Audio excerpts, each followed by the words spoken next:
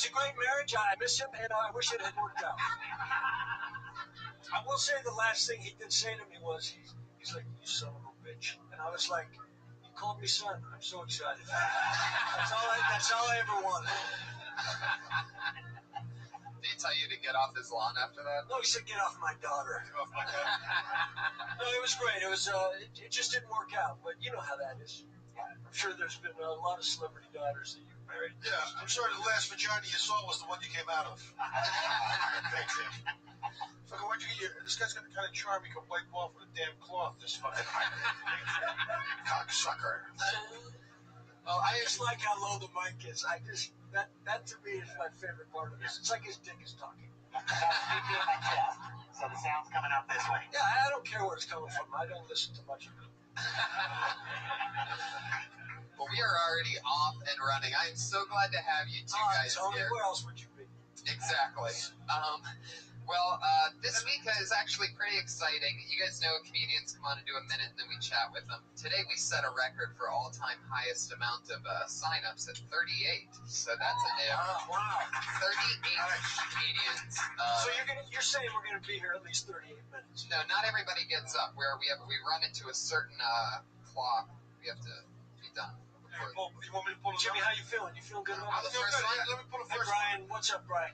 Oh wait, before we do that, I just have to say, comedians, you all know that you're doing 60 seconds. When you hit 60 seconds, you're gonna hear the meow of a kitty.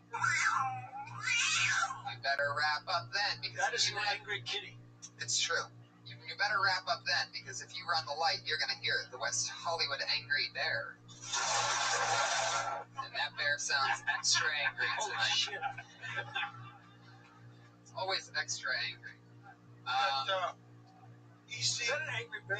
Wow. EC's coming up. This guy has been on the last 4 weeks, an internet sensation. Proves you how crazy the show is. Schubert just kicked this out. The return of Eric Carter, everybody! Internet sensation.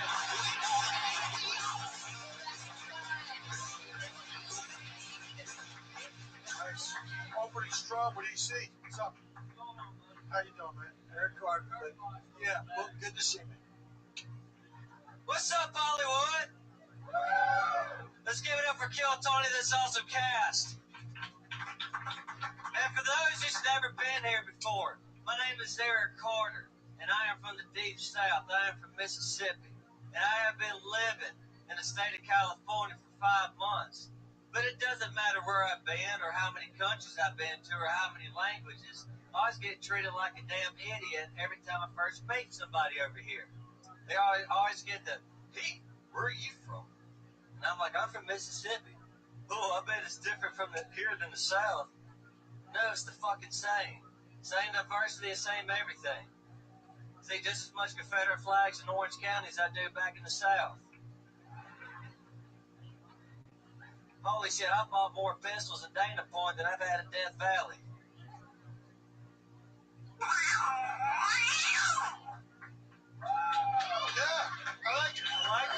I like it. Yeah, I gotta say, Jimmy, he reminds me a little of you. You know what? He comes out with that confidence, the swagger. I do have a question. How many countries have you been to, and how many languages do you speak? I've been to England, I've been to France, I've been to the United States, and That is a country. I studied French for 2 years in college, and I did Rosetta Stone. So then, tell me what this means. The Duke of Rapple que le guía the contract for one to the instant LLC. All right, sorry, motherfucker. I did call your bluff, bitch. All right. Yeah. Hey, you Fluent. Because I got a Montreal over here. What do you think, Jimmy? I like that. Je dis français, histoire et sciences politiques américaines for 12 ans. I mean, like I said, I know. I love a guy who speaks a French accent from like with a southern drawl. The rap out.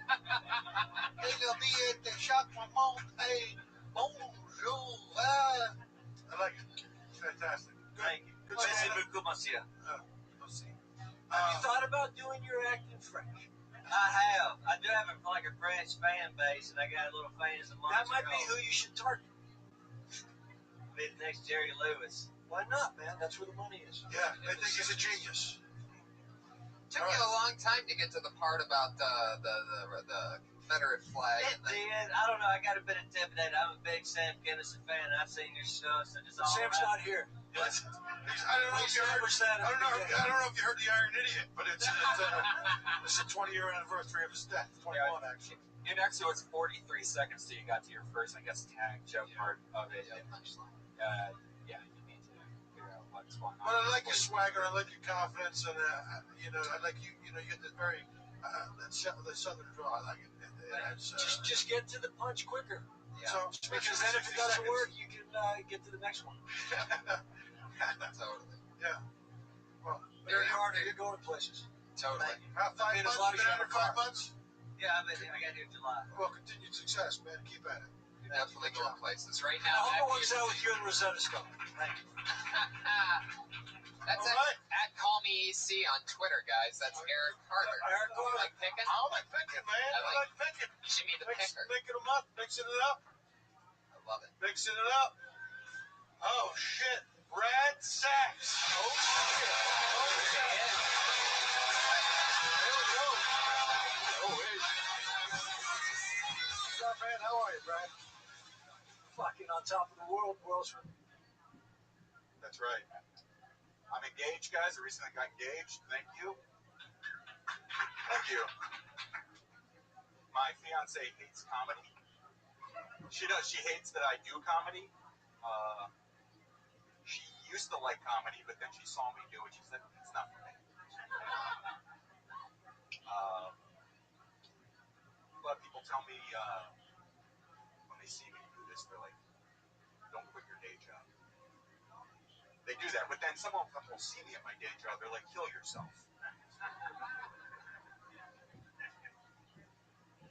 Because it's hard up here. It takes a lot out of you, out of my life. A lot of people ask me, how is life? I tell them it's taking forever.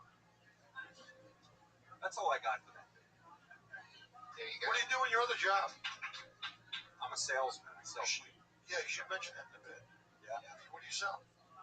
Cleaning products. So Nice. I have a little bit about it. And I'll also say, if you have 60 seconds Use and, it. and you get to 40 seconds and you're done, find another 20 seconds. Just stand there and just Stretch. I like to end it real quick, real fast. Well, this isn't fucking. This is comedy. So draw it out a little.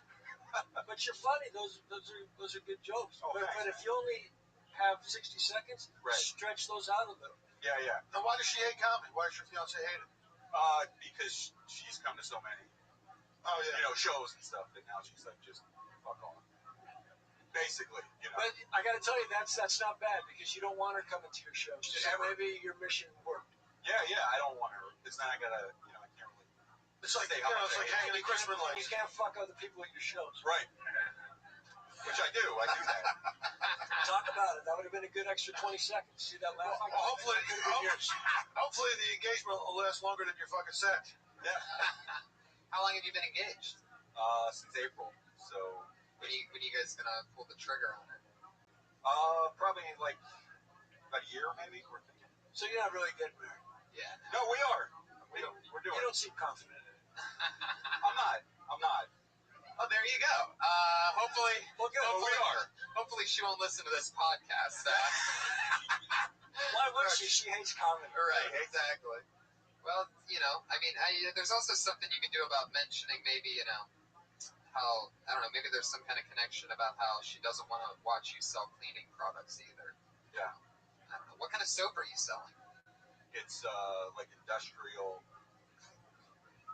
You can't even get through it. Why aren't you talking about that? I mean, you gotta talk about selling soap. No, I do. I gotta Maybe tie in soap on a rope and then say you'd like to hang yourself with the rope. That's good. I have a soap on a rope bit. Well, so do I. Oh, you do? I do now. So stop doing it. It's funny. I said it first. I've been working on a bit like that for 6 months now. I did a soap on a joke last year. You're so Soap on a joke? dirty, but you should also hang yourself. Soap on a joke. Industrial strength soap. Yeah. Industrial, and paper products. And I gotta tell you, no one has an industrial strength. So you're talking about like Marjo chlorides and DDTs and that shit? Industrial strength, like cleaning products? to like Cause hotels. cancers and stuff. Yeah. Yes, That's correct. what you do. So basically, you're asking if he'll come clean your house. No, fuck no. It's got to be really dirty people you need to sell to that they need that kind of cleaning stuff. Oh yeah. Or do you try to like figure out like murderers that just got out of jail and stuff You like just that? murdered a hooker, and now all the DNA's in the rug. How do you clean it up? Get my new fucking industrial strength. Right. A lot You're of gonna have a lot of hotels. jokes. You're gonna just keep diving into those. Yeah. All right. Yeah. Throw a vacuum into one of them. Yeah. Okay. I'm gonna some industrial strength jokes next time. You son of a You bitch. son of a There he goes, Brad Sachs, Brad everybody. Sachs. All right. He's on Twitter at Brad Sachs. He is on Twitter, Brad. SACHS. Yes. I think that marriage might work. Yeah. It doesn't work I out. think there's a chance. You mean him at the Well, not marriage with him, between but she's him and... getting married. Yeah, totally. We got one. This is Carlos Escobar. Whoa. Carlos Escobar.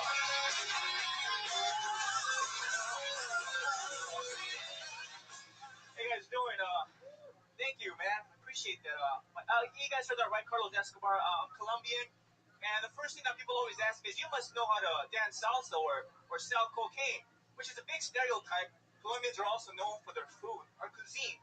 Like, it tastes a lot like Mexican food, except Colombian food is served on a glass plate, and you eat it through a rolled up dollar bill. I also work out. I do P90X. It's a great workout. If you go online, you can check out their transformation videos. I saw this one chick had an amazing transformation. She used to be a size 16, and now she's a dude. She sweat the pussy right off her body. But I have a bad back, so my girlfriend says she should try yoga. And I'm like, I can't do yoga. I'll do P90X yoga, because anything with P90X in the title is tough and gets you ripped. Like, if my girlfriend came up to me and said, hey, babe, you want to get your nails done? I'm like, no. But if she said, you want to get a P90X manicure? I'm like, let's do this shit. Get my fingers all ripped.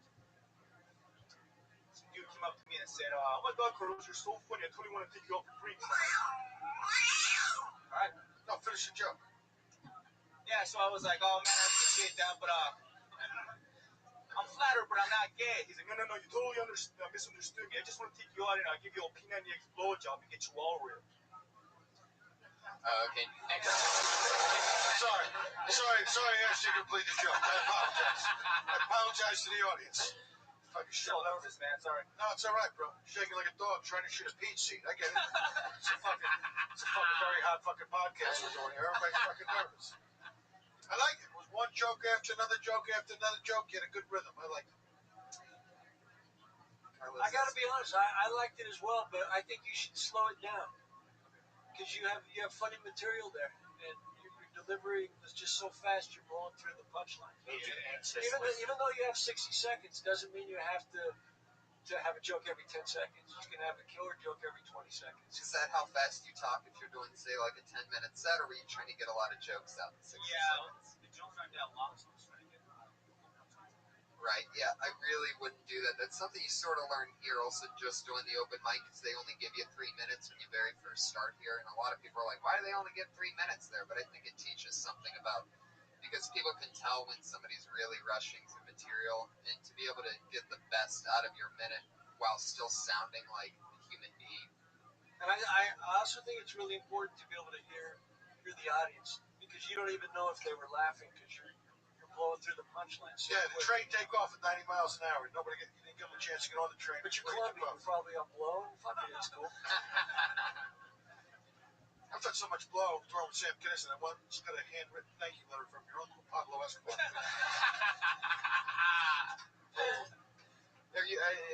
How long have you been doing stand-up? 4 years in May. Nice. Do you have a lot of like cocaine jokes and Escobar jokes and things I like just that? started writing them because somebody told me I should start tapping into like Someone said you should start tapping into coke. Hey, you should tap in your heritage. Do a line. It seems like a suggestion. It had nothing to do with comedy. It's just like, give me some coke. Yeah, when someone rushes through jokes, that's where I draw the line. Yeah, cut another one. Anyway. No, when people hear that on the podcast, they're going to piece it together. That's funny. All A right. lot of this shit won't hit here, but later, when people can play it over and over again. Well, it's time release jokes. P90, that's where the money is. That's right. You invented it, not if you do a joke. That was your P90X set. You rush through it. feel like I got to work out. And when you say to get your nails done, I would say, you know, if you're gonna take that route, which I wouldn't, I would say manicure, because nails done really doesn't make any sense. Like, do you want to get, hey, do you want to get a manicure? Oh, do you want a P90X manicure? Because nails done and then doing P90X manicure. But I would change it from manicure altogether. Make something else seem more extreme, especially that last part that Jimmy asked you to do. Don't do that part ever again. And I didn't know where it was before I asked him to do it. no, I know. There was no way you could know. No, I know. Yeah, but because of you, we all suffered. Even the bear came out on that one. Yeah. But that was fun. Carlos Escobar, everybody. Carlos There you Escobar. go. You're funny. He's on Twitter at Silos Esco. Who do you got to show your tits around here to get a drink? That's what I want. Oh, a vodka rocks? Oh. Fuck yeah. Who is this? Let me see. Is this actually happening? Oh, wait. She got to show up to the judges first. Oh my god. Oh, yeah. Hold on. Let's see those. What are all those dollar bills? All right. Well, you just come right from the strip club? Look at all those dollar bills hanging out. Those were fantastic. Okay. We knew that. Your name's Crazy and you're a comic. What a shocker. Just say, You'll never be the fucking crazy comic. yeah, your minute has already started. You take off those bells, give it to whoever the fuck you want. Welcome. By the way, there's a lesson in show business for everyone. How that just went down. Like, how do I get to be 38 fucking people waiting for the chance to be 1 minute? Like, hey, who wants tits? We do. Wait, the reason I wanted to By the way, I did that to make up for fucking making Carlos tell the other fucking joke. All right, so now we're even, audience. Now we're fucking I even. just wanted to say, the reason that I wanted to get up here and show my titties is because my best friend who's homeless is right there. And I would take a bullet for him, by the way. That's Amir's 37th birthday. Okay, and if you Wait, don't believe it, are you gonna take a bullet for I him would take also? a homeless. Wait, listen, I'll tell you. The funny thing is, listen. I want to say something really funny. I want to be really funny. Wait, let me get this. You had a minute, Cupcake. What's that sound? The tits weren't big. The tits weren't big enough for 3 minutes. Yeah, I'm sorry. You only have 30-second Okay, 30 tits. seconds. Can I have the 30 seconds? 30 seconds. Can I have the mic for 30 seconds? Go. Ready, go. Count down. Everyone shut up for 30 seconds. Oh, now you're losing it. Be careful. Okay. Wait, just 1 second. Can everyone please give me the floor for 30 seconds? You're 7 seconds in. Okay. So the reason that I wanted to come up here is because, honestly, I'm not a person who has attitude at all, okay? And the funny thing is, listen. No, I have, listen. No, listen. No, I want to tell you what. I want to tell you something. This is a funny joke. It's a funny joke. So I said to Amir, I'd take a bullet for you. And he goes to me, I wouldn't take a bullet for you. And that's so funny. And then he goes to me, but I'd fast when you died. He's fucking hungry. I thought that was really funny. There you go, everybody. Killed it. Killed it. No, you gotta pay me for that. That's where the other guys paid me. They paid me in the other room. I just performed there, sing Happy Birthday, Marilyn Monroe stuff. Nice. Yeah, there you go. There goes Crazy, Performing everybody. at 9:30 and here at Dawn. Crazy. Dawn at 9:30 or something. Yeah. Oh, okay. All right. Crazy. Lost a few tiles on the re-entry, everybody. Keep going for Crazy. She'd take a bullet. All right. I thought when she said her homeless friends here that she was going to try to raise money for him or something. Instead, she I'm also single. I'm a smart, slutty comic on Match.com. It's a real profile. You can read my whole story. I'm also on Siobhan's show. Okay, right now you're trespassing. Get out of here. Bro. Oh, Jimmy, you want to pull another name for the love of God? This show's a fun one, huh? Oh. Can I show my tits to get a minute? Is it Jim? Tim Greer. Jim Greer. There he is. Jim Greer, everybody. Jim Greer. Jim Greer. This is the thing. I'm getting old, and I notice that the older I get, the more I hate that shit. Like, I actually hate twerking. I do. Like, if a woman want to impress me, don't twerk something. Cook something. Like, seriously. I don't give a damn how much you shake your ass. It's attractive. But I can't fuck your family stuff. Like, seriously. Like, I'm getting old. Like, I hate people to say YOLO. This is the thing. If you don't know what YOLO means you only live once. This is my thing. Who the fuck know live twice? Like, seriously. And if I'm going to follow somebody, why would I follow a nigga that live once? Follow somebody who lived the second time. Jesus.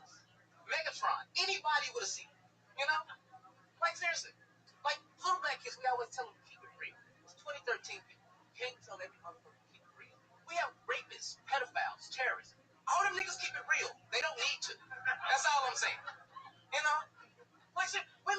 they say the dumbest shit in the world. I'm looking for my dream man. Why are you awake? Go take a nap. This is what I think it's only fair to roofie women as long as you do it so they shut the fuck up. That's my top thing. There you go. There you go. Well done. Fuck yeah. Well done. Not easy to follow a set of tits, but well done. I liked it. Boom, boom, boom. Heck yeah. What was that last one that you just said? It's okay to roofie women as long as you do it so they shut the fuck up. See, that's more of a fact. It's not really a... No, comedy's just a funny way of being serious. Here's what I think. I think your delivery is strong, epic. You have wild confidence. But I think everything you're talking about, each one is a setup. Like, I don't think there were any jokes in that minute, but I think you had 5 or 6 amazing premises. So I think you should take each one of those premises and then just start adding punchlines. Punch them up a little bit. You also have but I'm not saying it in a negative way. I'm saying you're very engaging. You should say right on those premises a little more, punch them up a little bit. But you also have something you can't learn. Because you could take one of those premises and get 5 or 6 tags. You know, you did 10 or 12 jokes when you could have done 2 jokes and gotten 6 tags for each one. Yeah. And for $5 grand, I'll do it for you in an hour. Yeah, you look like you got money, so we'll talk after. All right. No, but you're on the right track. Wait, Dan, hold on a second. What are you guys doing? Hold on. Wait, Shabir, what are you doing? I'm just You're already pulling I'm excited to be here. I love it. I'm so happy to have you. Yeah, you know, spread that stuff out. Like, if you're gonna say something about roofing a girl to only have her shut up, like, there's got to be more. You got to stay in a pocket. There's got to be a reason why you need her to shut up. Yeah, right. Like when you engage, like do your impression of her going on and on and on. Right. So I think it's okay to roof a girl just to get her to shut the fuck up, because then you get the audience the information. Now you can do the punchline. Even if all that they're saying is, I don't know if I want to have sex tonight, you know, that's enough for them to be talking too much for you to roofie them. Like, if you're playing the role in this like I'm sitting here, my fucking left ear's fucking bleeding. I'm gonna roofie her just to get her to shut the fuck up. Right. You know? Yeah. Or to kill her. Yeah. The things you gotta do to get some pussy. You gotta hear the fucking whole life story. And then when I was 2, oh, there goes the roofie. Plop, plop, fizz, fizz. There you go. But you're on track, man. I think you're gonna do great.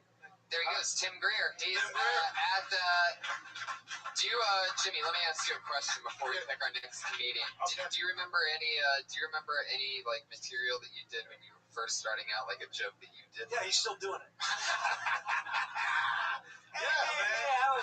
Yeah. Did I actually got the first couple times I was ever on stage, and it's to watch it. It just is fucking. It's like watching yourself in a gay porno. You go, what the fuck was I thinking? It's just fucking horrible. Yeah. When I first started, I was like 17. I was in Philly. I was doing the Comedy Factory outlet, and I had no voice. We were just doing these jokes, and it's brutal to watch. Every once in a while, I pop it in just to keep me humble. Wow. Yeah, I'll show it. I should put it up on my fucking website. Yeah, I had to pop it up on YouTube. You'd love it. The gay porn? No, yeah. Just throw that up there. Yeah, sure. I had mine on YouTube up until about a month ago because I rewatched it and I was like, oh, fuck this. I don't want to show people that. But I've had it up for like, 7 years. I've had it on YouTube. Yeah, it's losing. Yeah. All right. Hey, Jimmy. I'm a Dallas Cowboy fan. It looks like we're head-to-head with the Philadelphia Eagles this year. No, you're fucking getting your ass kicked by the Chicago Bears, and I'm not even watching. Well, we won It's the like last 41-27. Yeah. What's up with you in sports all of a sudden? You know, for a guy that wears a fucking comic book suit, you would know an awful lot about sports. I'm missing Monday Night Football tonight to be here. I hope you appreciate it, Tony. There's no time. You can still catch the last minute if you want to run out. The game's still on. You can still catch it. I mean, you've also missed the last, 17 Monday Night Footballs to be here. Yeah, but the Dallas Cowboys are playing tonight. Oh, that's right. He's from Dallas. Yeah. Fuck yeah. Speaking of Dallas, Here we go. Next comedian. Death Squad is coming to Texas in January. Me and Tony are doing a Texas tour. Yeah. And I can't believe it's already coming, but January 9th in Houston, January 10th in Austin, and January 11th in Dallas. That's San Antonio. Yeah, but we changed. Oh, it is awesome. Jimmy and I will be at El Compadres drinking margaritas. Margaritas and playing with our mariachi band. Do you hang out El Compadre a lot, Kirk? Because I actually seen you there twice before. Yeah, every day I stop in there and make sure they're doing okay. And every once in a while, you can catch us down at that little bar called Coach and Horses. Coaching horses. So. El Compadre is an important part of my life. Yeah, I love it. Chicken tacos, margaritas, a couple times a week. It reminds me of like a Mexican version of that restaurant that they walk into in Goodfellas. Reminds me of a Mexican version of El Compadre. Yeah. It's definitely that. He's got a new name, everybody. We are ready for our next contestant on The Jokes Are Right. Anye Malik. Shut your woman. Anye Malik. Yes, so Big Booty. Big Booty. Hey, Anye Malik. What's going on, y'all? How you feeling? Nice. Good. I'm a bachelor. I like to say that I'm a bachelor more than I like to say that I'm single. I just don't like to describe myself as single. You know what I mean? Just the sound of it sounds hella weak. Like I'm single. Like your voice, I don't know, the end of the G place right there make you just really single. Like you sound like a victim of something, like you got stabbed or something. Like, you know, like, oh, I'm single. Oh, I'm getting hurt. So I'm so alone. Oh, it's like I'm a bachelor. Watch out. I applied for this job. It's like the difference between a janitor and a custodian. You know what I'm saying? Like I got credentials. I'm a bachelor. You know, you're single.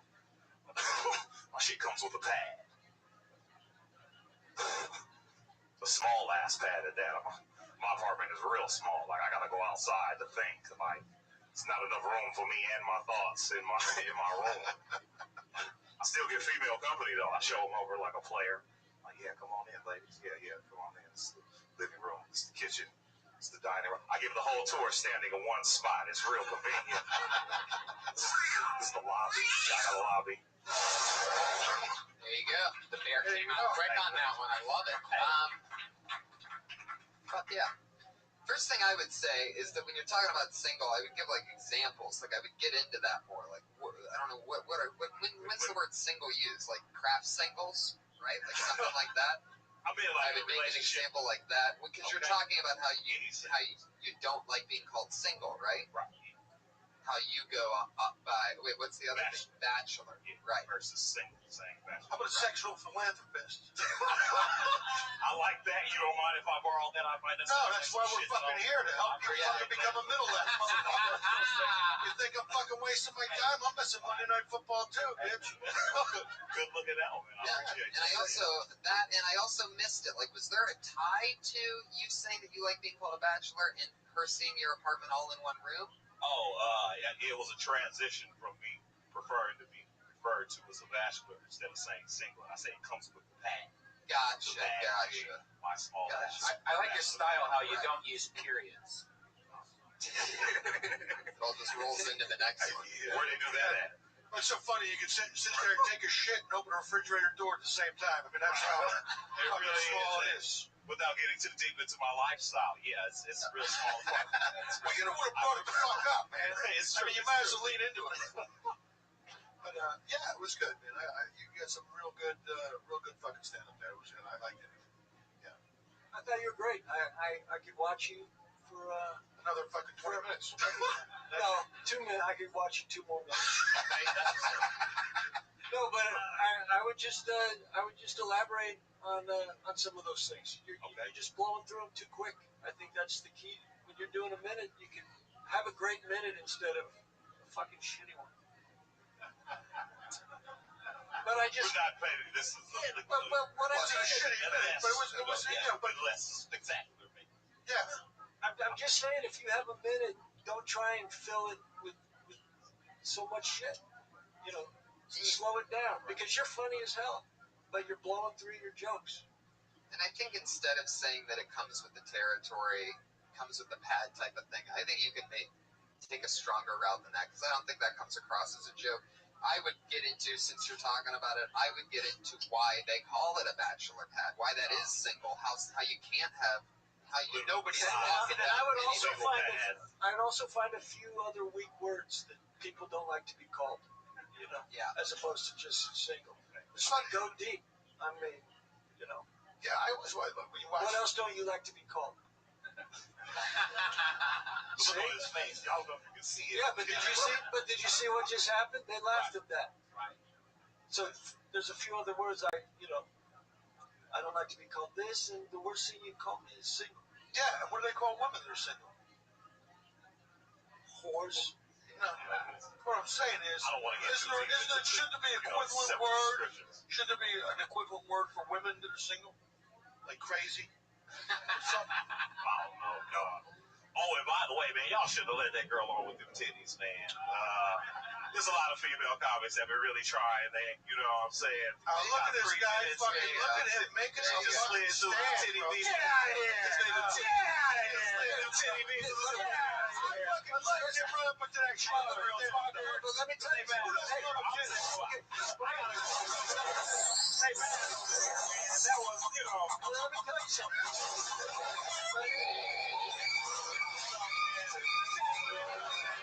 It's just, All right, that's my mom, motherfucker. You're not producing the show. You're not producing the show, Malik. Patriot, get his ass. GetTheLeague.com. Hey, you know, guys, If he had done 60 seconds on the titty visa, that would have been a good. Yeah, it would have been nice. That would have Speaking of titties, We didn't know what kind of titties they were going to be. hey, let me say something. If we would have gave her another 30 seconds, she might have took off her pants too. Yeah, that's right. I see, now we're on the same page, Iron Patriot. Now me and you are fucking breaking Shit, ice. you guys should actually live together. Get a little sitcom going. I think it might work out. If the Patriot had a nose, you guys could do blow after the show. Those days are long gone. I retired my straw. It was a Hall of Fame career. But we retired my straw. With somebody who looked like a fucking vacuum. No, fuck no. That's fucking stupid. All right, coming to the States. Coming to the States right now. Melody Maldonado, ladies and gentlemen. Melody Maldonado. Melody Maldonado.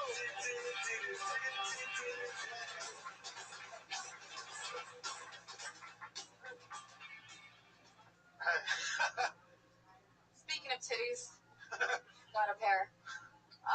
There's so many people who are so feisty in this world, all these feisty people.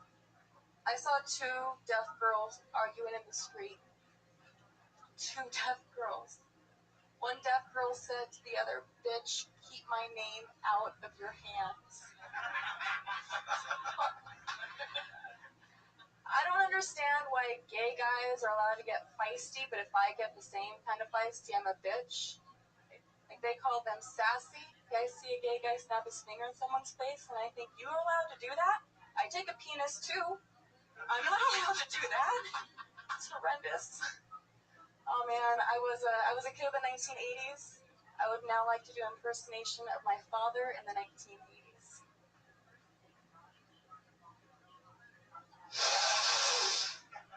Good night. Nailed it. Yeah, nailed it. Right on the money. 59.8 seconds. Listen, I saw you 3 weeks ago, and you're a lot better. You've slowed down. I think 3 weeks ago I told you to slow it down, and you really did. So I'm responsible for any lack. Thank you, Kirk Boggs. Thank you so much. For 15 extra seconds, what would you do? You know, I'm not that desperate. Sorry. Wait a few years. Hey, I'm kidding. Welcome to show business. Now, I thought it was great. You came out with solid jokes. You came right out, boom, boom. I like it. I mean, a couple of those Jimmy's going to use. Yeah. Close to me. Two deaf girls or the gay guys? Now, the gay You guy. don't take a penis, though. You can't take that one. Or do you? No, I know. I give Okay. penis. I give penis. Oh. I'm not giving it. You're going to give it? A lot of people think it's a leg. It's actually a penis with a fucking shoe on the end of it. Now, I love great premises, and I think the two deaf girls fighting is one. What do you say before the two? Would you say that they're yelling at each other or in Arguing. They're arguing with each other. Keep your name out of my hands. I should know something. Yeah, I thought about doing it, but can I do it like keep your name? Wait, how do they talk? It sounds like Josh Martin. Keep your name And then out the of angle my also hat. might be you weren't and then the one bitch got pissed and screamed her fingers off. Right. And then the one bitch got pissed and screamed her fingers off. You know, here's the thing I noticed, like, you know, beginning comments, I'll say this to everybody, but you know, you come up with a great premise, and then you move on to the next premise. I mean, there's still like 5 or 6 more jokes there. It seems to be like a theme here. It's like there's more. I mean, overwrite a premise, overwrite it till it's just like there's 5 fucking pages on it, and then bring it back to where you get a good 4 or 5 punchlines. Once they're laughing because those jokes got a big laugh, and then you moved on from it. Yeah. But once they're laughing, you have carte blanche to try a couple more tags because they're laughing. Maybe have the 2 girls hook up, and then the one girl's fingering the other girl later, and she's like, "Don't talk with your mouth full." And what were they fighting over? What were they fighting about? Lord knows. I don't know. No, but that's what you got to find out. I gotta find out they're arguing They were over. fighting over a guy with big hands. They were fighting over. and the weird thing was they were fighting over. A Q-tip. Now. You see what I'm saying? I mean, boom. It's fucking. Where God's in the fucking details, man? What You would have stopped after mine. You do the Q-tip thing, and then you realize you went too far. Hey, how do you know where the line is until you cross it, Kurt? No, exactly. What I'm saying is you cross it and you move back. But no, I always overwrite a premise and then bring it back and then take all the funny out of the 6 pages or 7 pages. I always overwrite. I would rather overwrite than underwrite. And I see it all the time. Guys come on, a great premise and then on to the next premise. Well, now there's 6 more jokes. Right. You stay in the pocket on You a can say, topic. I don't know how to sign, but I guess this means fuck you and everything. Yeah. That's See, I went too far. I sucked too. No. I agree. That's actually really funny. Yes, it was. I think all that stuff's part of it. Guys, I don't know what the fuck they were. I could tell they were arguing because I think this is pretty universal in any fucking language. I didn't know whether they were arguing or just having a passionate conversation. Yeah, that's something that I think, But it's like watching. Who knows if they're fighting? They could just be fast talkers and they're excited about Justin Bieber. Have you ever watched 2 people argue outside a restaurant? You sit inside a restaurant, there's 2 people arguing outside a restaurant. It's tough to pick out the fucking idiot because they both look like fucking idiots. Right. You know what I mean? I just saw 2 lesbians get in an argument. Like, real. And what were they fighting about? Which one of the deaf girls they were to fuck? No. This is crazy. No, one chick got mad and she said something like, "Why did you let go of my hand as soon as we got here?" And I looked at both chicks and I was like, "Duh, like you're the rebound." So one chick was like the guy chick and then the other chick was like ultra feminine. I was like, "Dude, this chick just got dumped by a guy. She's trying you out. Don't be so upset." Okay, I mean, it's just legible. Yeah, and the one girl was hung like a donut, so. But anyway. It's right, Joe Stewart. All right. Thank you for all of my tags. Yeah. Melanie Maldonado. You pick a couple of them. What's your Twitter? What's your Twitter handle? Melanie B. Comedy? Melanie B. Comedy. Yeah, there you go. Right there. Right on the Jimmy's already looked you up before the show. I'm down. Pace yourself. All right, everybody. Your next comedian is Tom Rentman. Or Reitman. Here. Perfect song. There you go.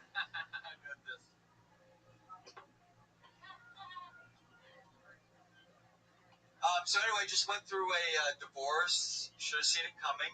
There were signs. You get home and you got lipstick on your collar, and your wife looks at it and she goes, "I can get that out." And then you think there's hope. She goes, "Hey, why don't we have a threesome?" You're like, "Oh, that's awesome. Let's have a threesome, okay." And then you get a text the next day saying, "We're sorry you didn't make the top 3. You're number 7 alternate." And it's not from her, it's from one of the other people. She's like, "Dude, could you send my husband a text letting him know that, he didn't make it?" But anyway, it's okay because my wife is crazy. How crazy was she? How crazy was she? Come on. Well, you guys are quick. She's so crazy that she once convinced me that for her to tie me up before sex, and then she went to Vegas for a weekend. Oh, It's just over the minute. it's fine. Yeah, It's only a minute, bro. Yeah. Time flies when you're Did you really get divorced? Yeah, it's always, I always find divorce and that kind of stuff a crux point for people to start doing comedy. How long have you been doing it? microphone. just started. Well, I like that you have you just started it. You had an amazing amount of confidence when you just started. Somebody just started. Yeah. Came right out. You started right into this material about your personal life, which is always a good starting point for somebody getting into this, rather than doing jokes that have nothing to do with your personal life. Thanks. Good opening joke. The second joke I was kind of confused at. I think you just need to rewrite it a little bit better. I think I got the idea that you got a text saying, like, I don't know. Well, yeah, I thought of it on the way here, and there was another one. She's so crazy, and I'm blanking it, but it was actually a little funny. And I was gonna say one, and then the other. She's so crazy, she tied me up. And I was gonna say she's so crazy for the third one, and people go, "How crazy is she?" I'm like, "Are you fucking kidding me? You don't get it already?" I just gave you 2 good examples. All right, but do me a favor. Never fucking ask permission to tell a joke again. Never ask the audience any questions. Yeah. Just go into your fucking material. Okay. How crazy you are? Don't fucking ever do that again. Yeah. Go out and fucking say what you have to fucking say. Don't ask permission to tell a joke. Okay. Ever again. And you're just kind of starting. You wanna do comedy. That's your gig. My goal is to be It's cheaper than therapy, Kurt. No. I was in the high-tech world forever, and I got out of that in December. I said, I got to move to LA. I want to be a talk show host a TV show in Oregon. And so I came down here to be a talk show host. I thought, how did these guys get started? They do stand-up comedy. If I can make one suggestion, it's when you get up there, just make the stories a little longer.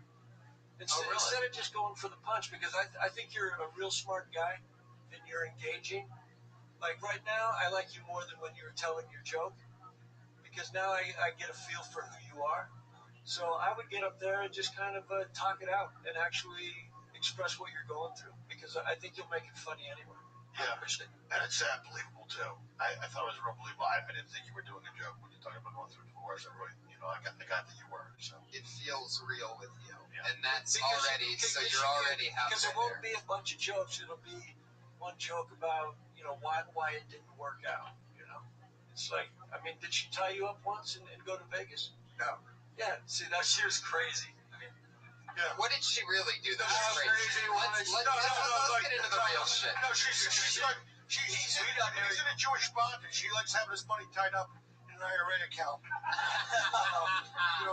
No, we got married too quickly, and she never told me she was bipolar. So No, that's true. And it's unfortunate. I love her to death, but she has more mood swings than the Count-Basie orchestra. Is that what you're saying?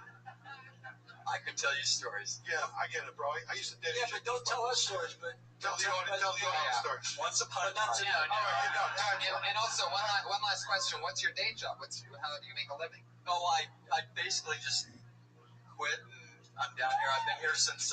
that's good, man. Wait, what? I was fortunate enough to get Silicon Valley, but that was never retired at 50. Entertainment is something I've always wanted to do, and so you made money, and now you're coming down here to pursue your dream. I was making money, but I was dying. It's like Dying on the inside, right? yeah, because it wasn't me. It's like I'd rather starve and do something I love. Field of dreams. I'd work for food money. Yeah, See, but let me tell you, that's the shit that you need to be talking about. Yeah. Don't start off with your wife. Talk about who you are, why you're here, excited to be here. Do a podcast. Made a lot of money. Yeah, and believe me, you'll strike chords in the audience too. If you tell those stories that you tell them real, you will strike chords in your audience, and they will relate to you. I can tell, and I noticed this as soon as you grab the mic. I can tell you have a lot of pent-up thoughts and energy, and that's why I think we both sort of like, are you just starting out? Is this just? And I don't think it was because of the material. And the fact that we don't know you, and obviously you look a little bit older than the average young comic. But I also think that you exude that you have some life experience, and you have shit pent up. And it doesn't matter how old you are, because you're ready to just pour this shit out. Exactly. And the truth is, I'll say this: don't go for the laugh, and you'll get the laugh. Yeah.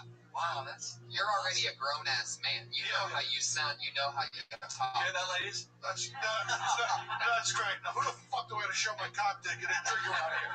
That's real great. Good luck with your career. There you go. It's Marine, everybody. Yeah. Great. Good luck. And believe in yourself. Good luck. Just because your wife didn't believe in you doesn't mean you don't have to. Is he on Twitter? At Tom Reitman? Did you purposefully not spell it? R-E-I-T-M-A-N. You go get in your Bentley and just fucking go get high. I love how at one point when you said therapy is is more expensive than this. Crazy is in the back of the room, and she started applauding that. Yeah, it certainly is. Pretty soon, Crazy's going to have her own spinoff. One girl, two A-cups. Why waste all that money? Why waste all that money on therapy when you can get a tit job? You know what I'm saying, Crazy? That's Jimmy's advice to Crazy. Crazy's going to end up marrying Tom in a week. Yeah, he's going to go from one bipolar. They're going to have a podcast in a week. They're already talking to each other. Look, hey, welcome to your bipolar future, motherfucker. You just got out of one. He's going from bipolar to bipolar, coast to coast. She just grabbed his dick. And then she went for his wall. And then she went for his wall. And then she went for his wall. Take your bottoms off. You can do another one. Show us what's it. Oh my God. To defend my reputation. No. All right. Your microphone's off. You're off.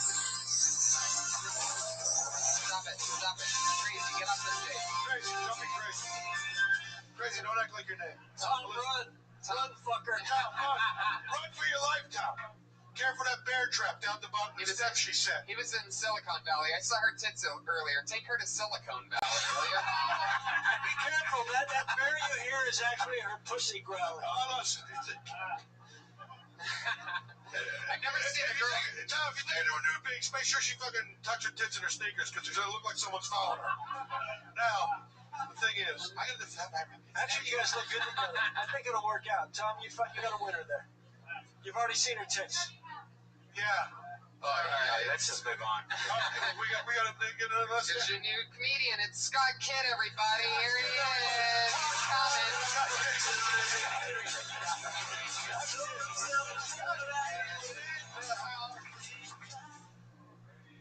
How's everybody doing this holiday season? Good? Thanksgiving, Hanukkah, all that crap? Good? Yeah? You'll have like family, y'all getting together, fucking much? Great. Don't care. Anyway, I'm trying to fuck. It's the holiday season. Fuck, man, dating's hard, but I work well under pressure. That's why fat chicks like to fuck me. Why buy the cow when you got magic beans, right? Ecstasy. So I've been on OkCupid, right? And I've been cast netting on plenty of fish. But OkCupid, I play this little game like, who wants to fuck me? 5 stars, 5 stars, 5 stars, 5 stars, 5 stars. Hasn't been working out much. But I did meet this one chick, and I found out that I actually do have a girlfriend. I found out because my box of condoms turned into a box of tampons. That's when you knew. Yeah, that wasn't that great. White. Yikes. Wow. Just fell down after that. Like that. Yeah, thank you. I was waiting for the sound. Yikes.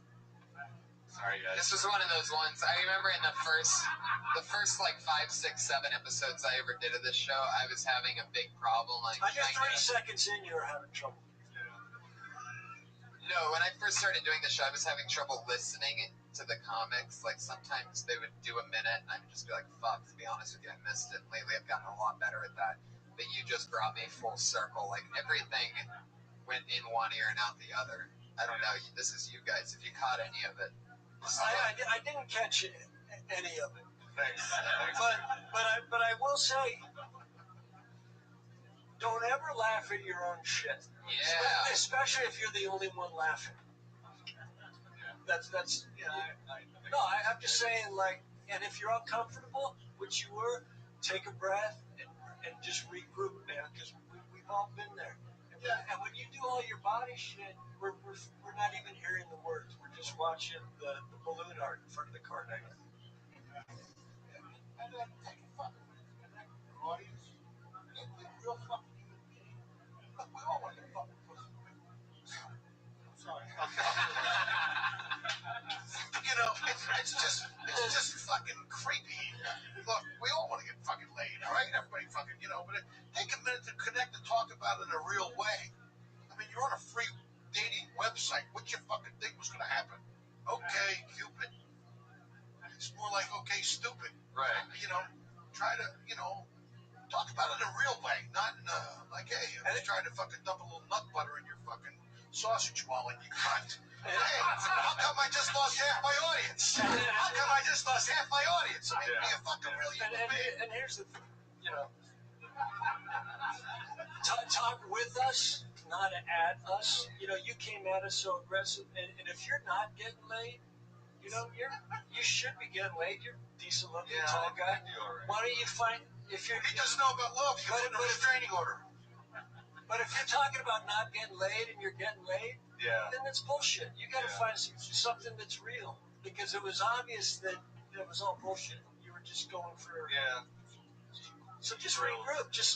But don't waste our minute. Right. Yep. Goodbye. Scott Fish. There he goes.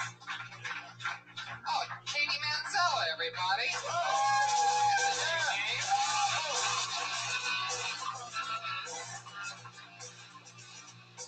Hey, okay, so, what's up? I was recently, a bridesmaid at my friend's wedding. It was such an honor. And after the beautiful ceremony, I'm celebrating on the dance floor, and this girl comes up to me and she's like, oh my God, I wish I had your confidence. So I just gave her my vodka. You know, it's like, you think I woke up this amazing? I've been drinking since noon. Confidence takes work. And if you're lucky, an open bar.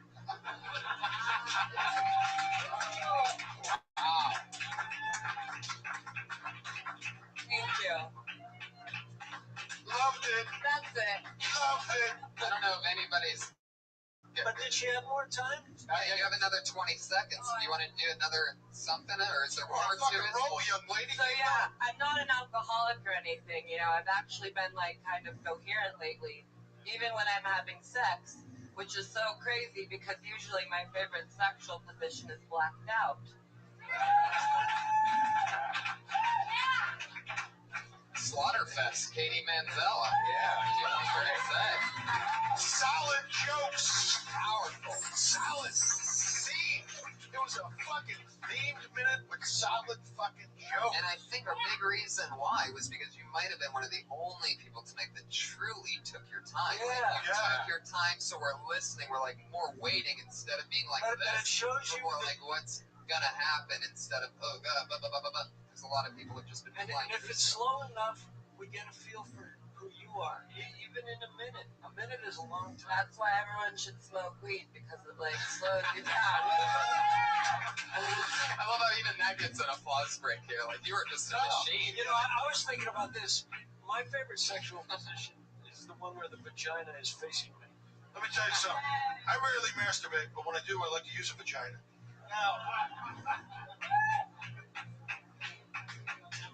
No, you were great. You were great. You got a round of applause. You were the first comedian to get a round of applause in a minute, and it was a very solid presentation. Hey, you know what? It's true because 10 You years shut the fuck up. Hatred, go on. 10 years ago, I was a wedding DJ. And What a shocker. What a shocker. And he sold the DJ equipment to get that suit. yeah, and she's right. The liquor does help, you know, because people are shy at first, but then by the end, grandma's even out dancing. You know, it's a beautiful thing. You're right about that. But how do you feel about what you just said? Did you think it would go over better? What do I say to you, Jim? You're very tenacious, Jim. I didn't say anything. He was That was Kurt. You should make your eye holes bigger in your mask, Maybe Patriot. you should put an eye on the side of your head. Oh, fuck yes. I'm gonna get a second helmet for fucking your two faces. I love that you're a radio DJ, too. Every week we find out he had another job. Do me a favor, I just did a lot of things. I've never look known. at me go oil can. Oil can. Hey, one something I want to ask you, Jim. Oil You grew up in can. a family of 6 brothers, and you're a middle child. What are you stalking me, bro? Did that make you a fighter from the beginning? Because you're fighting for food, I'll fighting for fucking clothes. knock you out through that suit iron, fucking Patriot. I'll punch you in that fucking plastic helmet. Drop you like a fucking bad habit. Who the fuck do I get a cocktail around here? We have another vodka rocks for Yeah. And another Hicks clip, please. No, I'm just kidding. I like the Iron Patriot. I really do. two of those. 2 Chronic Cooks and a vodka rocks. Anyway. Katie, How long you did a great job? High five. Up top. Katie, Great job. how long you been doing comedy? Because I know you know from other shows that we do at Despot, like the Ding Dong Show and stuff like that. You have this show with Classy Lauren. Yeah. Is it once a month? Once a month, we have a show at Echoes Under Sunset. I've been doing comedy for 3 years. Oh, you did it with Ryan Singer. Huh? You did it with Ryan Singer. Oh, I love Ryan Singer. Yeah, he runs that show over there. No, it's not his show. Oh, it's my another show. show. But Sure, he's yeah. been on my show because I adore How him. come I haven't been out here? I don't even Now, do you know work who at you are. NASA also, or is it just a hat? Yeah, I mean, like, not officially, maybe but she's blacked I out. work for his face. No, there's no reason why you couldn't have been an astronaut. I was asking a serious question. I love it. Anyway, fantastic job. Thank Katie you. Manziel, everybody. It's Katie Manziel on Twitter. Nice. I actually did a show with the person that she does a show with, Classy Lauren Brenner. I did a show a couple weeks with her at a hash bar in the Valley that was a lot of fun, and she was killing it too. It's amazing to see the growth in those two after 3 years. Like, they've been doing post spots like every week for a few years. Yeah, they don't have to rub it in. Really They should incredible. back it up a little. I love it. Applause breaks at 30 seconds, 40 seconds, and then That's it's too just many. everybody Then should you don't know if stop. they're just applauding something else. You know, another thing about being able to do a minute and be already into applause break is if you're doing a 5-minute set and you can do something like that in the first minute, the rest is Yeah, I didn't like her success. 50 to 60. Yeah, she could have pulled back at the 25-second mark. Let us know that she's human. I will love it. Well, every week we have 2 regular girls that come on and do a new minute every single week. This week will be no different. In no particular order, going first this week, put your hands together for she dropped out of college and started here at Kiltony 28 weeks ago. She dropped out of college to pursue her dreams of being a comedian. She is Kimberly Congdon, everybody. Here she is. What's up, guys? So, I've been having a few issues. My roommate started dating this guy a while back, right? And they started doing this really cute thing where they have really loud sex on weeknights. It's adorable. It's fine. And at first I ignored it, and after a while I knocked on her door and I was like, hey, can you keep it down? I have to work in the morning. Then I started thinking, it does a lot of good for me, right? I never forget who I'm praying to. Sometimes I'm like, dear, oh, God. Oh, yeah, it was God. Yeah, perfect. Dear God, you know? And that helps me out a lot in life, too. And sometimes I'm sitting there and I'm listening to her moan and I'm like, this is kind of like a lullaby, right? Now I can't sleep without it. I can't. The other night, I told her not to calm it down, right? And she did, and it was quiet. And now I'm knocking at her door like, hey, can you please fuck? I have to work in the morning and I can't sleep at all.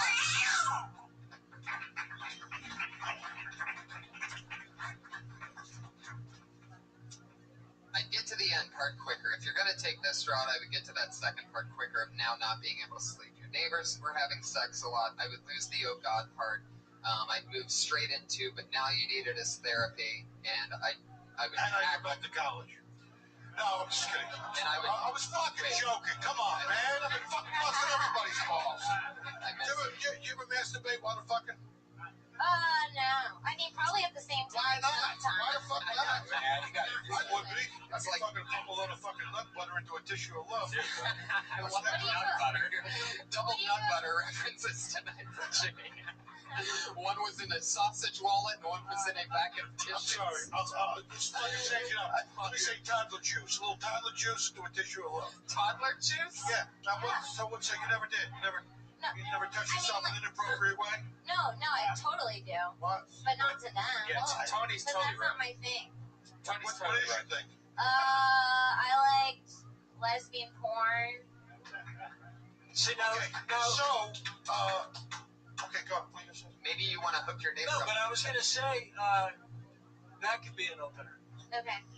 Just like, Yeah. because you're adorable. But if you came out and just, That I like lesbian porn. yeah, then get into it. Tell us what Yeah. you like It's about it. confusing because I like lesbian porn, but I don't I don't like hooking up with girls or anything. I tried it once. Well, Hey, let me tell you something. girl. First off, I find it offensive because I'm a lesbian. Now, But if you're gonna do that joke, just say, I can't sleep unless my neighbors are having sex, and then get to the jokes. Yeah. Instead of count orgasms. Yeah, but the truth is, I think that what you think. that's a good joke. Well, listen, I think what you think is your punchline is your setup. Okay. So everything that you think is your punchline, it's a premise. That's your setup. Okay. And then start tagging that shit. Okay. Because you're funny. It's great stuff. Cool. But I think you just need to flip it. Are you dyslexic? No. No. You might want to check in. Okay. Yeah, you started off very laffy taffy. I mean, that joke was like, oh god, did you just say that? Like that's unbelievable that you're praying you don't remember who to pray to. Right. Yeah. No one's gonna do that. Right. I mean, that's laffy taffy. That's like, all right, now we're supposed to play stupid, or Right. But the rest of it, I understand what you're saying, and that can be good. But again, you just have to write it out And the make it real. lesbian porn, I guarantee you, there's a lot. Like, do you hang out with a lot of women? Are a lot of your friends girls, or a lot of your friends guys? A lot of my friends were girls until I started doing comedy. Now Now they're no guys. longer girls. You make people get sex changes. I was in college, I had a lot of female friends, and then I moved and I started doing stand-up, and now I have a lot of male friends. Yeah, and she's getting fucking laid every night. And you're sitting there, you're not getting any. Right. That's what you're really upset Right about. now, I'm more concerned about her If someone's knocking the bottom out of it, you wouldn't be upset about it. But she's over there getting laid every fucking night, and you're trying to get to sleep. Right. I love it. I like it. You're right. I agree. There's got to be a little anger. I'd lose that beginning part, lose that stuff, and start to tackle some of that stuff, the real stuff that. Take your punchlines and use them as setups. Yep. And you'll rock and roll. Thank you. And if you're not a lesbian, don't get off on lesbian porn. Wow. Okay. She doesn't make her job that much Confuses tougher. everybody. You're wasting it for us. Yeah, we can't have you being a lesbian. First off, Oh, I every won't. fucking guy knows. Trust me, I won't. Every woman knows a guy with a 7-inch tongue or a guy with a 10-inch dick out of town all day long. And then there's a few of us who have both. That's right. Some of us are products of superior genetic breeding. Kimberly I didn't ask Condon. for these gifts. Kimberly Condon. We all Follow have her a on Twitter. superpower. Follow We her all have a superpower. Twitter. Next, her name on Twitter is Kimberly Condon with a C. CONGDON. We're done picking names, Jimmy. Oh, we're I done? love your energy. You're so funny. I'm not fucking into it, bro. All right, we got it. Holy We have shit, Jim. one other regular that goes on right now. You know her, you love her. Here she is, Sarah Wineshank, everybody.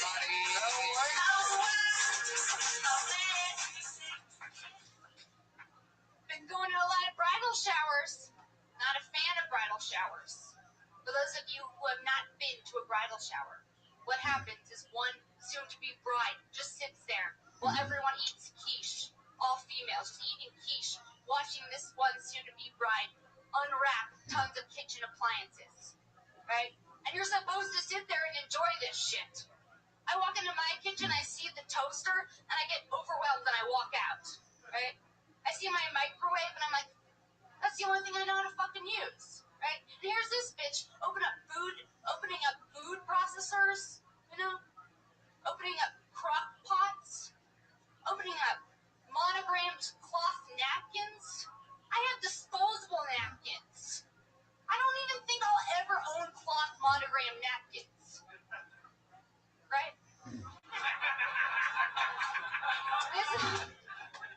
This bitch.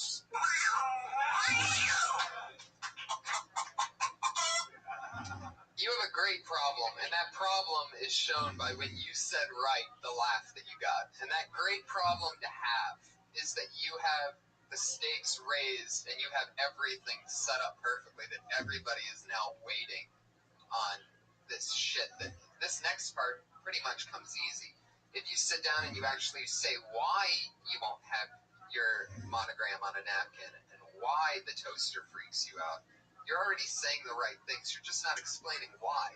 Yeah, and then there's she's getting ready to spend the rest of her life with a guy. I go and I get overwhelmed with a fucking toaster. I have a disposable boyfriend or something, something. Right. Something there. No, there is. There's No, and sir, I'll tell you. I'm not married to it. I'll tell you. I took a shot. If you're gonna, but sir, if you if you come out that, Much funnier than that. Sorry, go. I was gonna say, are you this angry? Yeah. Okay. You watch lesbian porn as well? No, but what I'm gonna say is ramp up a little. Instead of coming out so angry, Gradually build on it. We'll believe you. Okay. Work up to They will believe you and they will get it. The fact that you're remembering this bridal shower, it's like, yeah, I went to a bridal shower, it was cool, you know. You know, actually, it wasn't cool, you know, it was shit. Then just each. Have the realization. Yeah, because then it's real. We want to go on the ride with you. Yeah. Okay. And if you just come out fucking raging, we don't even know what got you to the rage. Okay. I mean, do you want to get married someday? Any of that shit? I just don't want to open like food appliances. That wasn't the question. That wasn't the question. Well, I mean, that's why I That don't was like not it. the question, Yeah, young lady. but work up to that. You know, why don't you want to? Okay. That's the question. What is it about opening this shit that drives you bonkers? Right. Think about something in your life that you hate opening, or someone made you open shit. Or your own personal. Like you said, you have disposable like plates and stuff. Like I have forks that melt when I put my fork into the food. You know, like shit. Like really compared. I just don't know how to. No, that's great. Actually, you're right because you could say, you know, and I have a pot that I boil stuff in, and if I put my fork in it, like that. And you're talking about 5 or 6 things, so I think the ramp up would be hilarious. Yeah, you're intimidated by a toaster. I just bought a cookbook. I can't use it. Every recipe starts with take a clean pan. And another thing that, and I love Kirk's notes so much because the truth is yeah, that is her comic voice, and it's so true. If we watch you go from regular to that instead of just at that, it seems like you're doing more of a character, but we know it's you because we see you every week. So But the truth is that if you make the flip in you're front of listening them, right now, it's as funny. The way you feel right this minute, Uh-huh. that's how you should start the joke. And then build up. Of course, Like just how I see would naturally in build real up. life, what would happen? It's huge. Like if you're It'll be talking to somebody and then as you talk to them, they're pissing you off, you feel it building in you. We want to see it. We want to see it build also. It's a night and day difference. And also, You'll see a change immediately. make a real connection with the audience because if they once they get on your side, you can take them anywhere. Because They'll you're have a ride likable. with you, We want to like you. I mean, Show us the switch. We wanted the sweet side first. Yeah, show us the switch and then answer why to all those things that you tell us. You give us the wheres, the whats. You're the whys away from destroying. Sarah Weinshank, everybody. Princess Shank. And we'd like to apologize to all these people. What do you guys got coming up? You're on Stars. You have a special. You have a special coming up. Yeah, no, I just filmed David Dell's new stand-up show. Oh, that's right. And the Stars thing called Stand Up. That's going to be on this Wednesday at 10:30 on Stars Black. He's on Twitter at Jimmy Schubert, SHUBERT, just like the theater. The Killer, Kirk Fox. Good to be here. Thank Yeah, you. great day when you watch the show that has. Yeah, I have a show. It's on TV every day for the Oh, so everything's TV going show fine. every single day. But CBS? CBS. I think they Switch the letters around a little. syndicated. The Iron Patriot is on Twitter at Comic Patriot. He basically runs everything social media around Kill Tony. Check out his Easter eggs that he drops on everything. He's in the background of almost every major TV show that's out right now. Did we not do them all? That's it, baby. No, we don't do them all. We just get through as many as we can in the time frame. I'm Tony Hinchcliffe. Follow me on Twitter. Go to my website, buy my t-shirts, see me on tour. Wait, all my if this dates is are there. the end, I am on Twitter at Kirk Fox. Yeah, you can follow me at Jimmy Schubert and also JimmySchubert.com. Yeah. This is my very hilarious podcast, Jimmy Schubert Show. Kirk Fox is an amazing tweeter, by the way. Gets You are. more You got favorites great than tweets, bro. anybody. Well, I have my moments. A You're lot the of them sweetest. I steal from Kirk, your you're the sweetest. Patriot, you're a fucking machine. Brian Redband. You are a machine. Look for the Death Squad Texas tour going on sale very soon. It's next month, January, so keep an eye out that. Just go to DeathSquad.tv and subscribe to Kill Tony on iTunes. Just subscribe to Death Squad. There you go. Yeah.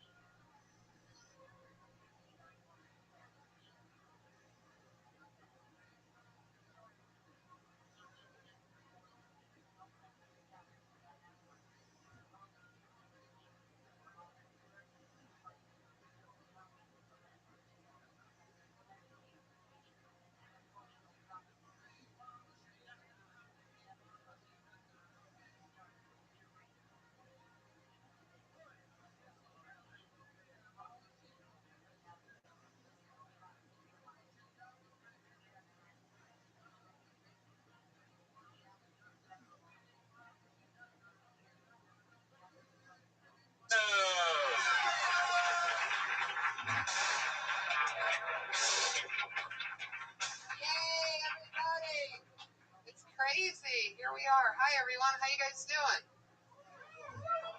Yeah, another awesome Monday night.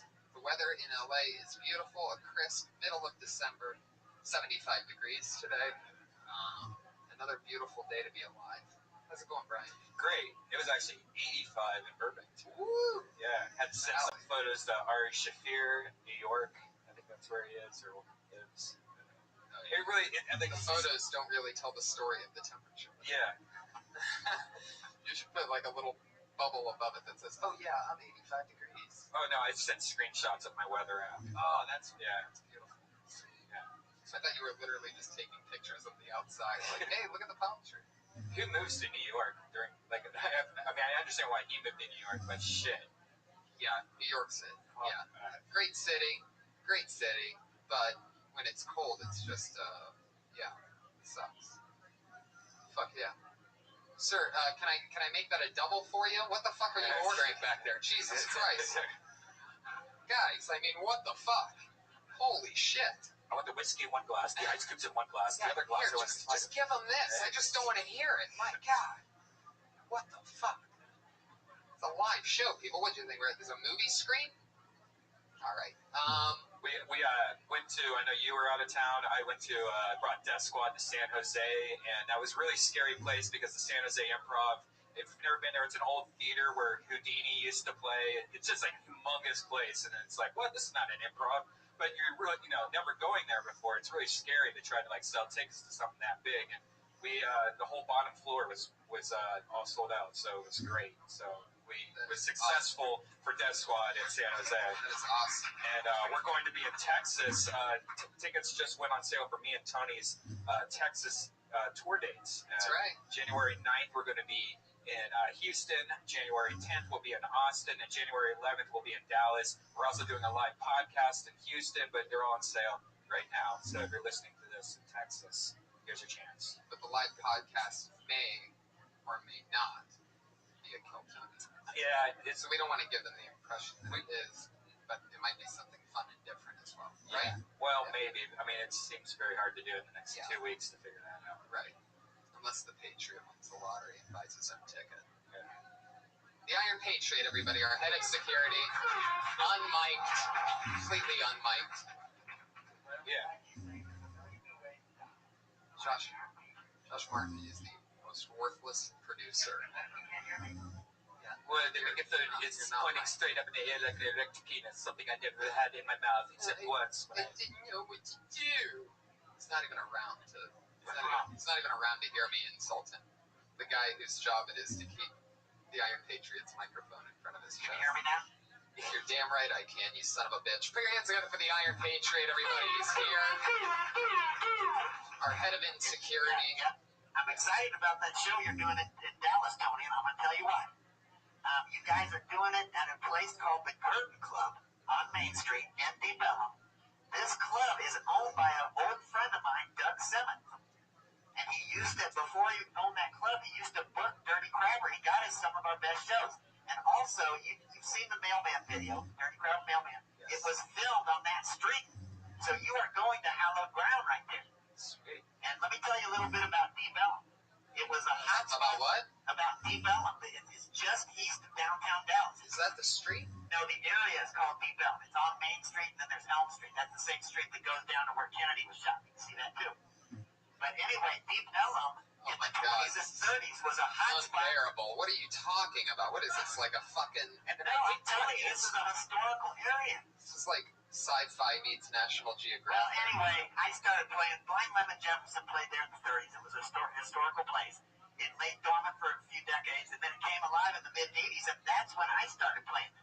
And next week, I'm going to do a song. You started playing there when it became dormant? No, after the 3 decades of dormancy, I started playing there in the mid-'80s. It was just a warehouse. You brought it back. Yeah, in the 30s, in the 40s, 50s, and 60s, 70s, it was dead. And then it came alive in the mid-'80s, and that's when I started playing there. Now, yeah, and that's next week, I'm going to do a song called 1 and 1 from a band, my first band, Romeo and the Dreamers. Didn't have time to do it this week, but we'll do it next week. Like, do you plan these 7-minute rants, like, during the week when you're like, oh, Monday I get to fucking do this thing, and, like, you just vent it? Well, let me tell you something. Told us about parts of Dallas that we're never going to need to know about. When I first showed up here on June 11th, I thought I was coming to do podcasting. You know, the stand-up comedy thing's kind of a surprise, so I just kind of like to talk. I don't always have to be funny, I don't think. I'm here to do podcasting. Right. But, you know, I do enjoy the stand-up comedy. That was a surprise, but, you know, that's why sometimes everything I say isn't funny. I like to give out information. We know that sometimes everything you say isn't funny. I mean, everything, there's definitely, I mean, some things would have to be funny for us to be so confused that we might think that everything you say is funny. Yeah. You know, I was concerned about you because I saw a picture of you on the plane with Joe coming back from your weekend where you got to see UFC. Yes. Somebody made a comment on the Instagram that said they met you in the smoking area. And I was concerned that you turned back to your old ways. Now, I went outside, and I had to go up. I went to Joe Rogan and I did the Crest Theater in Sacramento this Friday. It was a lot of fun. Sold out show. Sacramento was amazing. And then the next night, Saturday night, I got to go to the UFC with him and sit right behind him and watch people beat the shit out of each other, which was unbelievably exciting. But there was one point where I wanted to maybe, I used to smoke pot on Saturday. And so when I went there, I had to go get pot. So I walked out to where the normal people are and to where the peasants, anyway. And I got high with somebody. Yeah, you got me there. Good job, Patriot. You smoked pot with somebody. Thank you. You are a blackmailing son of a bitch. Have you noticed any of the good effects from stopping smoking? Like, have your nostrils cleaned up? Does food taste better? My nostrils were always clean. Food tastes the same. And yes, I can run more. My cardio is better. So that is a positive effect. Uh-huh. Yeah, and are you still, the thing I hated when I stopped smoking is the urge continued for weeks and weeks. It took a long time to go away. Are you experiencing that? Well, I have this nicotine pen that I've been using. Oh, does that help? Yes, it helps a lot. I get nicotine out of a pen. Yeah, I didn't try that. I just did it. Patriot, we're gonna work on our banter for next week. Yeah, we gotta get a little reset. There's been two. Well, you threw me off because I didn't get to do my song. I was planning to do my song this week, but right. So four more minutes of unbearable bullshit. No, that I said we have to save until next week. No. Patriot, are you okay? Like last week, I noticed that we were making a lot of noises out of the thing. Well, I'm an enigma. I work in mysterious way. There you go. Well, I love you for keeping us safe, Patriot. Yeah, I'll continue to do that, Colin. Why do you have to say my name so weird? You should, if you ever get a chance, look at his YouTube page, because not only does he have like a lot of music videos, but he has like these short movies he made with like his neighborhood kids and friends and stuff. And it reminded me of like a lot of the videos I used to make. But you rocked some of the most amazing hairstyles back then. Like you have like the huge mullet, lion cut hair. Yeah, my hair went through different stages. It did, because in the right when 85, when I was graduating high school, I went for the mullet, like Duran Duran wore. Yeah.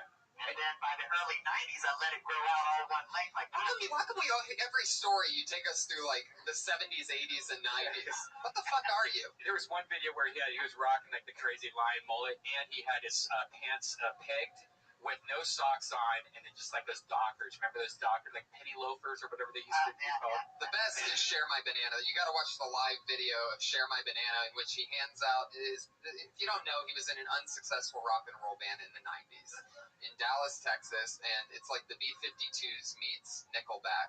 And what he would do is he has a song called Share My Banana. He would give the audience bananas, and then he would do this shitty song in front of them. And they would throw the bananas at you, right? Yeah, not all the time, just a few. But enough for you to get hit in the head with a banana in your own music video. There's a part that we get hit, and that's quite painful. And then the camera cuts away really awkwardly after that, after you put your hand up to your eye, like, oh, I just got hit in the head with a banana. Yeah. All right. Well, Patriot, I'm glad to have you. Thanks for keeping us safe.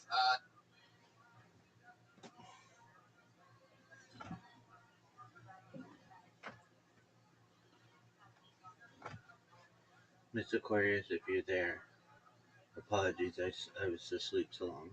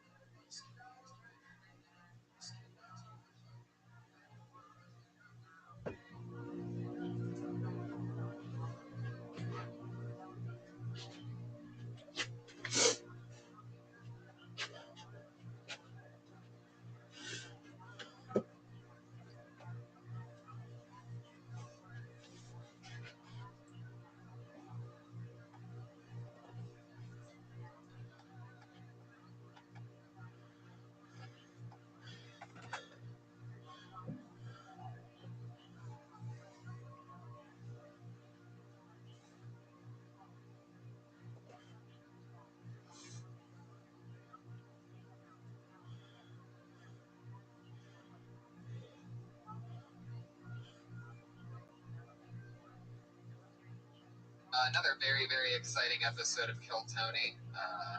So with no further ado, what do you guys say we get this thing started? You know how we do it. I always have two awesome, amazing guests, and this week is no different. My vast account of hilarious friends reaches no boundaries, and another fun week of an example is in front of you. In no particular order, put your hands together for tonight's guest, everyone. We ready to rock? You know him, you love him. He's got a lot of things happening. He has a book out. He's one of my favorite rising comics in the world. Hilarious. I love him as Pig Bottom. I love him on Comedy Central. It's Moshe Kasher, everybody. Hell yeah. And also, one of my favorite people, a good pal of mine, one of the biggest touring comics in the entire world. You know him, you love him. It's Russell Peters. Fuck yeah. How exciting. Fuck yes. We are talking stand-up comedy. Heck yeah. Yeah. Good to have you guys. Hey. Russell, I was thinking, is this like a refreshing break from stardom for you, or like a humiliating experience? You know what's funny is I think I'm only famous to comics because I could walk around the mall and nobody knows who the fuck I am. You fill a stadium full of stand-up comedians? It's true. It's true. We're everywhere. You should see how many comics show up. They don't like it, they're just famous to them. That's different. I saw your special, man, on Netflix. It's really good. You guys should all check out his special. When you're done with it, you should go ahead and click over to things you might like. Look up Moshe Kasher live in Oakland. That's there as well. They're both on Netflix. He's often suggested with me. Yeah, and I watched it. It was great. It's good. Thanks, buddy. It's on a different scale, but And then after that, when you run out of comedy specials on Netflix, go watch House of Cards. I don't have a comedy special on Netflix, so I'm promoting House of Cards. I really like the show. We could probably get these podcasts put on there. Yeah, I'd love that. Come on, Red Ben, you can make it happen. that's the future, right? There's that guy, you can make it happen. Wait till Apple releases Apple TV, where it's in the TV, and that's going to bring it to. Or this new Xbox, everything's like, hey. I'm not one of those, actually. Yeah, have you tried it yet? I'm not a gamer. I just happened to go to Target one night and I saw it. I was like, aren't these hard to get? The guy's like, yeah, we just got two. I said, I'll take them. You're throwing them out the window while you're driving. Russell, stop rubbing your I sent it to my friend for his kids for Christmas. That's awesome. Wow. Yeah, I was like, I knew, I couldn't figure out when I bought it who it was for. And I was like, I know somebody wants this. And then my friend was like, yeah, Chris just asked me if he could get an Xbox. I was like, I got it. I bet your friends plant silly seeds like that yeah, all the time. Hey, it sure would be crazy if I had a Lamborghini, Russell. If you want to go out on a lark, I'd love to hope diamond, Russell. I'll lay a check. So funny. I love your, you still have that green, No. No, that lasted not even a week. What was it? A green what? That was a fucking mistake is what it was. It was a green Bentley. Wow. I was fucking duped. You're straight up hood rich, dude. That's how I felt driving away. I felt like in the back of their head they're calling me the N-word when I'm driving away. That's great. Look at that dumb brown. Say it. Not saying it. I can't say it. I'm so happy to have you when I get guys. comfortable, it's on like Donkey Kong. He'll say it. Yeah, Iron Patriot will definitely say it. Yeah. Dropping that line. Hey, Russell, I did a little reading on you today. Let me talk to you for a second. You were born in Toronto, I was born in Toronto. 1989. You started a company. Thank God you gave it a year. I thought you were going to say I was born in 1989. No. You were heavily influenced by George Carlin. He told you to get on stage anytime you could. That is correct. You had a big change in 2004. You got on a Canadian comedy show. The video went viral. Yeah. Now, things have been good since then. I noticed this year Forbes magazine has put you number 3 of top earning comedians of 2013. Correct. I got lucky. Now, Redman and Tony, can you guess who the top 2 comedians that beat him out were? I'm going to guess Seinfeld and Bill Cosby. You're right about Seinfeld. He's number 1, but number 2 is some guy named Fator that's a ventriloquist that won America's Got Talent in 2007. Oh, yeah. Now, Russell, what I want to ask you is, What do you think you need to do to improve next year so you can get number 1 instead of number 3? I think I need a hit sitcom that makes $500 million a year. I did a little reading on you. Moshe, I want to talk to you, Moshe. Can I just acknowledge before you get to Moshe that you have, I've noticed the last few weeks because you're our research. I mean, you always do that part that I don't do where you sort of reintroduce me. And I just have to say, he's number 3 on the Forbes list of comedians. How do you turn that into some weird insult? Like, what do you think you could do to be number 1? Like, that's like, how do you piss on number 3? Well, in football, if you lose the Super Bowl, you're number 2, but that don't mean anything. You gotta get number 1. All right. I didn't even make Forbes at all. I was in Mad Magazine list. You were sold out of that. That's okay. I got an ad in the penny. It looked like a building, and then you folded in a motion. But I'm happy, though. You know, it's like, what? Me worry? Come on, guys. We're doing that. Come on. Cheers to you. Yeah, see you, buddy. Moshe, I want to talk to you real quick before we start the show. Looking forward to it. Okay. You started the show. You were born in Queens. You came to Oakland at the age of 1. Yeah. You went to Santa Barbara to attend college. You thought you were going to be a professor. I'm just reading my Wikipedia page. No, you thought you were going to be a professor in Jewish history. A lot of these people don't know. Tell them right now. That's true. And everything changed, though, for you. In 2001, you saw one of your old friends doing an open mic in New York. That's right. And everything's been good since then. You wrote a book about your life. Right. Now, something else interesting about you is you were raised by 2 deaf parents.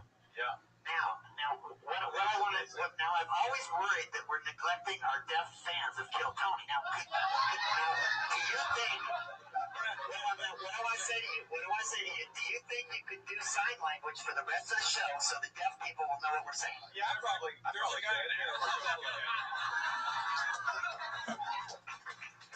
To the audience listening at home, I gave him the finger. Look at that South African guy. He'd be awesome. That dude. What, the angel viewer? Yeah. That's unbelievable. He supposedly was in a gang that killed 2 people. Yeah, that's why he was throwing up gang signs the whole time. Yeah. He did have a bounce to his sign language. Yeah. Why are you guys getting weird about this? What happened? You don't know what we're talking about? You don't watch the fucking news? You were on vacation? Nelson Mandela died. The whole fucking world knew about it. They didn't have TVs where you went on vacation? Where were you vacating? Fucking 9/11. What's that? 1988. I was in Tahiti during 9/11. Wait, no, not World Trade Centers. What? Yeah, Nelson Mandela's funeral. There was a bad sign language. Should we back up a bit? Nelson Mandela died recently, guys. Yeah, man. Sorry. It just runs out.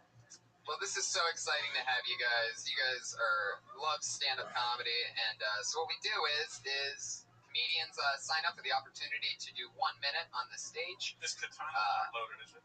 No, definitely not. It broke last week. Good. But under the stress of just sitting there, it literally just broke. I just want to say, though, to the comedians, there's a lot of pressure on what you're about to do. Like, if you impress Russell, you could be traveling the world getting thrown Xboxes at you in front of 60,000. Right.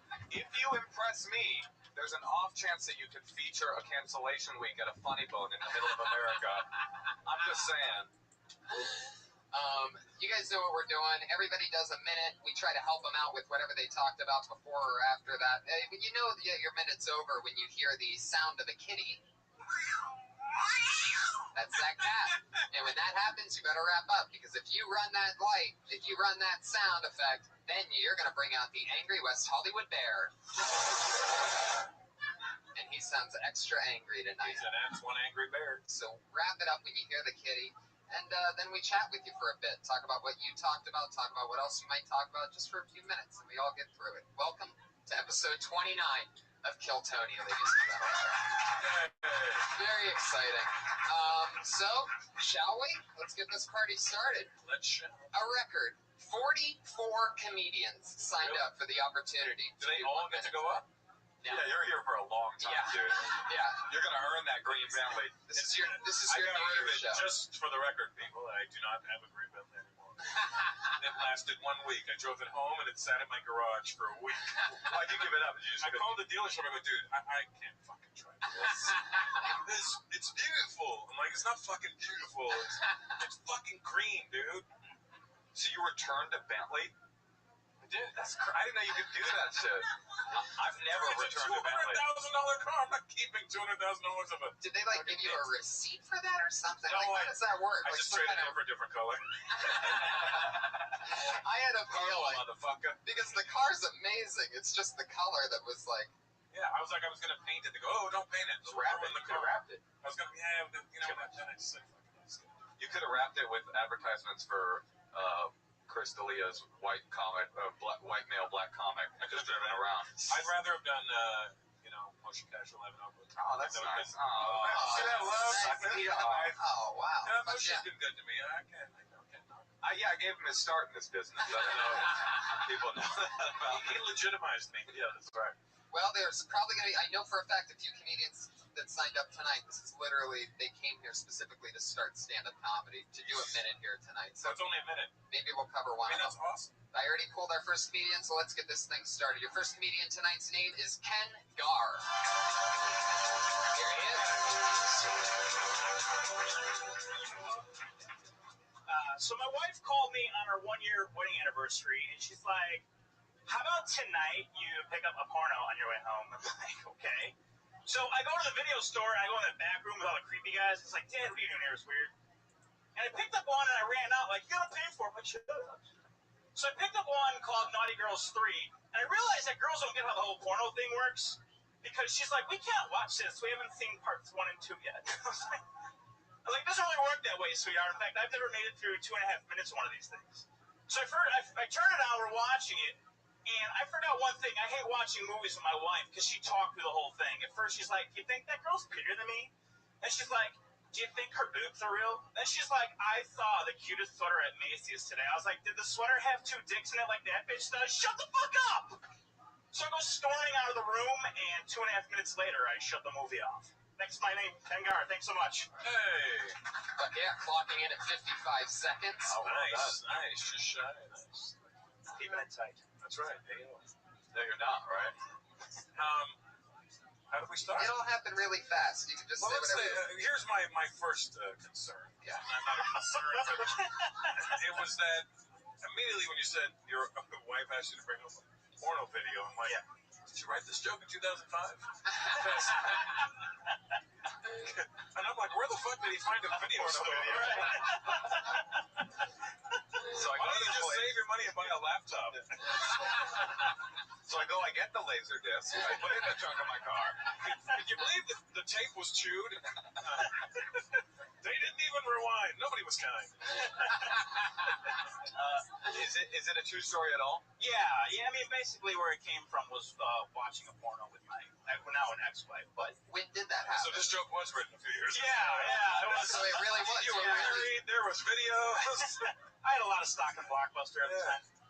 It was playing a cassette on the way home.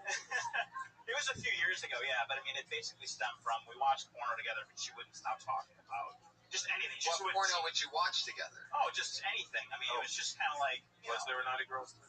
I don't know, actually. I'm just saying, I always say commit. Like, I have a theory in life and in comedy. Details separate good from great. Yeah. So the more real the story is, like the more genuine facts in it, that makes it funnier. Like when people just yell out a number, like I did this, whatever the number is, if that fucking number adds up to that, it makes it amazing. You know what I mean? Yeah. When you say you stole it, you're like, fuck you. I didn't like that seemed unnecessary, and we don't really believe that you stole a video and you started running. You're like, fuck you. No, that was a joke. That was a joke. Oh, yeah. But to the Iron Patriot, apparently he's missing the point of the joke's right, man. To the Iron Patriot, too many details can also spoil the joke. Just saying. That's also true. So let's not get over. You're right. I got taken. If we're critiquing, I mean, I got taken out when you called the woman a bitch, but that's a personal thing. I just always feel like when dudes call women bitches on stage for no reason, no humor-based reason, like there's no punchline. It's just like that's a bit. There's a bitch. Now that the backstory and it's his ex-wife. No, it's the woman in the porno. No. Did that? It came across as either way. It came across as like you were extremely mad about something. Okay. But one of the things I've noticed is like you were saying, more detail the better. So like, for example, she actually asked you to go out and get a porn video, right? Sure. Yes. Did you go by yourself to the video place? So she didn't go with you to pick one out. No. So you had to guess what type of thing she might be into. Sure. But like, you don't take us on that part of the trip. You know what I mean? That might be a part, right? And yeah, that's the whole conversation with her. Yeah. Good way to. Yeah, I used to go to the video store back when there were video stores. And I was still living with my mom, and I would rent pornos, and I would go into my room. But the VCR I had, we had lost the remote a long time ago, so I had a broom in one hand that I would fast At least forward what to you the called it, a broom in one hand. And that's a truth. That's a kind of a. But that's true. That so, people want to know that kind of disgusting filth about your real life. Right. Just like I watched a porno, my wife talked. We're like, no, I mean, what her asshole look like? You know what I mean? Yeah. No, I mean, I'm asking you, what did your wife's asshole look like? It was not clean. Oh, all right. Geez, Wow. okay. That's an interesting approach. Yeah. Well, I mean, I think the premise of the joke is she talked through every movie. Yeah. And I think that's really where the premise of the joke is. I got an idea. So you can take that and then flip it now. Exactly, right? What if you set it up as my wife asked me to bring home a video, a romantic movie to watch on our anniversary? So I brought it home, I put it on, she couldn't stop talking How for the about whole movie. he doesn't bring home a movie? Nobody watches one. Well, I'm just saying. I'm saying at the end of it, then you the reveal it's not Sleepless in Seattle, keeping with 2005, right? Right. It's in fact, hardcore gay anal gangbang, which is what I'm assuming you probably did in reality. Okay. Yeah. Or I could just watch it on the Xbox that Russell gives me. Oh, So you really wait. Speaking of your ex's box, what's that, please? Trust me, you'll return it. But you really went to a video store and you really did that. No. I had a this was completely fabricated. So here's the story. When you first said, "Was that true?" and you said yes, none of it was true. No, I lied. You might be a compulsive liar is what the real problem is. So we came home one night drunk, and she's like, "Do you own any porn?" I said, "Yeah." She's like, "Oh, let's watch it." Wait, this was your wife? Yeah. On your 1 Do year you own any porn? On your 1 year anniversary? That's what you wanted to find out? Never check the drawers? It wasn't your anniversary. It wasn't our anniversary. I just thought it was all. Was she your wife? Yes. Is she real? Yes. Were you alone? At what point? Right now.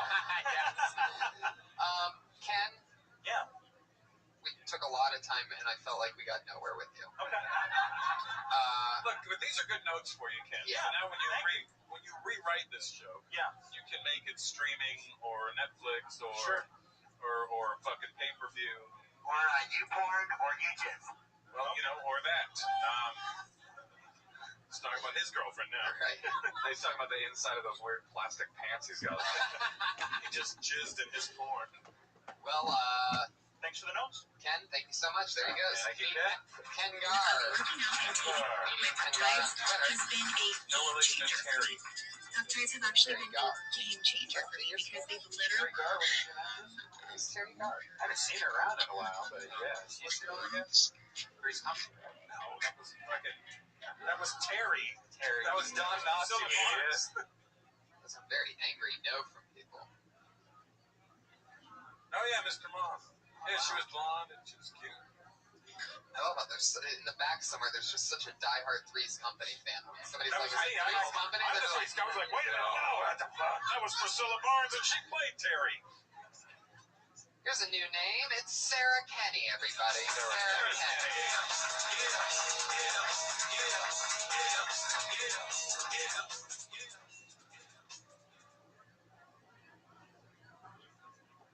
So, I've been seeing this guy for the past couple of weeks, but I think it's because of all the acid.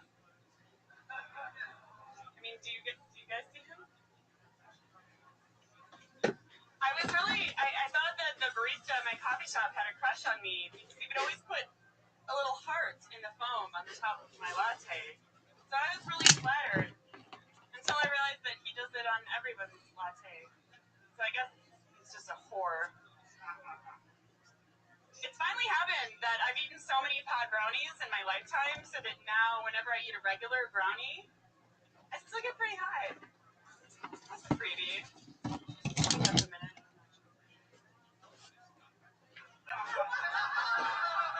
I started this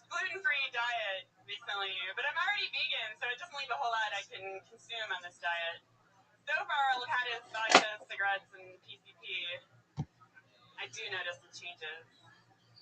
A lot more energy. I look better, I think. It's hard to say. Isn't it weird sometimes how you can lose weight? There you go. You hit it. Sarah, Kenny. So you have like this one-liner thing that you do, huh? Like if you were to do a longer set, would it be like that? A compilation of those? No. Yeah. I never did 1 minute, so I like one-liners because I can't write. Right, that's what I feel. Yeah. They are very difficult to write, actually. Yeah, totally, very hard to write, and can be a real lifesaver if you are even doing a longer set. You know what I mean? If you lose something, or you just want to throw them off real quick and blast them with something. It's fun to have those in the chamber. How long have you been doing stand-up? about a year. Nice. How long have you lived in LA? About a month. Where are you from? Chicago. What's your social security number? Where are you living? Culver City. How do you like it? It's good. It's good. Yeah. Like straight up Latino. Are you on a ground floor apartment? On the second Just floor. for visitation purposes. I had a thought for one of your jokes. Well, first of all, you tell one-liners, but then you kind of add on to them. I thought, like, for no reason. I just thought, like, maybe that was like a confidence thing. Like, I thought, like, just tell the one-liner, be out, you know, like. Especially that first one. Yeah, exactly. Especially the first. It's like, do you seem to? I mean. Well, you know, the reason I did that is because I've told that joke several times, Right. and it's 50-50. Either they get it, or they think that my opinion of men has lowered because I'm on acid, like just saying that I have Don't worry about those. ear goggles. So I actually normally never tag that on. No, I hear you. Oh, the other one I was thinking was that you go, I've changed from a gluten-free diet to the vegan, and so all I eat now is vodka. What was it? Vodka, cigarettes. I thought dick at the end instead of PCP.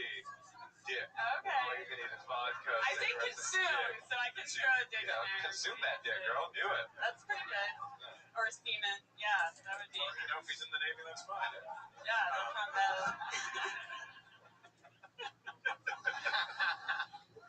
Awesome. What else? I guess that's I really like that poor joke. Like I'm a real sucker for those late misdirects that just like. Yeah, I like those. Yeah, so that's fun.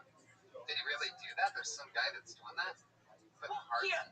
It's a common shape that they will make in the top, but you can see it as a heart or just, you know, Oh, that's interesting. Maybe that's just like you're so lonely, like that you see. But I interpreted it, yeah. It's like those psychology. I see tits. I used to work at a sub shop back in the day. You worked at a sandwich? Yeah, sandwich, a sub shop, and I would like write hello in the mustard. Like the hot chick would come in and I would like put my phone number and then I'd put the bread on it. That's how you can get a girl. It'd be better Someday I will have a green Bentley. Yeah. That in relish. Yeah. Or if you wrote help. I have an idea too. The thing about one-liners, and this isn't really an idea that I feel comfortable telling you because I'm not really suggesting you pick a persona, but the really successful one-liner creators, because really anybody can tell a one-liner. That's the kind of thing about them. It's like the way Russell tells jokes, like they're really his jokes. You know what I mean? So like a one-liner, the real famous one-liner guys are people that have picked a kind of persona, like Stephen Wright or Dimitri or Mitch or somebody that picks a particular way to deliver what they do it. Do it to you. Yeah, exactly. Don't create. Sure. Yeah. Or even like how your answer is right now would be perfect. You know that sure. Yeah. You know, it's kind of sarcastic. This is what I'm saying. I don't give a shit. No, like in a good way. Not saying in a bad way, but like that would really work for you. You know what I mean? Like, Sure. No. Well, there you go, everybody. Sarah Kenny. hey, Sarah, There she goes. She's on Twitter at skenny24. Kenny24. You guys remember when you first started comedy? Did you have any jokes that were looking back on it? You remember any terrible jokes? I have a good career. Sure. No, not for me. No. My shit was horrible. No, I had garbage shit back. I was fucking terrible. I was horrible. You have any examples of like a terrible short joke? I know the very first time I went on stage, how bad I was. I hate when I hear guys go, man, first time I went on stage, I killed them. The club asked me to come back and headline. Go fuck yourself. It doesn't work like that. You know what I mean? Right. My shit was terrible. I was like 19. Do you have it on tape? Did you record it? So, you know, one of my friends had it on micro cassette because it was 1989 and that was the fucking hot thing to have. And then somewhere he lost it. So thank God. Wow. It was terrible. My wife actually asked me to bring home a micro cassette for our 1-year anniversary. Of audio porn. No, just of you doing your set. I remember a very early joke that's very bad. Actually, my first joke I ever wrote was a good joke. But then I had about 5 years of garbage. But this is a bad one. You know how every time you burp, people say it smells like salami? That's why I've been eating nothing but salami. So the next time some motherfucker says, that smells like salami, I'll say, that's because it is. By the way, I fucking love that joke. I mean, that's where my sense of humor is. That sort of starts at salami and ends at salami. It doesn't move from salami. Double-ended that salami. It's like a misdirect. Like, you're thinking there's going to be a flip, but it's just like, what? Yeah, it's like, oh, he's going somewhere with this. Oh, you know what? He isn't actually. Salami. No, it's just stayed in the pocket. Trust it. I wrote my first joke in 1983. Whoa. I was in 8th grade. Wow. You ever be breaking on the corner with your buddies? That was at the end of the year. What's up with the wave?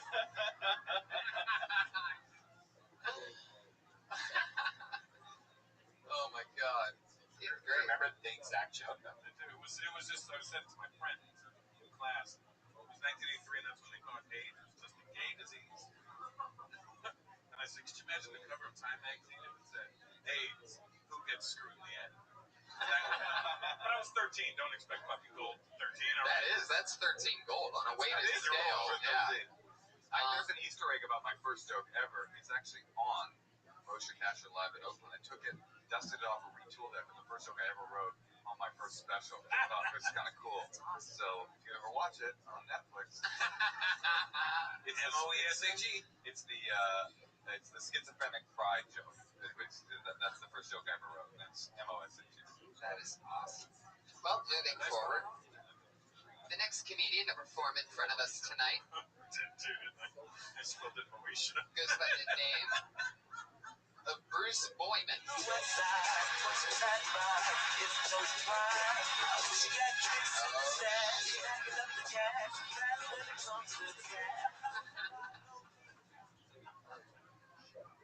Everybody, nice to see you all together. It's great to be in Hollywood with all the interesting characters we got here. Britney Spears was in court. The judge ordered her to childproof her house, so she got a hysterectomy.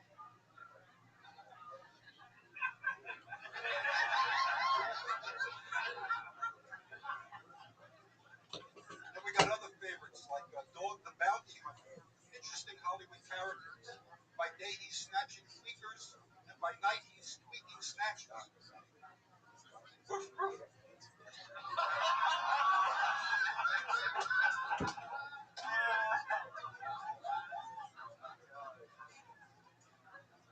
You know, we love to laugh. You know, calm humor is healthy for us. I actually use comedy to cure someone of their schizophrenia. I told the schizophrenic some dirty jokes. The schizophrenic told the dirty jokes to the voices in his head. Well, the voices got offended.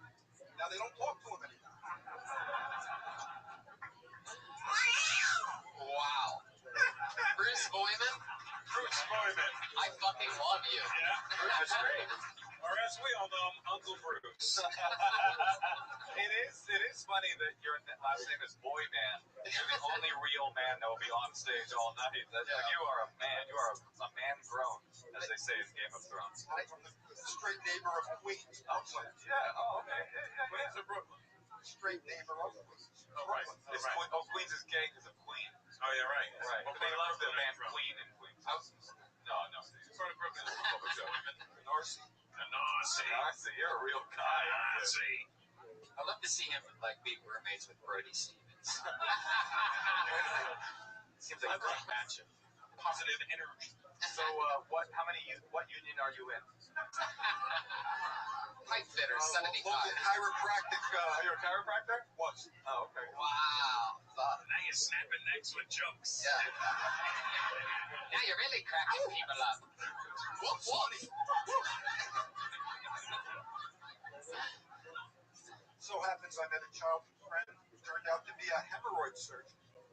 Yep, I'm not surprised. As a child, he was always a pain in the ass. His parents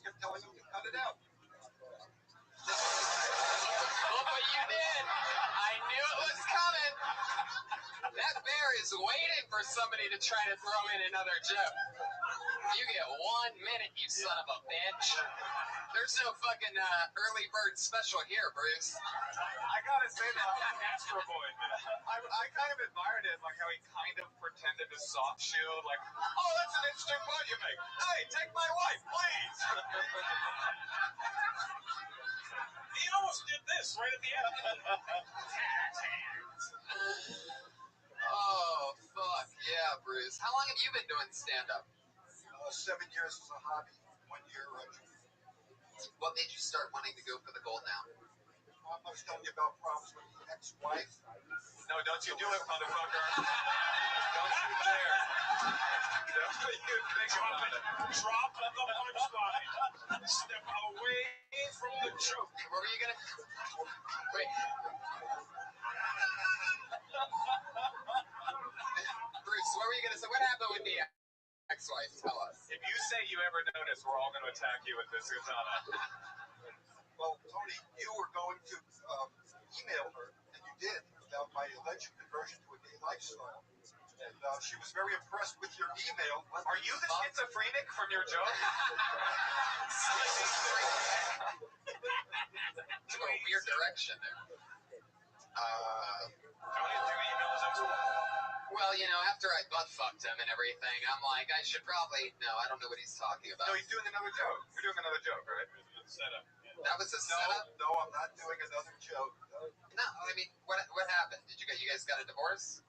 That's what happens with an ex-wife. Yeah, you don't remember last time he was on, he got a divorce and he moved down here to try his hand on comedy. Oh, that's right. Yeah. You were revealing, You're a gay lord. Gay, Yeah. she was amazed how many penises you photoshopped up my ass. I don't understand what you're... I don't remember what happened. How many weeks ago were you on the show? Photoshop is. 2 weeks. That's it. Yeah, Photoshop. Or do you do... Back when I was a kid, you had to go to an actual photo shop. The photo mat. Is this what it's like to be like one of your friends back in the real world? You're just like, or like your kid, like, hey, Dad, how are you? Well, funny thing happened to me on the way here, son. You only do jokes? My dad? No, boy. Bruce, you have an awesome style. I love it. We have a lot of comedians to get through. I love what you did. I mean, I can't think of any tags because, again, you're sort of like a one-liner guy yourself, so it's tight thunder. So I think you just keep moving on. You keep dropping the biz. Dropping the card. Hey, guys, we got his card. If an LA comedian. Russell, I think your friend has a kid that would love one of those. Okay, I do have one note. It's time to criticize. If you want to make it in today's hip comedy climate, you got to drop the AOL.com email address. Wow. Step it up, Gmail. And a fax machine is unnecessary. Your email is got 45 minutes. Is that your age or the year you were born? Oh. There he goes, Bruce Boyman, everybody. So much fun.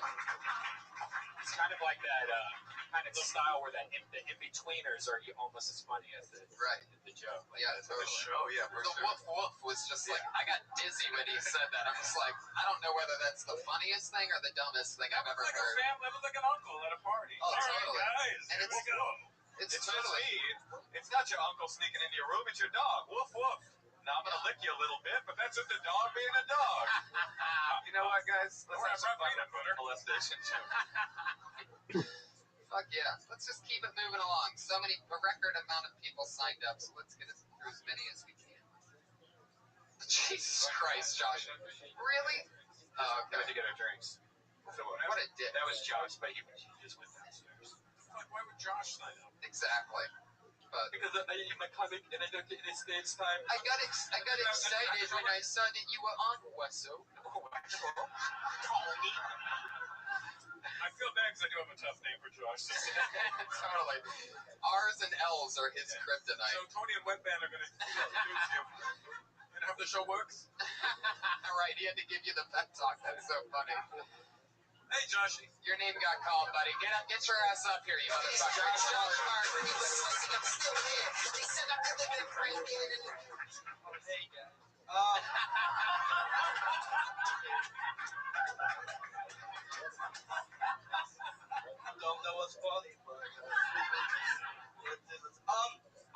want to make it in life, guys. I want to be famous. I want to be rich as fuck.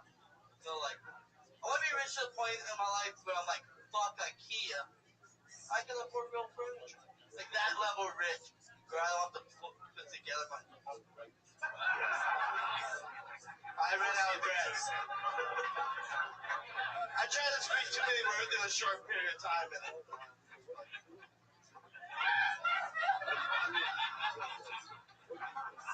I'm just gonna bring Bruce Boyman back up.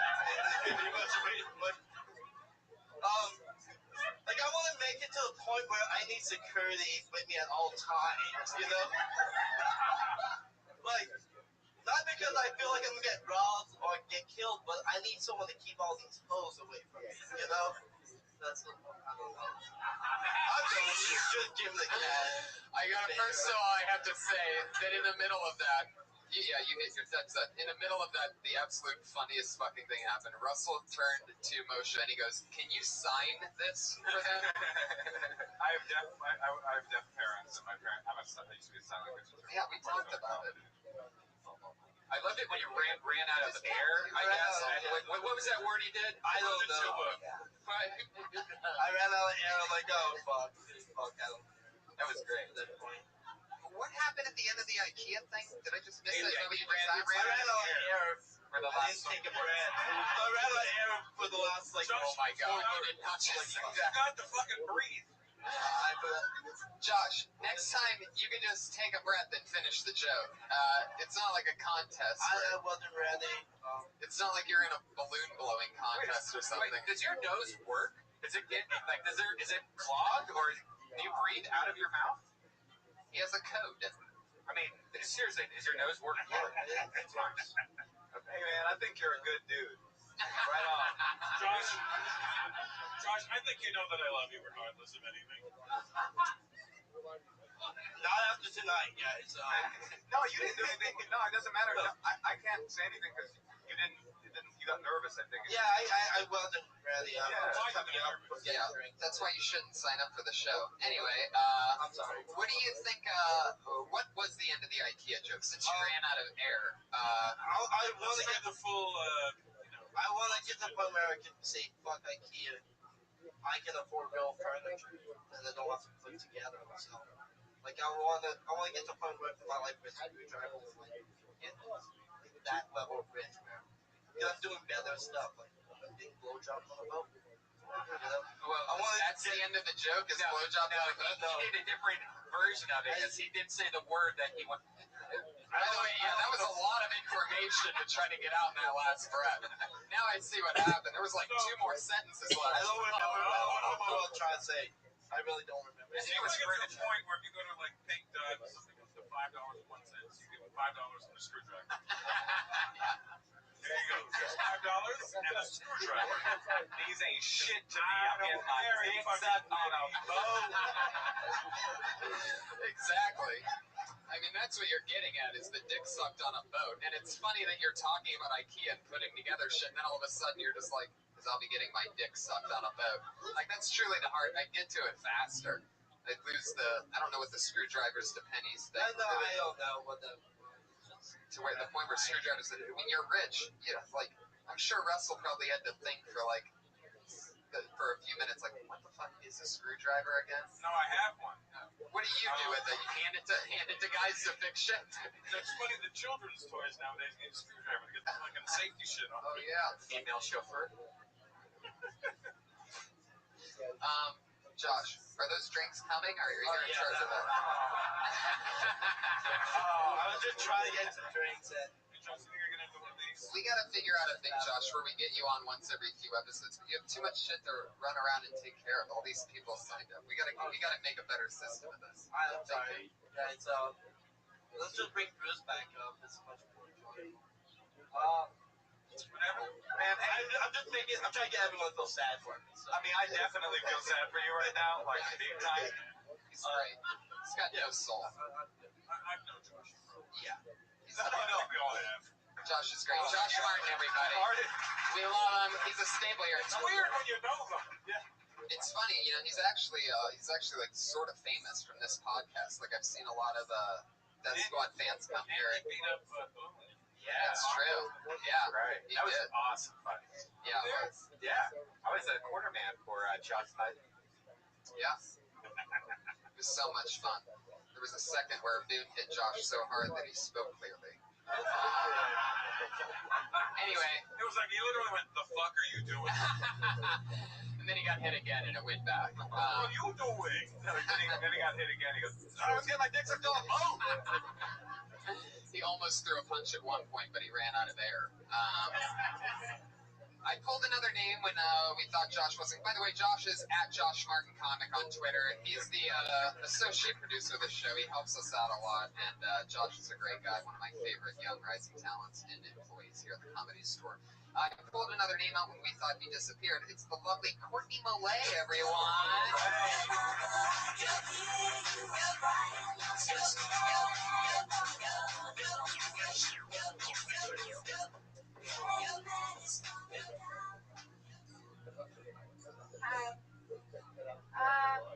I just went and saw Blue is the Warmest Color in theaters. It's a French film, lots of scissoring. It just made me realize that I'm about 9 inches away from being a full-blown lesbian. So, it's nice. Everyone keeps talking about, like, turn up, turn up, turn up. But I'm just trying to get everybody to turn down. Like, can we just enjoy a moment at some point? Also, I don't really understand relationships where, like, people turn into whoever they're dating. Like, he longboards, so she longboards. He watches football, so she watches football. He's in a musical theater, so she grows a dick. Like, the one thing I do like about relationships, though, is when couples fight in public, you can always tell who has a tiny dick. Because... You can try to finish it if you want. All right, you can always...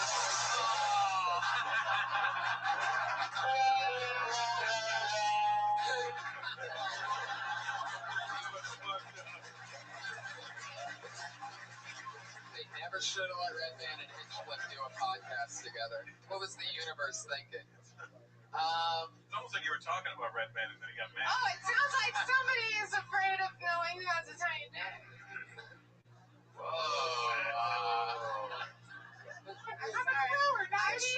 The bear just hung himself. So, alright. I got thoughts. Yeah. I think you got persona. Like, you're kind of like me when I started.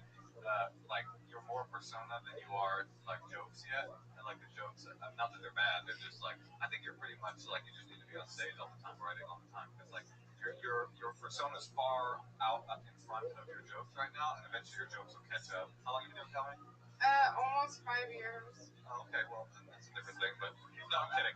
But you know what I mean? I just think, I just think you got a funny energy on stage for sure. You're definitely funny. As soon as you came on, you were doing this like heroin kind of thing. Like, I think that's. I'm not trying. It's very true. You're dead on. So what She you're has saying unbelievable. is you're obviously funny, and your jokes haven't caught up. Okay, cool. You have the confidence of. No, she's funny. Like, you can tell, like, a funny person. Yeah, you're very, very charismatic. I agree. And the jokes aren't at the same level as. I agree 110%. You're like a hot. But here's what Oh, thanks. That was Russell, by the way. What'd you say? It's like a hot person on the show. That's true. It's true. She's hilarious, so thank you.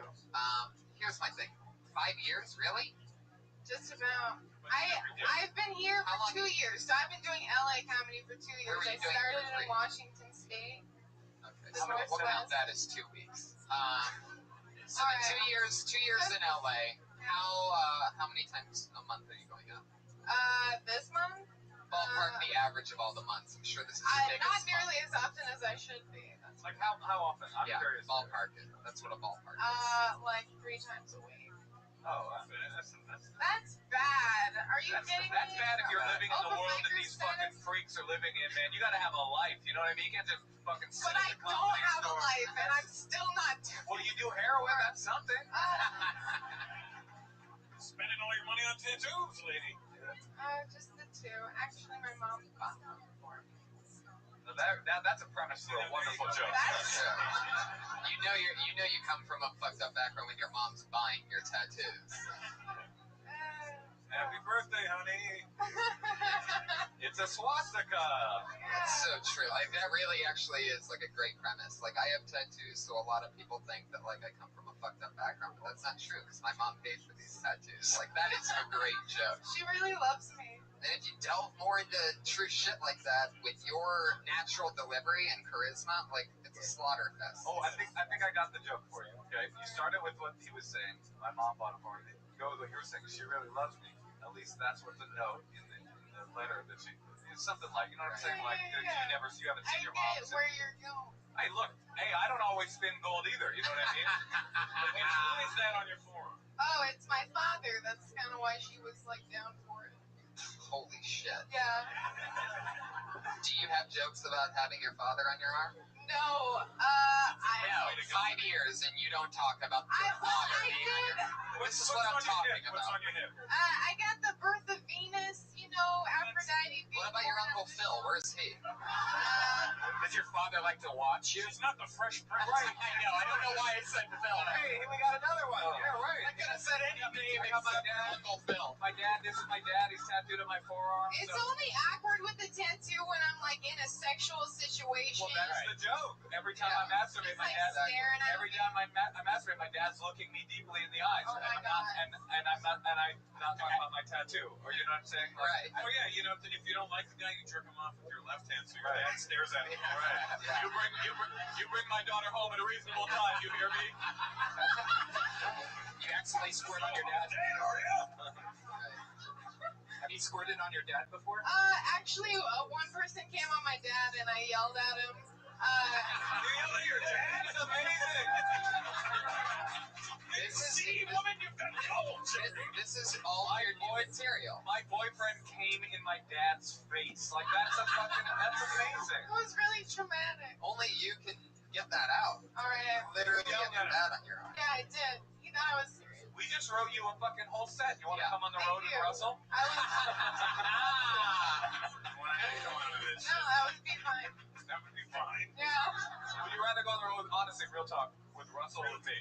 I like Yeah. real talk, real talk. I just look like this. Are you breezy? Courtney, If I start to believe you, then yeah. Courtney, you got all that new stuff. I think it's all absolutely hilarious. Oh, shit. There we go.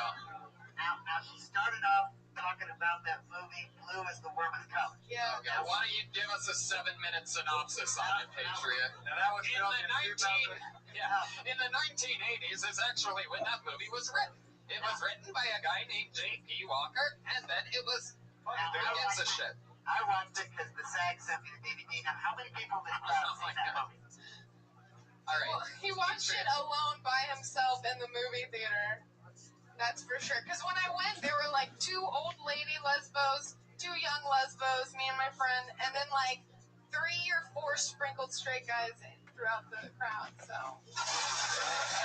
But hey, let me ask you guys though, what do you think about starting your joke with a movie that most people haven't seen? That's not good, is it? Well, no, I thought it was going to go in a different direction. Yeah. I think is that your way of letting us know that you're smarter? No, I just wanted to bring up scissoring.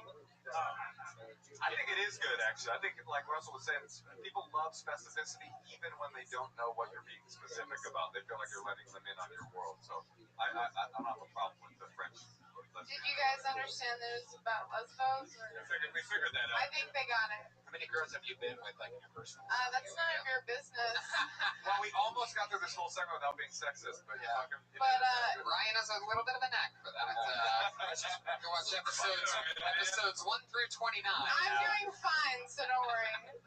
Courtney, you're fucking awesome. There she goes. Right. She's on Twitter at Margaret Mollet. That's Molle at the end. I think she's mad at us. I think she's Oh, Red. no. I think Red Man just fucked the whole thing up. She's just ragging. How could she be mad at us? We just wrote her Montreal set. Yeah, exactly.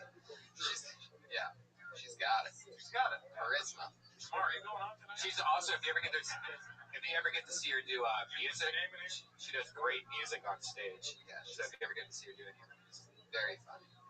Put your hands together for Dave Gregory, everybody.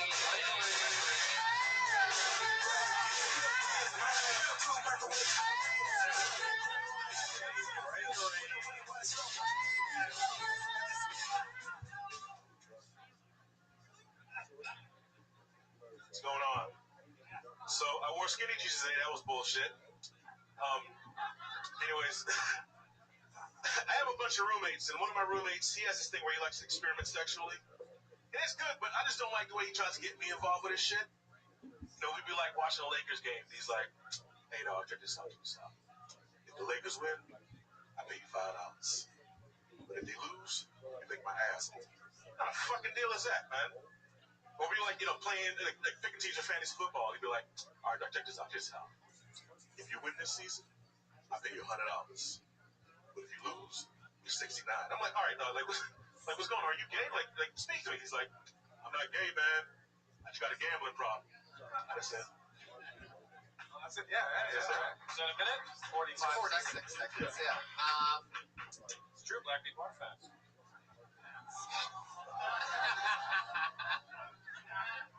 My roommate was actually Indian. Not even joking. That was real? Yeah, that's a real joke. The joke. Yeah, no. He liked to experiment sexually, but the scenario was made up. But he didn't say if the Lakers lose, you lick my ass. Yeah, that's really gross. No, he didn't say that, but he did like to. He always talked about getting his asshole licked. So that's time to move out right there when your roommate. Yeah, well, I live by myself now, so I don't. Yeah, I'm not down there. Why did you wear skinny jeans? They were actually bought for me, so I was like, keep that dildo inside. Yeah, as a gift. Yeah, man, I'm not. Ass licking roommate. Have you never had your ass licked?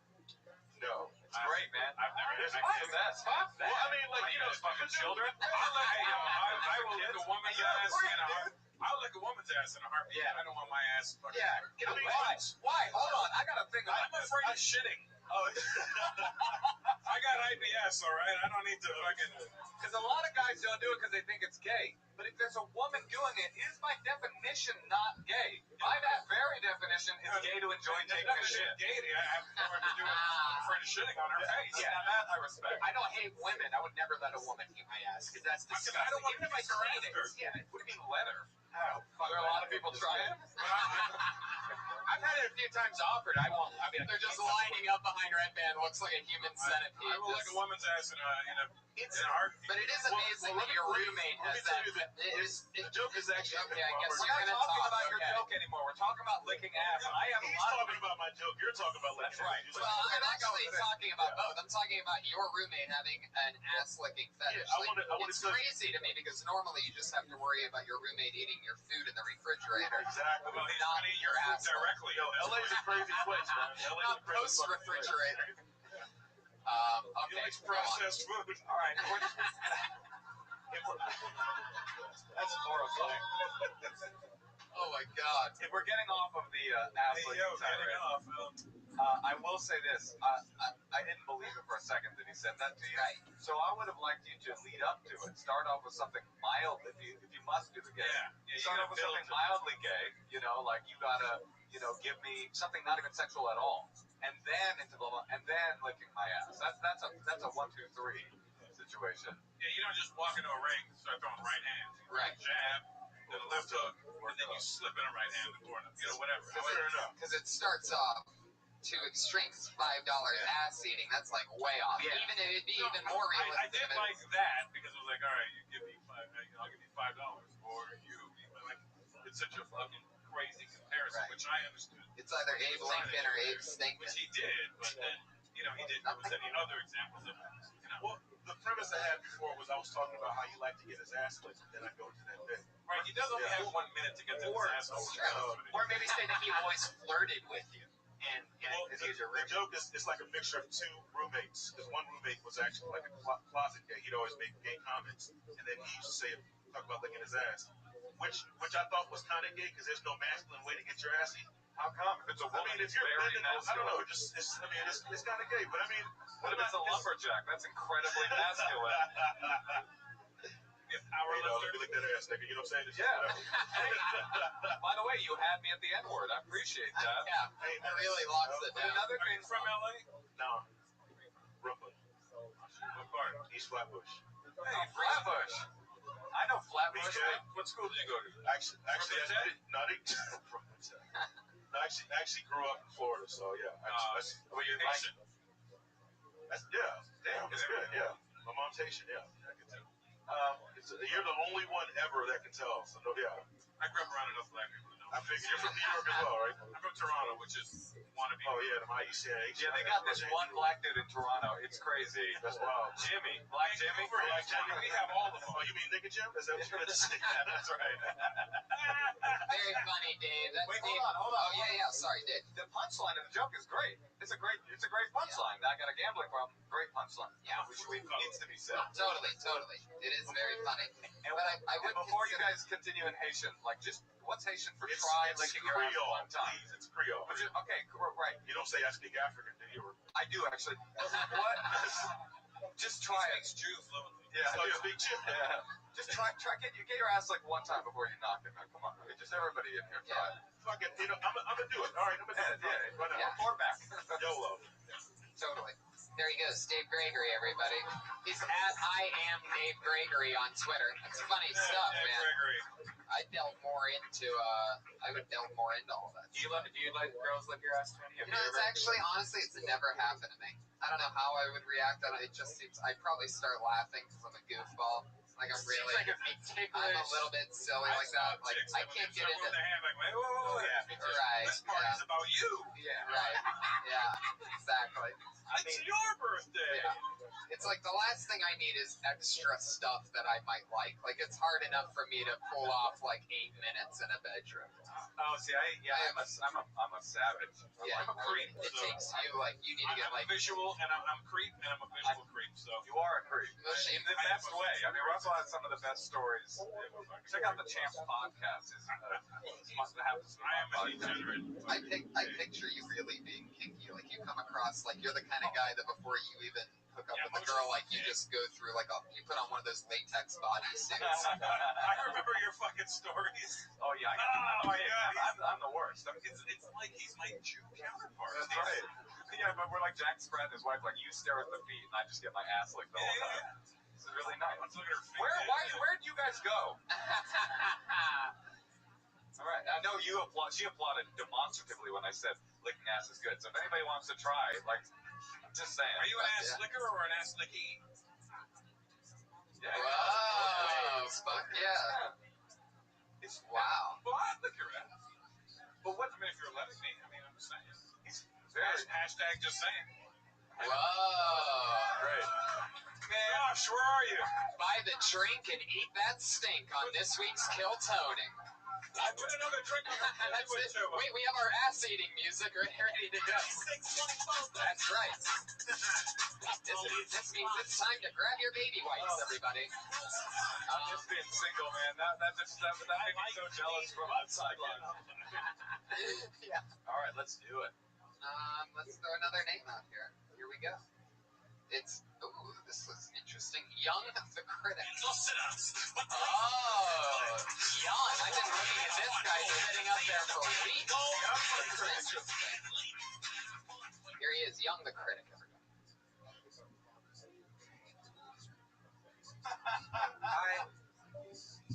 So I'm really shy, and I was happy to make my first friend in comedy recently. His name is Jared. He's a black guy. Very optimistic. He's like my height. Wears glasses and a hat. And I came to think, like, he looks a lot like another black friend of mine named Assad, who is also very optimistic. My height, wears glasses and a hat. And Assad is even creative too, but instead of doing comedy, he's an MC. So he raps. You know, you have a lot of black friends when they have stunt doubles. And it's getting to a point where I had to let a few friends go at this point. You know, for example, I sat down my friend Jamoki, and I had to let him know. Listen, Jamoki, I can't fuck with you no more because you remind me of Wandishi. Yikes. All right, Young. Those are real names. Those are real friends, by the way. I'm gonna take a guess. This is your first time doing stand-up. Am I right? Am I close to right? Please tell me so, or else I'm gonna kill myself. If it's pretty much. My whole thing is like I like the people behind this show, and I like Death Squad, and I've been having such a fun time that I just wanted to be a part of it. We're still gonna brutalize you, motherfucker. It doesn't work like that. That's fine. Exactly. That's fine.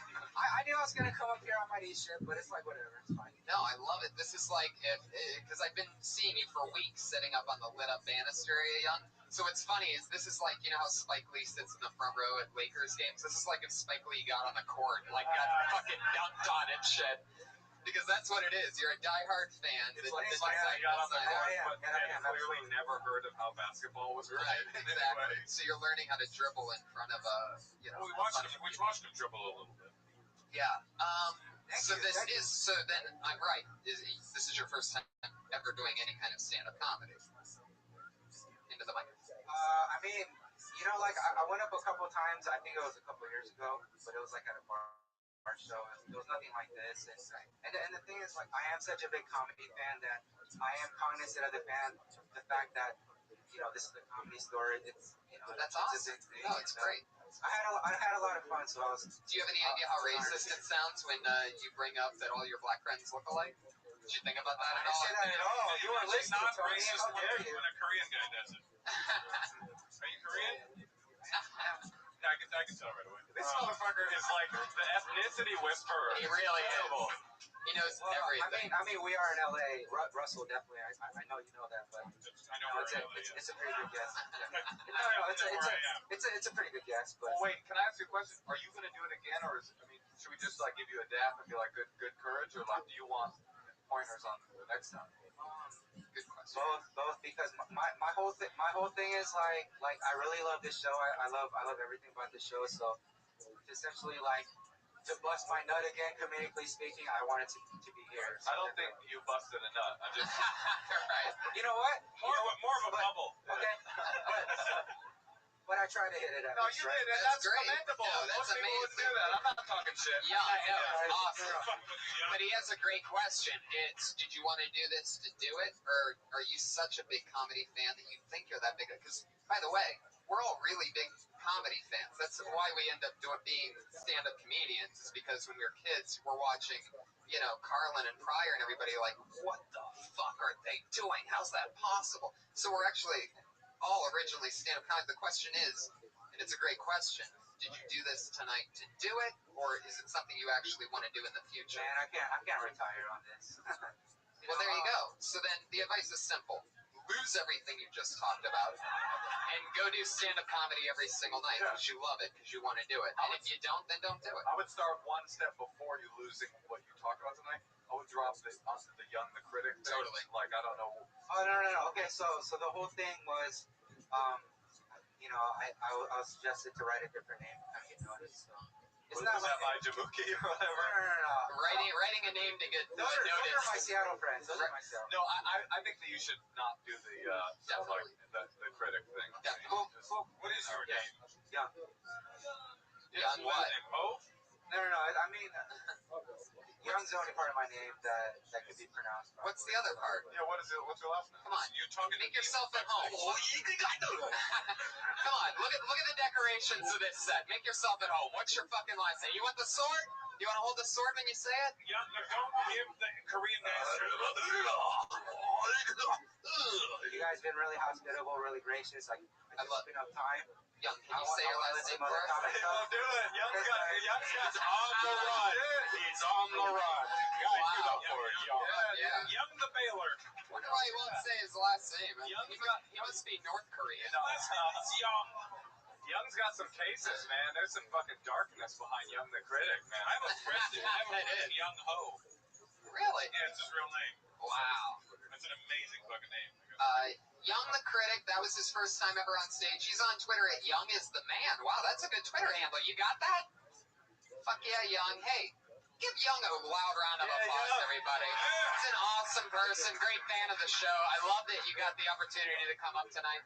We're going to move on to our regular portion of the show. We have 2 girls that go up every single week here that have been being built since episode 1 here on Kill Tony. It's very exciting to watch them grow and come up with a new minute each week, and this week will be no different. Those 2 regular girls are here, and we'll start in no particular order this week. Let's go with, she dropped out of college. because she started getting regular spots on this show. She dropped out of the University of Florida to chase her comedy career. Yeah. Here she is, the awesome, the likable Kimberly Congdon. Hey guys, so we have a new guy at work, right? Comes in, we make small talk. He tells me he's a Jesus freak. I'm immediately turned off. Next day he comes in, he's like, "Look, can you buy me some weed?" Cool. Third day, brings Adderall. Fourth day, I kind of like this guy. I'm okay with it. And I'm so fucked up. I think it's because I had a weird childhood, you know? Like, my dad never let me watch rated R movies because he thought they were too violent, but he was okay with hitting my mom in front of me. You know? And I was like, "Mom, just leave. Don't be so dependent." And she's like, "I can't. He has good health insurance." That's the reason you're in the hospital. I know. I hate codependent people. I think that's why I hate twins, you know? Like, you couldn't even split your own egg. That's all I have. Wow, she's getting good at this. 57 seconds on the mark. Magical little set. I've known Kim since before she ever rocked the mic. Really? Yeah. Wow. I met her when she first moved out here. He was one of my first friends. Oh, because you know McCullough. Her cousin. Yeah. That's how I originally met her, too. That's how she got the spot. And then I heard one day, she went on stage. I was like, what the fuck? Yeah. That was here. And ta-da! Here I am. 29 cents later. Yeah. A lot better than the last couple weeks. You've definitely had an improvement. It's great because you seem like you had a little bump, but it seems like you got over that. Totally, which is what's the most important thing, is to be able to, it's not pick yourself up when you're down, but just to come back and be able to, kill it when also, not everybody does great every week, and obviously starting out. So, it's just important that you keep showing these fun glimpses. The last two jokes were awesome. The egg splitter and the one before that, which was my dad. yeah, that's great. It feels real. It seems real. I'd get into that a little bit more. I'd make that one bigger. I'd find a way to extend that. And the Jesus freak one, I don't get it. It sort of like just ends up like, okay, we get it. You like Adderall. That's worth a chuckle since you're so likable. But I don't know why he would tell you. So Jesus freaks don't actually say that they're Jesus freaks anyway. So at the beginning of that, I'm like, why would he tell you? He invited me to Bible study when he first came in. Right. And and then started lecturing me like, "Hey, we're on Bible study." And then the next day was like, "But can you get me some weed?"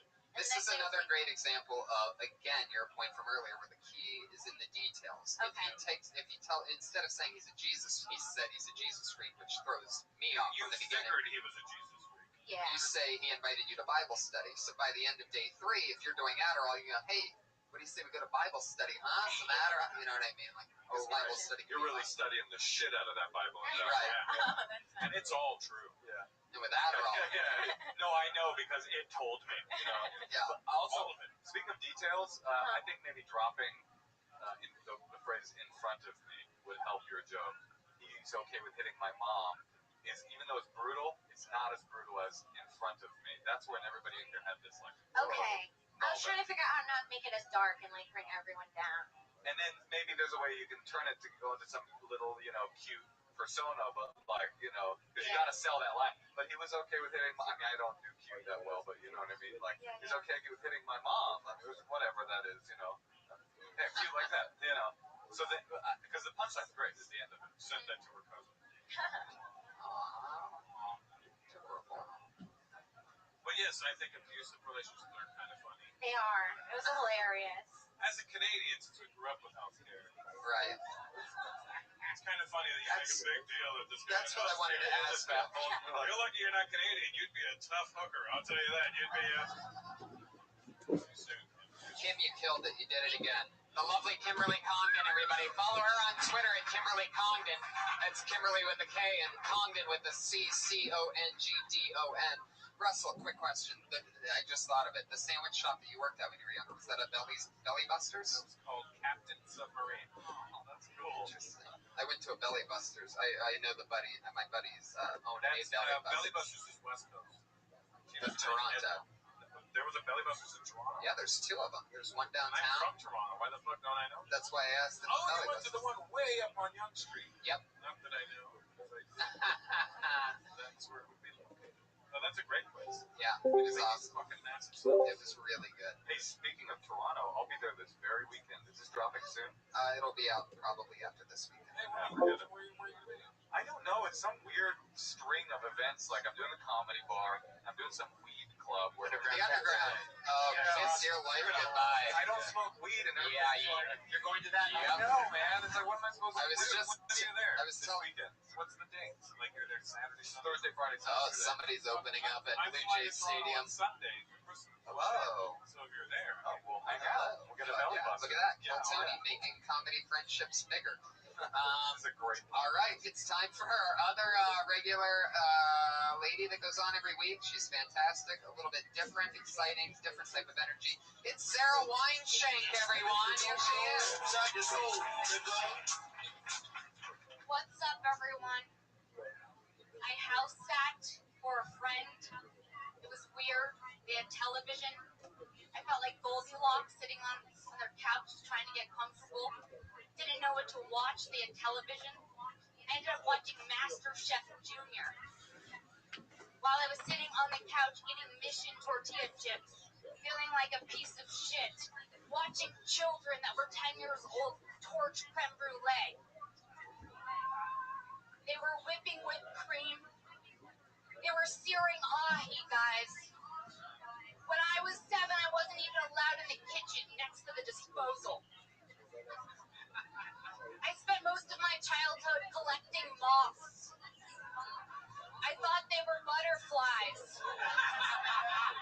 I was not allowed in the kitchen. What kind of parent allows their kid into the kitchen? Next to fire, there's peelers. I still can't peel a fucking potato. There you go. The classic Sarah Weinshank delivery, where it starts easy and then all of a sudden it's just hilarious. She's like Jupiter. Like you're like, wow, that's a great planet, and then the gravity sucks you. Totally. Holy fuck, I'm in Jupiter. Right. That's good. I'm into that. That's a good thing. It's a contagious cadence you have. Yeah, I have a couple of real controversial things to say. You know how they say to young comics, there's probably a lot of beginning comics that listen to this podcast, right? So they say to all the beginning comics, move the mic stand. And that is something you should always do. No, you did. But there's a much subtler thing that they don't tell people, which is don't look like someone told you to move the mic stand. I swear, I'm not trying to be a dick, like that's real. Like I notice that in young comics, like I can tell that they're getting on stage and they go, I have to move the mic stand, and they move the mic stand. It feels like a 2-step thing instead of it being one smooth comedy. You move the mic stand not because it's like, I have to move it. It's like, I'm just gonna get started doing my thing. That's just this is in my way. Let me get it out of the way. Yeah. Not for motor skills. You're not the only person who does it. I've seen it 1,000 times. Right.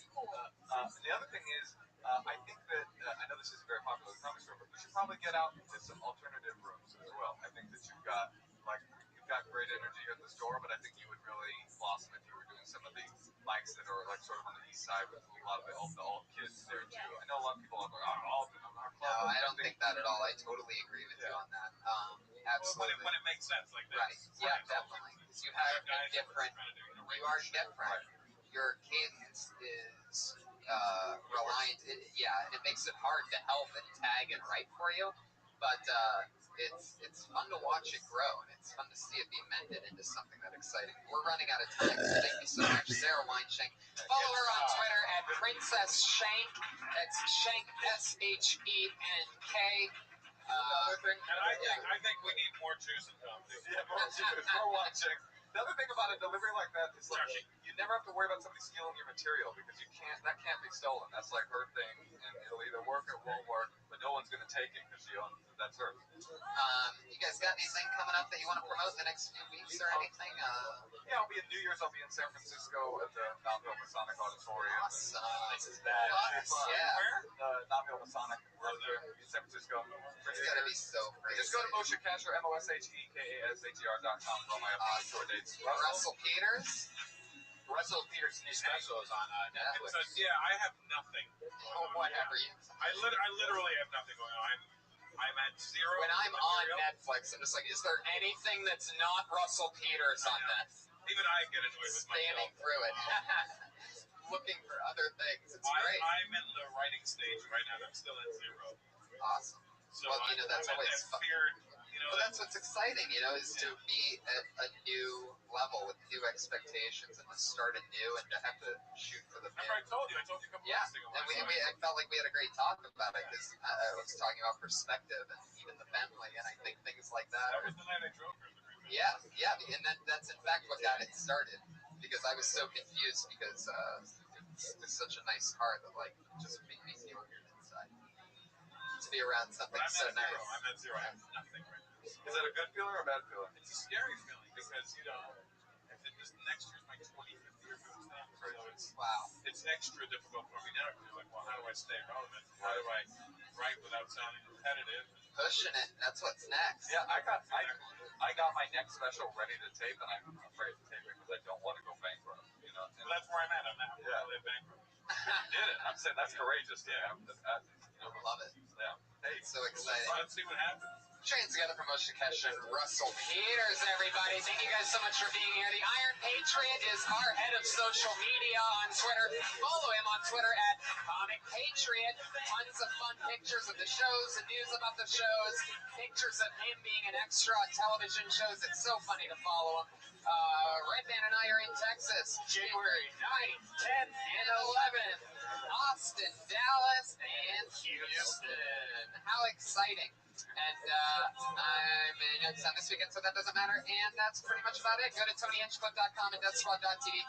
Thank you so much, audience, for being here tonight. For making history, people. Thank you.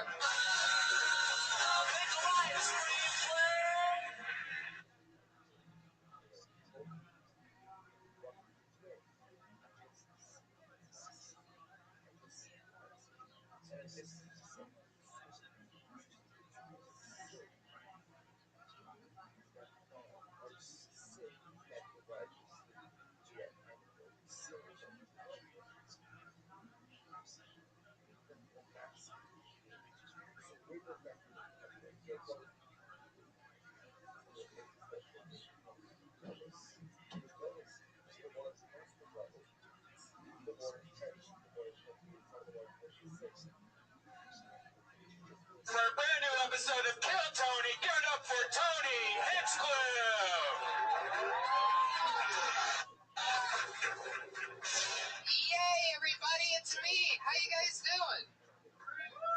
Believe it or not, this is episode 30 of Kill Tony, everybody. 30 Mondays in a row. Wowzers. How exciting. I'm happy to be here. Yeah, I said wowzers, and I have no hesitation about it. I had hesitation before I said the word hesitation, though. That was weird. Live show, people. Anything can happen. It's a live episode of Kill Tony. We did not rehearse this. I just got back from Youngstown. It's Christmas week.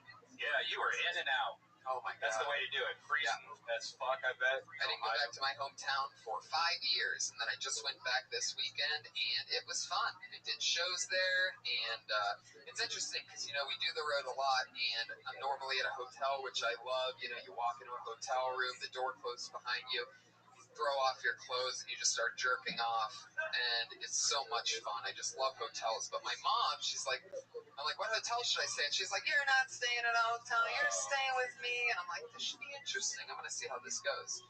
And the thing that's weird is, you know, it's Youngstown. If you guys don't know, it's like the murder capital of everything. Even Detroit's just more spread out. There's more people, so they get a bigger reputation. But Youngstown's like a dilapidated, dangerous city. And she's a little bit on a suburb of it, but still, you know, there's something to be concerned about. Your eyes are open. It makes you a certain type of person. Anyway, so she's showing me around her house that I'm supposed to be sleeping at. And the first thing I noticed, I don't know if it's a Youngstown thing or my mom's getting much older thing. You know, she's 67. But there's all these dolls sitting around. Kind of dolls. Like creepy dolls, like antique-y, like dolls that are like smiling. Or like There's some ceramic. Yeah, mostly ceramic, mostly hard, with like wobbly, like glass faces and shit. Right. So I noticed a couple in the living room. I eyeball the couch, and the bigger you know, the big TV, and I'm like, this looks like a sweet place to crash. This is probably where I'm crashing. And she's like, no, come upstairs. Look at the guest bedroom where you're going to be staying. And I walk in, and there's like 50 of these dolls. And they're all pointed at the bed. And I'm like, I'm not staying in here. So that was the first night. So I crashed in the living room. I come home at like 3 in the morning. I heat up some killer. My mom makes the best spaghetti sauce, of course. Every Italian boy will tell you that. But my mom makes the best sauce. So I scarf down this huge plate. I'm in the living room. I throw down a couple blankets. I'm laying there. The lights are off. The TV's on. And there's the 2 dolls that are in the living room right underneath the TV. So I'm seeing this glistening as I'm like falling asleep. I started getting really paranoid. I've always had a thing with them because when I was a kid, Child's Play came out. Remember that with Chucky? And I had one of those My Buddy dolls. Remember My Buddy? Like, for some reason, this movie and that doll came out at the same time. And I had both. I had seen Chucky and I had that doll. So from when I was a kid, like, dolls at nighttime sort of creeped me out because at the end of the night, that My Buddy doll would be staring at me. So there I am looking at these 2 dolls, and I'm thinking to myself, I'm in the most dangerous fucking city, and here I am creeped out about these 2 dolls. And then I start thinking, like, wait, what if it's these 2 dolls that are killing people, and they're just getting away with it? Yeah. Because they're fucking dolls. Maybe your mom is like held hostage by these fucking dolls. Maybe, and she wouldn't be able to tell me, or else they would find out and kill all of us. Did you end up staying at hotels? No, I stayed both nights You're there. crazy. I try to stay with my mom every time I'm back, but she does like the annoying shit that brings back like the memories of being a kid. Like we're at like 8 a.m. She's just like, Brian, you have breakfast? And you're like, shut the fuck up. And then like 2 hours later, it's getting kind of late. You should wake up. Oh yeah, I don't like that annoying. Oh, she knows I would immediately just leave. Yeah. She knows I would leave it like at me right then. I would be grabbing my bag and then going to a hotel and sleeping. And then I'd come back at like 2 o'clock to eat more of her spaghetti sauce. I mean, it's crazy. That's all I ate for 3 days. Insane. Healthy vegan diet. Hell yeah. Yep. Tomato sauce. It's the Christmas episode, and with us as always, in special uniform today.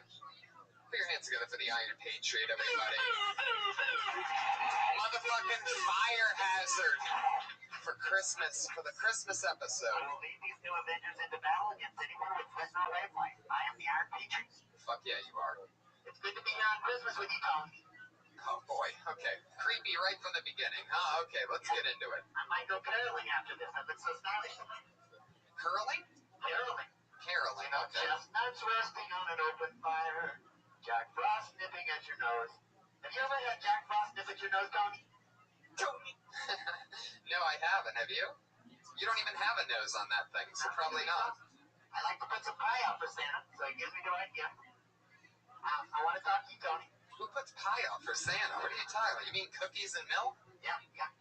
But I got some things to say to you. I enjoyed hearing you on Joey Diaz, The Church of What's Happening Now last week. Yeah, it was an fun. Exciting episode, and you have made a strong connection with Joey because you've had similar backgrounds. Both your moms had aliases.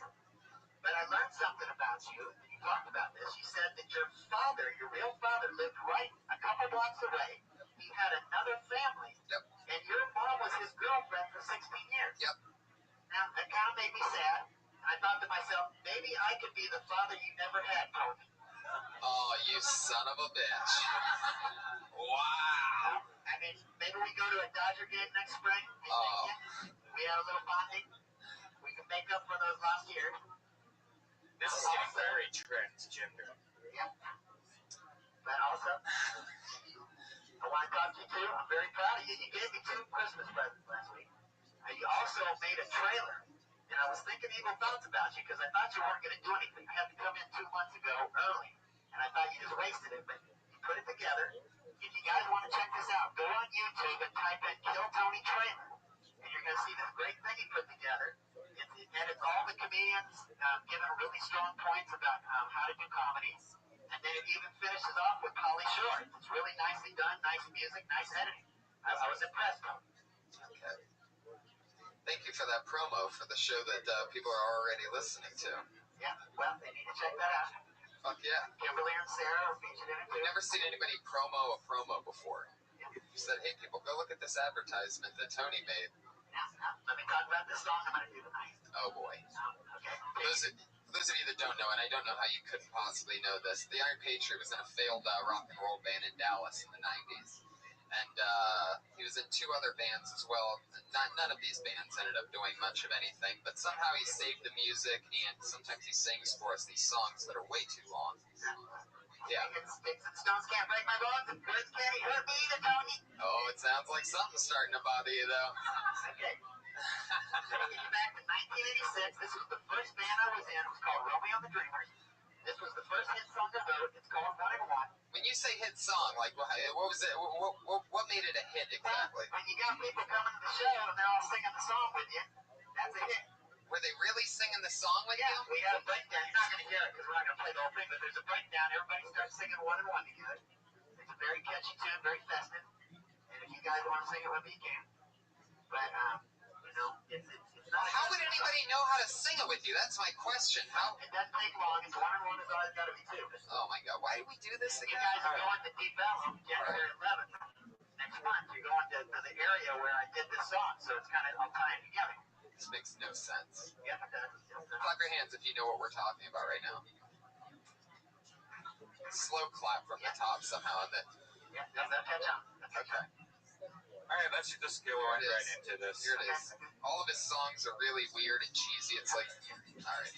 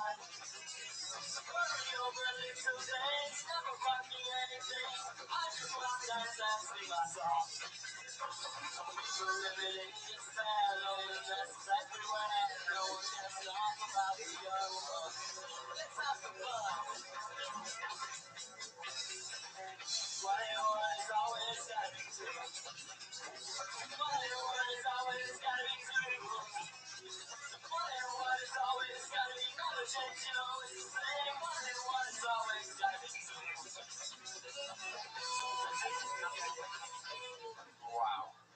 That just gives you a little taste right there.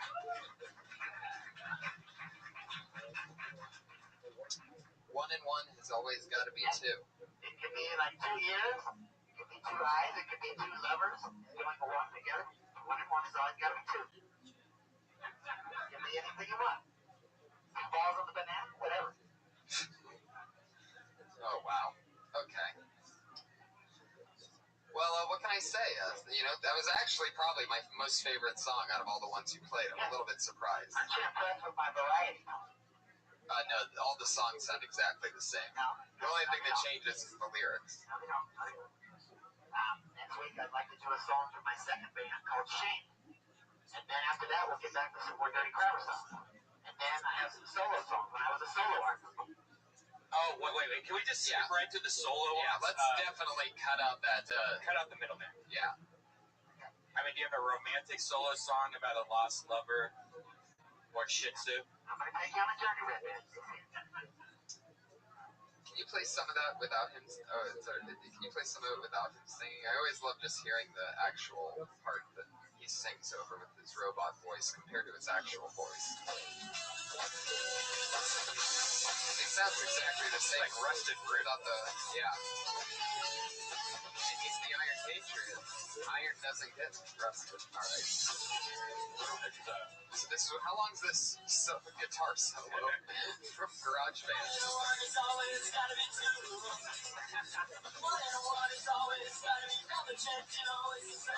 Is that you singing? Whoa! Iron Man, Stelia! What? Let me tell you, that is not me singing. That's my old friend Brian Hurley singing. But I wrote that song, and I played guitar in that band, and I just wanted to do it. Do you think I didn't have any way to take the vocals off there, but that's my best friend. He played a Dirty Crowder with me, too. How do you think it would make Brian Hurley feel if he was just looking for a new podcast and he saw you draped in Christmas lights and an elf hat singing his lyrics? He'd love it, because he'd like to see me promote this song and get it out there so people can hear it. He'd love it. You guys got a movie. Somebody's a movie maker out there. Put that song in contact when we get that song in the soundtrack. It can mean a lot of things, you know. Yeah, like what's that? Cowboys movie? Like the sequel to that cowboy, the gay sex cowboy movie. Oh, Brokeback. I ruined that one. Maybe like a kids, maybe some kind of like kids show. Yeah. 1+1 is always got to be 2. Like maybe you could have different math songs, like 3 minus 3 is 0. Good idea, Tony. Oh my God. I don't like that. I know. Now it's forced. Yeah, you're really beating it. You gotta just relax. I'm an enigma. You know, I'm very mysterious. I work this great way. I love it. Put your hands together for the Iron Patriot, everybody. So loyal, so cool. I'm really excited about this episode. As always, I have 2 of my funniest friends and comedians, and a bunch of, they have many credits. They're so much fun. I'm so excited to have both of them here tonight. They've both done the show once before, so this is both of their first return. And here they are. This young man just wrote an NBC Untitled pilot. He made it, got it filmed. The Untitled Gerard Carmichael NBC pilot. One of my best friends. We started together. It's Willie Hunter, the host of the Will Hunter Show. Once a month in the main room. And the co-host on his show opens for Rothschild, tours the country. One of the back of the room assassins, considered one of the top comics here in Hollywood. It's Big Earl Skakel, everybody. There he is. Powerful presence. This special Christmas episode. Whoa. Fuck yeah, Willie. How are you? Earl, welcome. Guys, it's so good to have you back. Merry Christmas, everyone. Heck yeah. Yeah, Merry Christmas. I like that guy's song, by the way. I'd like to get a single of that thing. Really? It's totally out of the 80s. Yeah. I want you to send me your email on Twitter. I'll send you the MP3. I'd love to get it. Willie, I want to talk to you. Okay. Right now? Yeah. I did some reading, did some research on you. Came out to California at the age of 21, left Georgia. You came on Alabama. Came on the bus. You only had $400 in your pocket. 0 for 1. Now, on Tony 12, when I was coming down here, I was riding the bus with you. Now, have you ever got a car? Or what's your situation? Oh my God. You can ask that after the show, but real smooth there. Yeah, real smooth. Never had a car out here. Well, that's it. Getting around without a car, it doesn't really matter, does it? Great question, Patriot. I mean, you know, the way you threw that together, really interesting. Yeah, no problem. You drive a 2013 Camaro. You're a fan of being a rat. Yes. First time I met you, you were wearing a rat t-shirt. Yes. Now, I got a story to share. Now, the first time I smoked a joint was listening to Round and Round. Back in 1985, I worked in the beach department in Sears. I had a hippie friend. After work was done, he took me up this Grand Am. He handed me a joint for the first time I smoked it. I smoked a beer. He threw it on around and around. When that song jams, it was a magical moment. I wanted to bond with man to man over there. Like that. Yeah, we're bonded. Yeah. Earl's never smoked pot before. Never, man. That was sad when Bob Crosby died. That happened. Of age. Yeah, it was actually a heroin overdose. He got AIDS the year before. You know, you kind of look like RoboCop with AIDS. Wow, robot insult. I like that. You don't get to see that very often. You know a robot you remind me of? Earl, you've never really ever taken a hit of it. I've never had a drug or drink in my life. Well, that looks so good. Would you ever try? Anything you'll ever try? Are you scared to, or? No, I don't want to end up Smiling. Yeah. I like my disposition. So. Also, Willie, I want to say one more thing before we go. I heard you talking on the podcast that you went to one of those cocaine Hollywood parties. Yeah. And you didn't like it.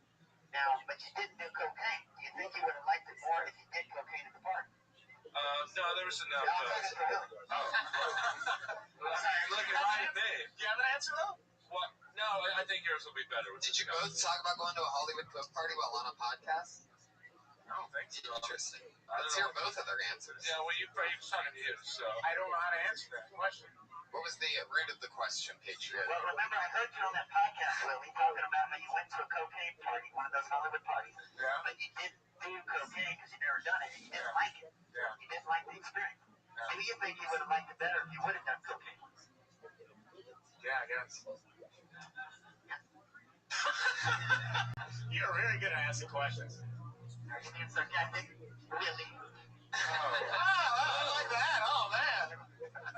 Like Tom and Jerry. That's his thing. He says the person's first name at the end of the sentence sometimes. It's For a very creepy effect, yeah. It's like an 80s black woman. Yeah. I started hosting the open mic in 2010. And I'm kind of sad I didn't get to go to that process. I just kind of came on this show. But it must be an interesting process going through that open mic thing. I hear a lot of people have to struggle through that. Did you say you did do an open mic? No, I was saying I didn't go through that process like other people, but that must be a good learning experience. I heard you talking a lot about that when, going through the open mic, and when you get here, nobody explains what's going on. Are you still talking to me? Yeah. Oh, okay. Yeah, sure. Yeah, you know what I'm talking about. These guys are making it Carson Daly with these questions. I love it. Well, hopefully it won't be too big of a fire hazard what we have going on with them tonight. I sort of just draped those things over there. So, here we go. Anyway, fuck yeah, everybody. So that's the Iron Patriot. Here are my guests. Are you guys ready to get this thing started or what? You know how it works. Many comedians sign up tonight, 25, I do believe, in total, and they get to come up here and do 1 minute of material, and then we try to help them out, talk to them with what they just went through, and maybe give them some punch-up, or just see how it goes. We talk to them because they're comedians. They get 1 minute, at the end of their 60 seconds, you know your time's up when you hear the sweet sound of a kitty. Adorable. That's when you know to wrap up your time, because your time's up. If you keep going too long after that, you're going to bring out the West Hollywood Angry Bear. He sounds extra angry tonight. I say that every single week. I know. And I'm really excited about this episode because I know, Willie, you're like a regular host here, and Earl, you are considered one of the hardest working guys on the circuit. I mean, many spots a night always.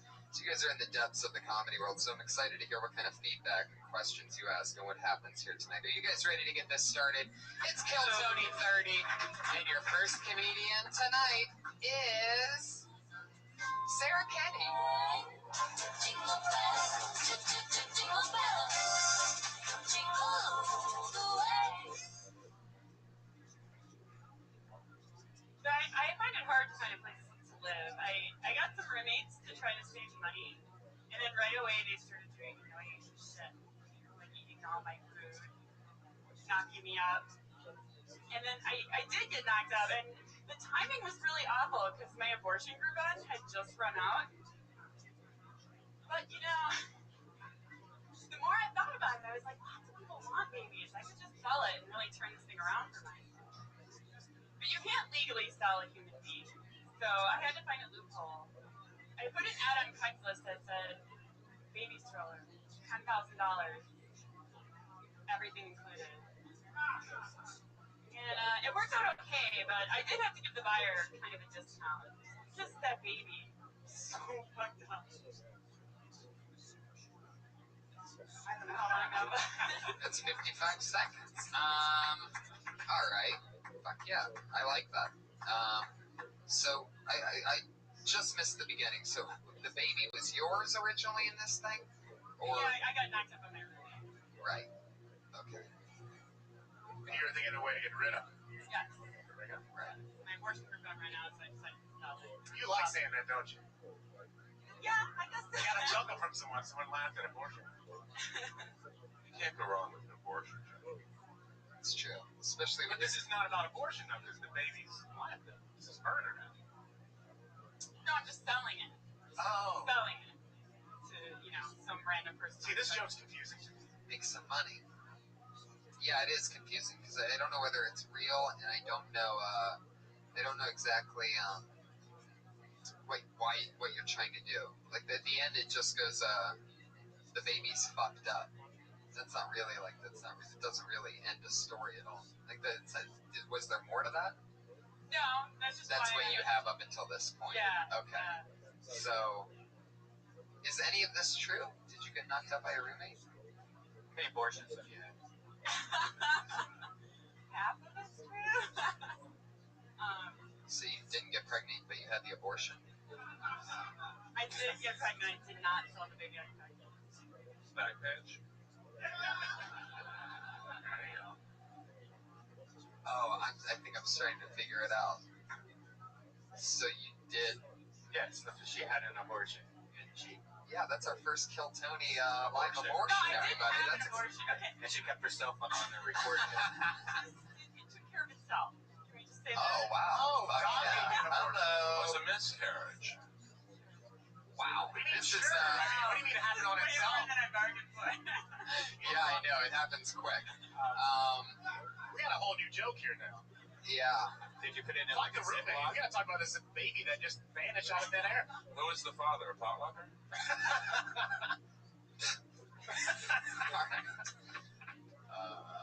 Okay. So. Oh, yeah, I'm going to write all this down. Abortion jokes aren't really fucked up to even try to do. Seriously, because I mean, you're pretty much telling half the audience they're going to hate you immediately. Like, there's people like myself that are like, yeah, but then the other half are like, fuck this girl. What the fuck? Is she being serious? Like, you really, like, even with baby jokes, I found from just past experience, anything that has to do, you have to remember that you're pretty much taking your audience and splitting it down the middle at that point. And I actually used to tell that joke without the abortion part. And it seems to work either way, but yeah, it's true. I definitely hate it. Yeah. I think the $10,000 all things included with the stroller thing's funny, but I don't think that has to be about necessarily you or that same thing. I think that's funny, and that could be its own different thing about, I don't know. That's sort of got sad in the middle of everything. Very sad. I was thinking about this baby. Did it have a name? I was thinking about how many roommates you had. That's a great question, too. Fuck yeah. Abortion joke. Okay. Hey. Well,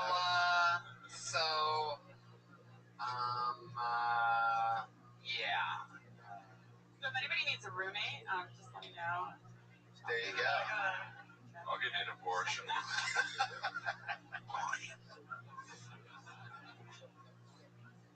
Oh, my God. This is a weird episode so far. You ain't lying, bro. I smoked way too much weed. It was indica and sativa. Oh my God. What a debacle. I mean, it's really not even the weed, it's just the universe at this point. Right.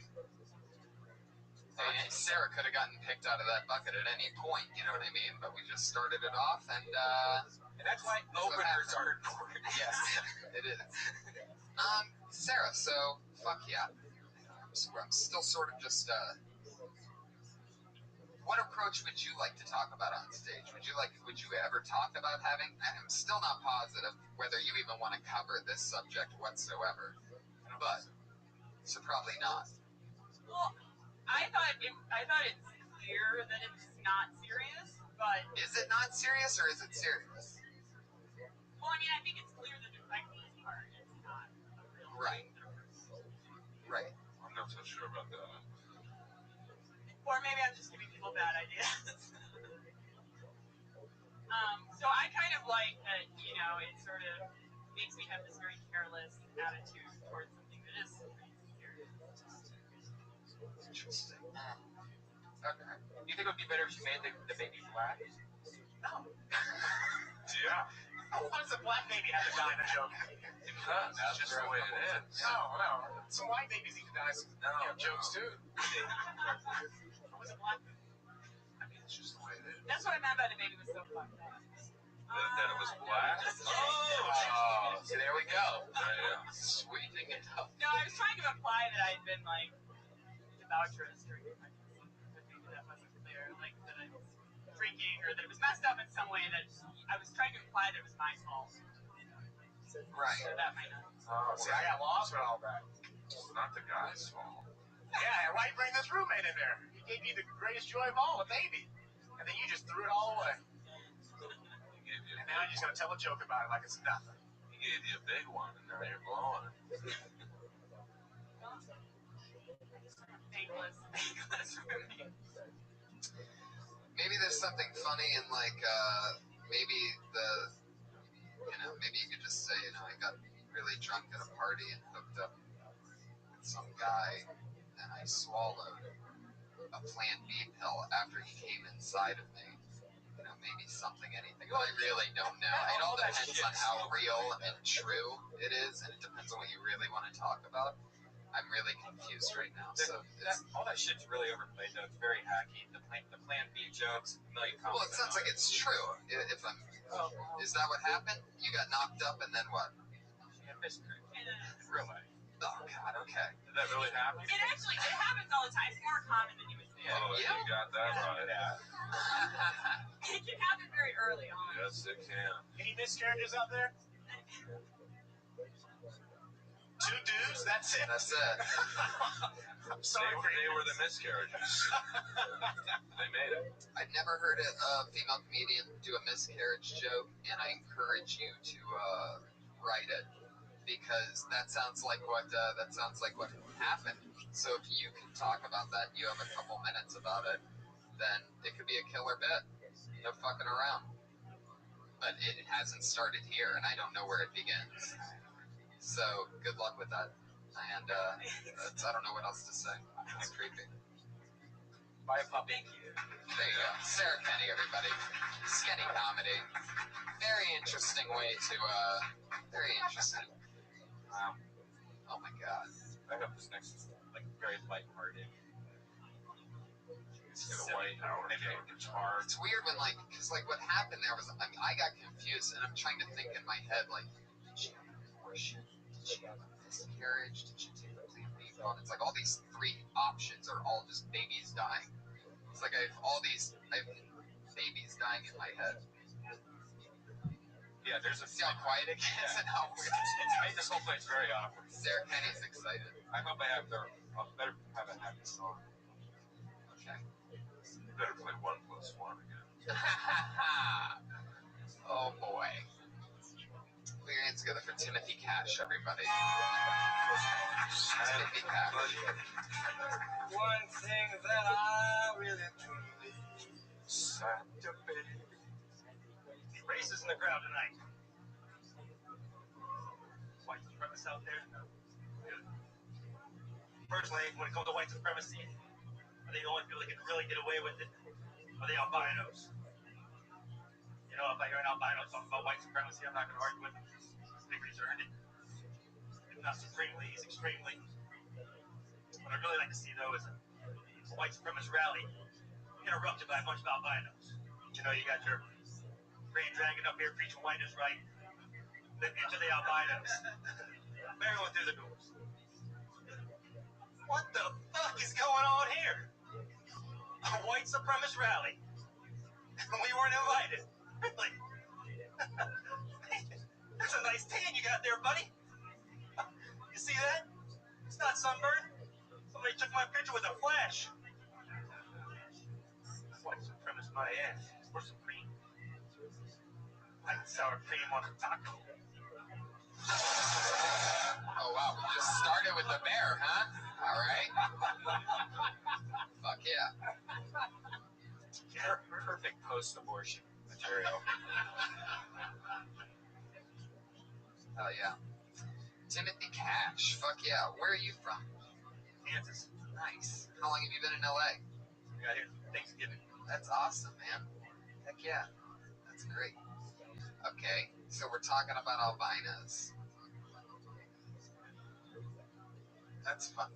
That's a fun twist on that I've never heard. Albinos and white supremacists, Fuck yeah. Do you really hate black people? Be honest. Don't hide it. Has anybody ever told you that you remind them of Trevor from GTA 5? No?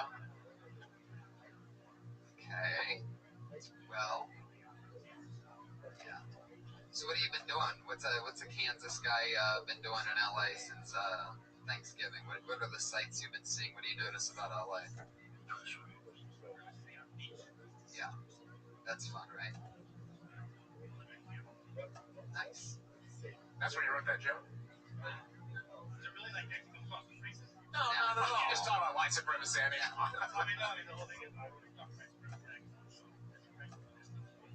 No, right, I know. It doesn't come across as racist. I was just talking about your overall look and the fact that you're from Kansas. It had nothing to do with even the material when I asked you if you were racist. Listen, if you are, this is the right club to be in. yeah. Did you do stand-up when you were there? Yes, I mean, Kansas has like what's like Yeah.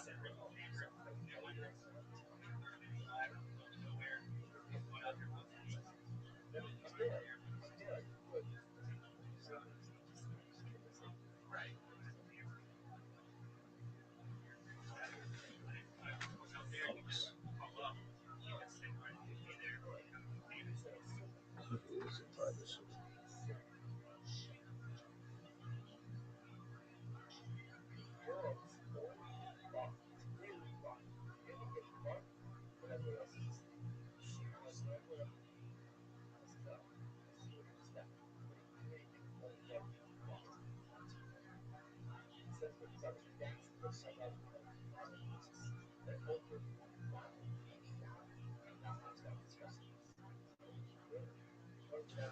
Don't get into businesses on baby.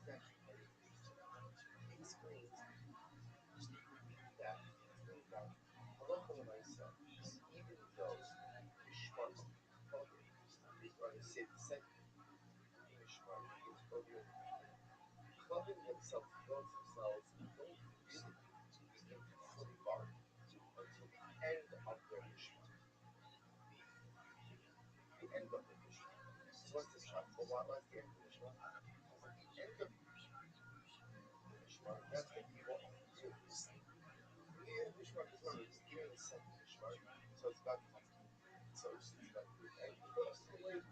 By the time you get to the end of the mishmar, the second mishmar, that's when people are really sleepy and deep sleep. Look at that shit. Look at this device mishmar shit. So it's not just rock my good how much you worry about it. Because at the end of the first mishmar, then you'll be if you go to sleep. And therefore what? ולכן אם השאלה ובתחילת משמע שלישי, they are the priority. Remember again, the first mishmar. So in the beginning of the first mishmar, a lot of times people are early. By the end of the first mishmar, people are sleeping. Really, most people are going to sleep or are sleeping. Beginning of the second mishmar, already people are still people are asleep. By the beginning of the third mishmar, already people are beginning to get up.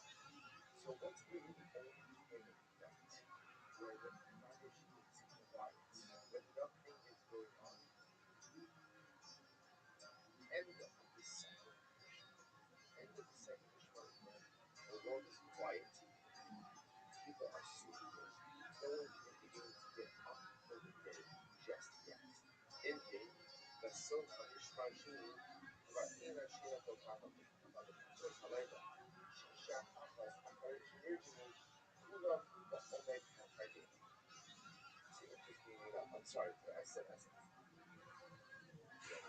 So already this is at the beginning of the second mishmar, excuse me. By the end of the second mishmar, which means it's the beginning of the mishmar, the outside, but the beginning of the second mishmar, that's when the world goes to sleep. That's when the world goes to sleep. He says, as the whole month of it's okay, Matia. So ultimately, again, even Shashin as a local back, it's like what? Though you now lose is only for the other master's side. So really only at the beginning of the second Tatsus Halaita. That is when the dogs really bark. Why? I want to disturb them. Why is I going to disturb them? Everyone's there.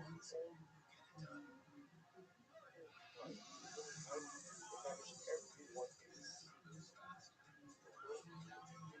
of the second. He goes, all right, you don't look up. What's this? What's the metaphor? You know, what exactly is the metaphor? Remember, the flood is so accurate. We will understand this as sentence.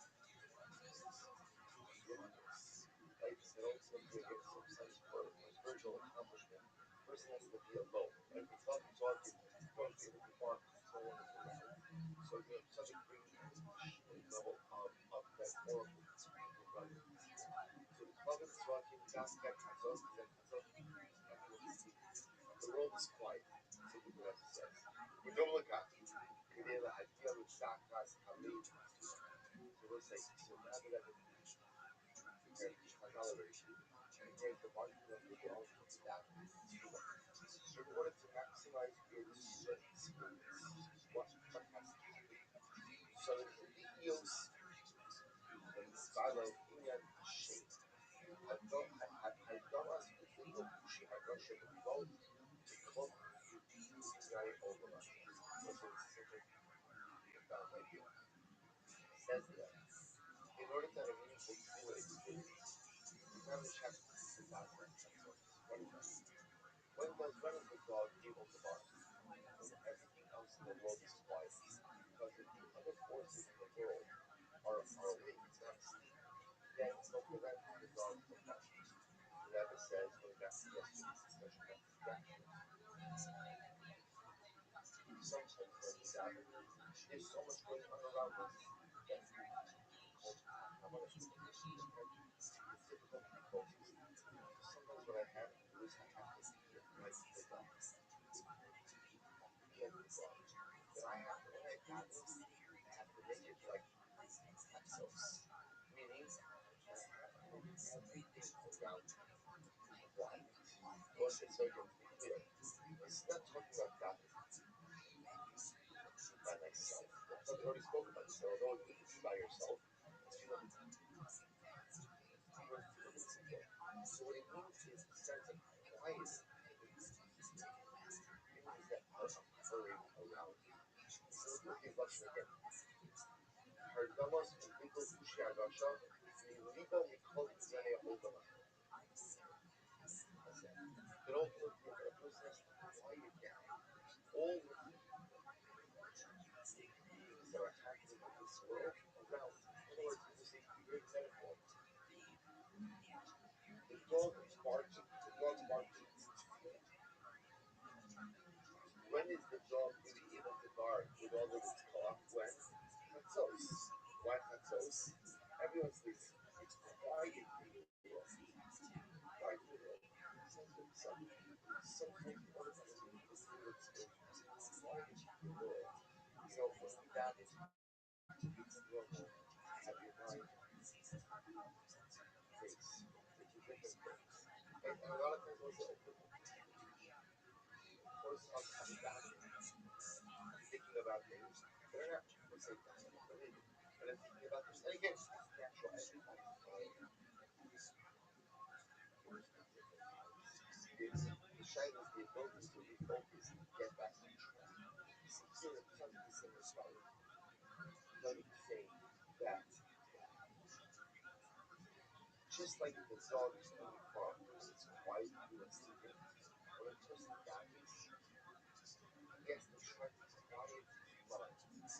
Calm running all that has try to make it your hassles, your internal hassles, to quiet down everything else that's happening inside of your mind in order to be able to focus on these two.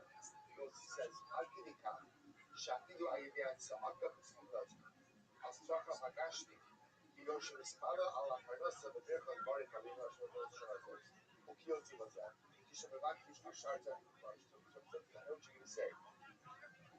How can I silence my mind from Yane Olam Hazet matters in this world when Shmona Esrei is davening for matters of this world? Of course, that's what it's all about.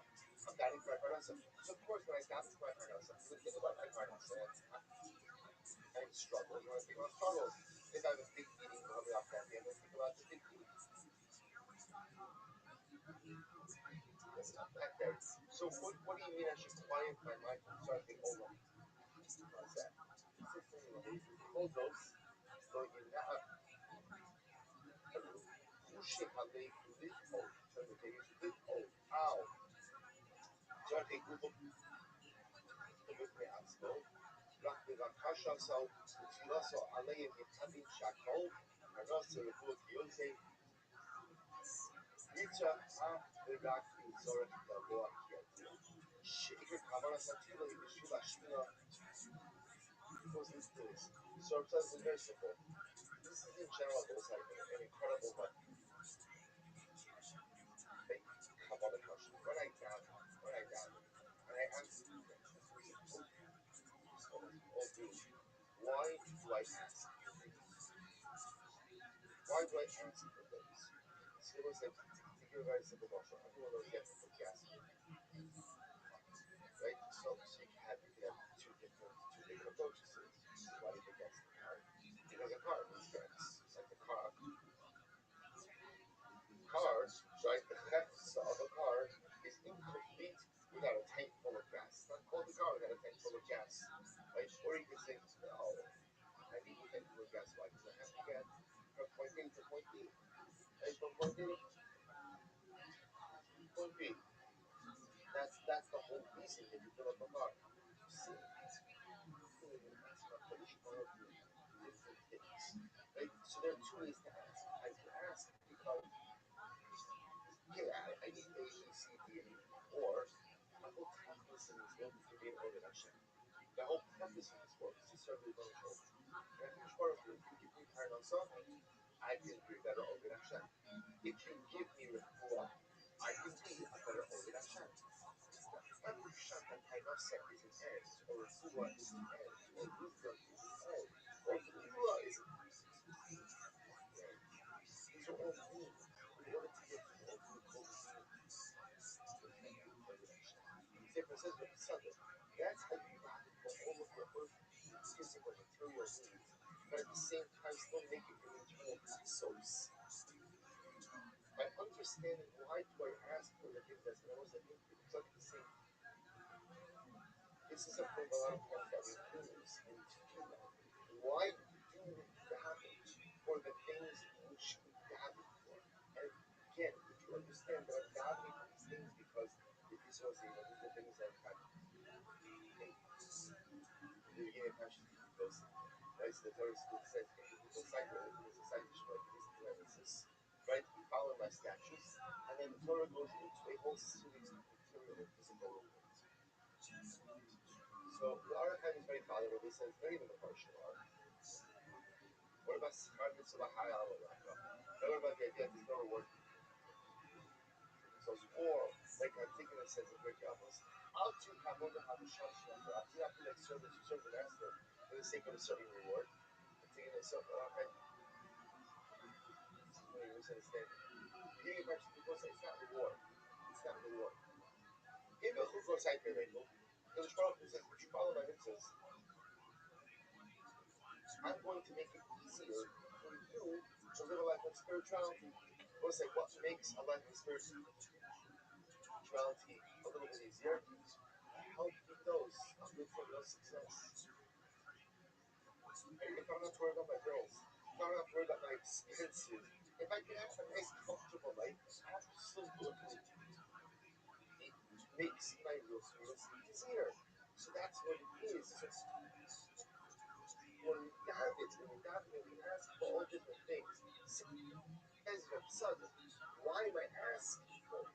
So we're asking because, hey, a car needs gas. A person needs financial. Okay? Then sometimes those requests can actually become interference with my command. Asking for it. I want to give one question for you. Hashem, that by definition, the request for those material things that God is here with my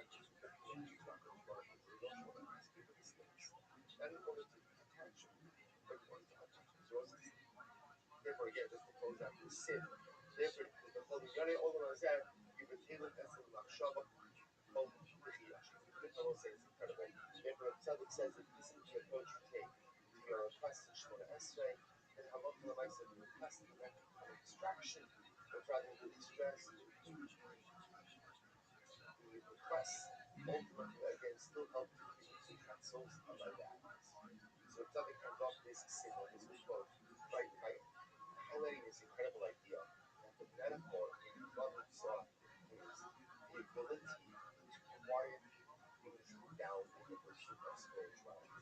And it always says we learn essentially from a number of things. Number one, that sometimes you have to be careful that your surroundings are conducive to spiritual growth, and that the static and the noise that happens around you doesn't bring you spiritually. Number two, so it says when you're barking at the dog when you bark. When it's quiet, everyone's asleep, focus. Easy to get distracted. Easy to get distracted. Yes, you're easy to get distracted. You have to remain focused. Number three, tefillah. Chazal says the time sometimes the most important aspect of tefillah is the ability for quiet, when everything else has to be still. Because if you don't put everything else in your life to sleep, then by definition, davening becomes a very distracting experience. And even when you daven for material worldly things, those that not particular with the Hatzos dynamic of sleeping, not if you ask for the things you want in life for the life. Asking for it because you think Hanel says it isn't hand, or Refuah isn't hand, then you're not going to start feel it possibly become a distraction. But if you ask for what you ask for, because I'm control of it, give them to me. I can be a more effective for the Hashem. Then ultimately, again, it's not serving the source of distraction, but rather ultimately, again, help keep that atmosphere of calm, that atmosphere of sleep, that atmosphere of attentiveness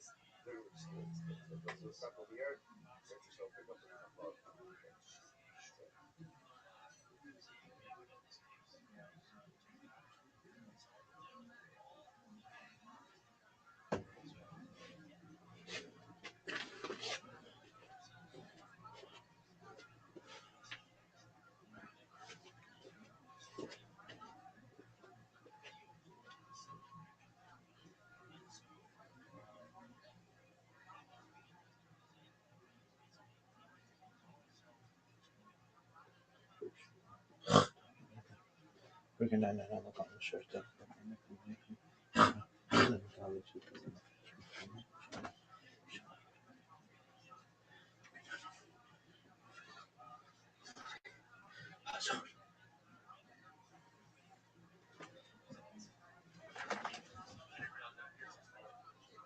Yeah. Yeah. Absolutely. Fuck yeah. What do you do for work? Oh, interesting. You know, one of the top background artists in the world is right there next to you. I work with Central too. That's it. Oh, he's giving the fist.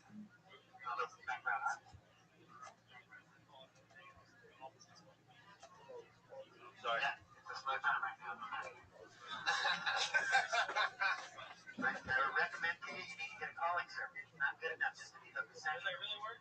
Yeah, you got it right across the street. Extras Management. I'm with Jessica's A-list. You get with Joey's list. Give her one of those. They get the job for you. Pay them like $60, $70 a month. They get the job. Thank you. Thank you. That's right. Perfectly timed. I don't think the listeners are too interested in becoming background artists. So, Artists too. It's funny that they call them artists. Yeah. That's really the one. Like, I even think that sandwich artist is a little bit more artsy than background artist. Yeah. Like, in background artists, they literally tell you stand there and don't do a fucking thing. Yeah. If you do anything, you're fired, and we're bringing in this other guy over here. I recommend it to anybody that comes to LA because it'll show you. You'll drive all around the suburbs of LA and you'll learn a lot about where everything is. Yeah.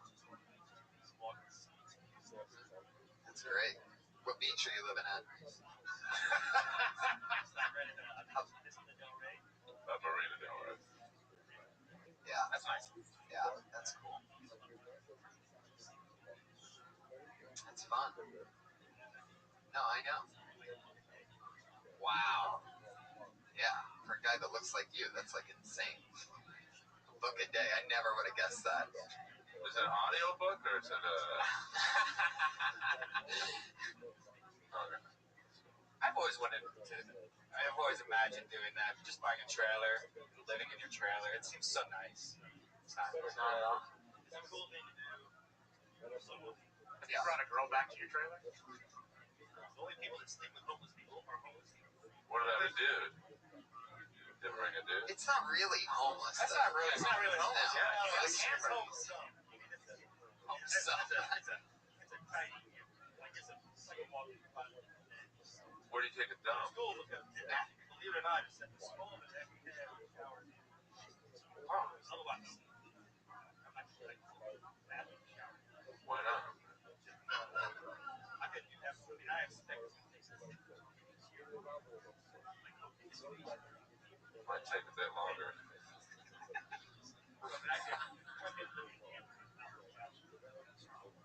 Yeah, totally. That's right. Absolutely. Timothy Cash.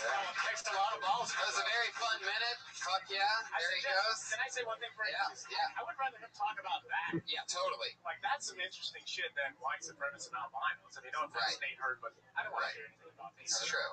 I'd stick with the white supremacist stuff, but that's But that is interesting that he's, making those sacrifices. But that's actually, you'd be surprised, I think, Timothy, because most people, when they get here, it's sort of like the same thing, or worse. Some people are sleeping in just back seats of cars and couches of people that they don't want to be living with. So at least you have your own trailer where you can just fucking crash. It's really not that bad. I've heard horror stories. Having a trailer by the beach actually sounds like something I think almost anybody could get into for a week or so. I would like it, I think. One of those big silver ones, like really, really nice. My brother once did that. My brother once lived out here in an RV for a long time, actually, for like 2 or 3 years. But it was huge. It was like a tour bus. So it was actually awesome. It had 4 beds in it.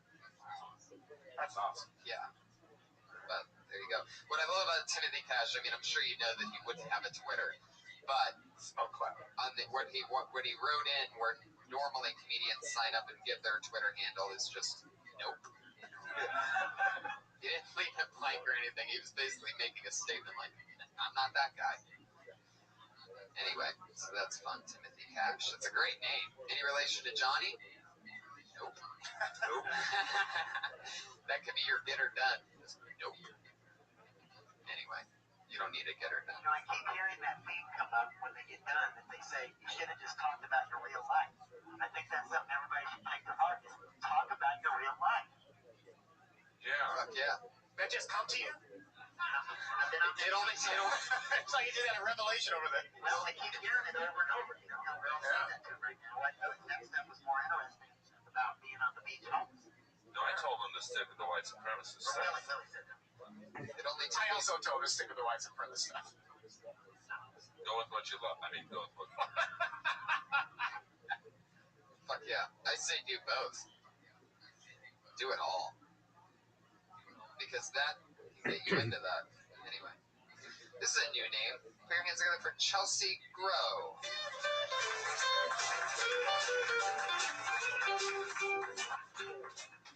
Hey guys.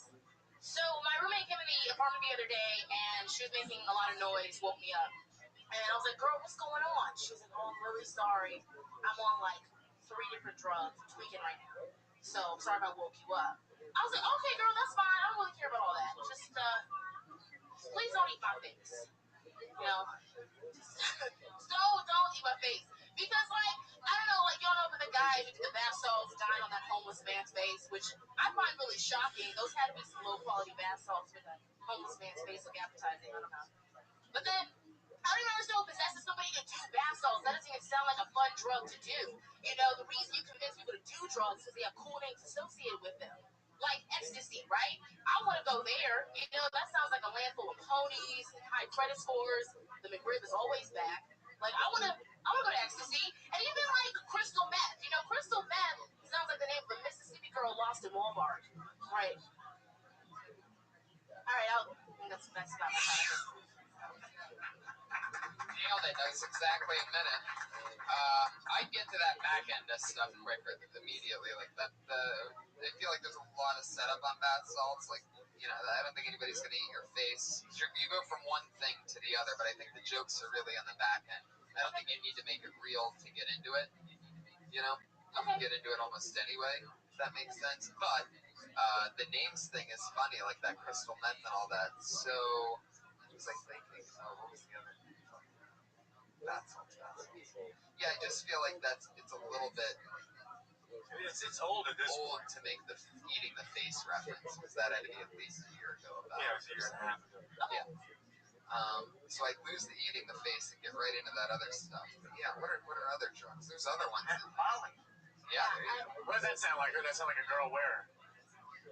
What do you think, Patriot? What would you say? Yeah. I don't know how to phrase it, but if you could work that in somehow, it might be nice. Oh, Thank you. Did you do something about that Molly thing? I heard it. The kids are that's what he does. Just give suggestions. None of his robotics can cue how to make anything funny. He just comes up with premises. That's a good one, though. Molly, what's another drug? I had one for Coke, but I cut it out because it was a minute. What is it? It's just like, you know, I started off saying, like, oh, Coke, that sounds like, you know, somebody said, hey, let's go to the bathroom with Coke. Like, oh, sure, that sounds like a light, refreshing beverage, you know? Like, want me to go to the bathroom and do some Coke with you? But, like, I just, maybe that's weak, but. Keep that one out. Okay. Yeah. But I like your route on that. You know, keep going with, I see what you're doing there, and I agree with Tony at the beginning that you have so much setup that is unnecessary because I'm so worried about thinking about bath salts, and then you don't have the listing of the drugs. And the funniest part was the crystal meth girl, just get into that. I feel like that's what you want to do anyway. Yeah. I mean, it came from a true story, obviously. Like, my roommate really was speaking on a few drugs, right? And then I thought, like. But it's useless information at this point. Right. Okay, so that doesn't have to do with the things that end up banging in the end. So it actually ends up taking away from it because I'm still waiting for the roommate, the free drugs. Like, there's this information. This little I'm still thinking of abortion for some reason. Right, I know. Jesus. Okay. Yeah, that was really. Oh my God. There's a miscarriage happening in this bit. I don't know. Okay. Fuck yeah. Very good stage presence. I really enjoy it. I've seen you before. You're getting a lot better. Oh, thank you. What would Oxycontin? What does Oxycontin mean? Like oxypads. Yeah, that's what I think of too. Like face. I think of that 3-6 Mafia or something. Oxycontin. Lil White. Oxycontin. Yeah. It's like Lil White. Lil White. That's a rapper's name. Lil White with a Y. Really? Yeah. I always listen to. All right. Big blocks. Anyway, it's a rap joke. People rap. Remember, it was okay that I said that because it was rap was the topic there. Anyway, moving on. Fuck yeah. That's interesting how you spell your name. Chelse. That's Chelsea? Yeah, my mom took the A off because she felt a little too white. So she... What's wrong with that? No, that's what she told me. That's why she just said it like the EA just looked white, so she took it off. What? Well, I would have left the EA on it myself. But, When did she tell you this? She told me this when I, like, when I started, like, school. I was like, Mom, why is my name spelled like the traditional Chelsea? She said, oh, girl, that looked too white. I take that A off. That is so funny. That is such a strong black woman thing, right? To come up with a different name or something like that. Like other names are. What was the one that video that came out the other day? The Sharkeisha. Oh yeah. Where did you grow up? I grew up in Northern Virginia, right outside DC. Wow. Is that like a hoodie area?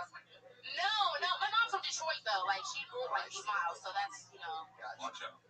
So that's where that comes from. No, I'm from like suburbs outside of DC. Awesome. There you go, Chelsea. Okay. At C the Funny 6. C. The letter C. That's what? It's at C the Funny G. My last name. C the Funny G. Okay. I'd like to. Your G's look like sexes. There you go. Drugs. Word. There's something to that Oxycontin one. That seems like I think so. It seems like Oxycontin would be a cotton ball that you clean your face with, right? Yeah. Like the clear cell thing, whatever? Right. Yeah. Maybe smoking it. Done. It's all dirty. Maybe wiping your face after the loads on it. Yeah, there you go. Look at you. How about you confidently take a sip of water after that? Some more water, really? Yeah. It's good for the You're a growing man. Not that way. Patri, you having fun over there? How do you feel? You feel those lights on you at all? You okay? Hell yeah. Put your hands together for Derek Gruber, everybody. Ooh la la, could it be possible? It's been so long. Oh, this is so exciting. It's been weeks, basically, but when somebody misses their spot, that means that they get permanently blacklisted from the show. It will not be a Merry Christmas for Derek. No commitment. Yikes. That's a permanent ban from the show and a 3-month ban from the Comedy Store.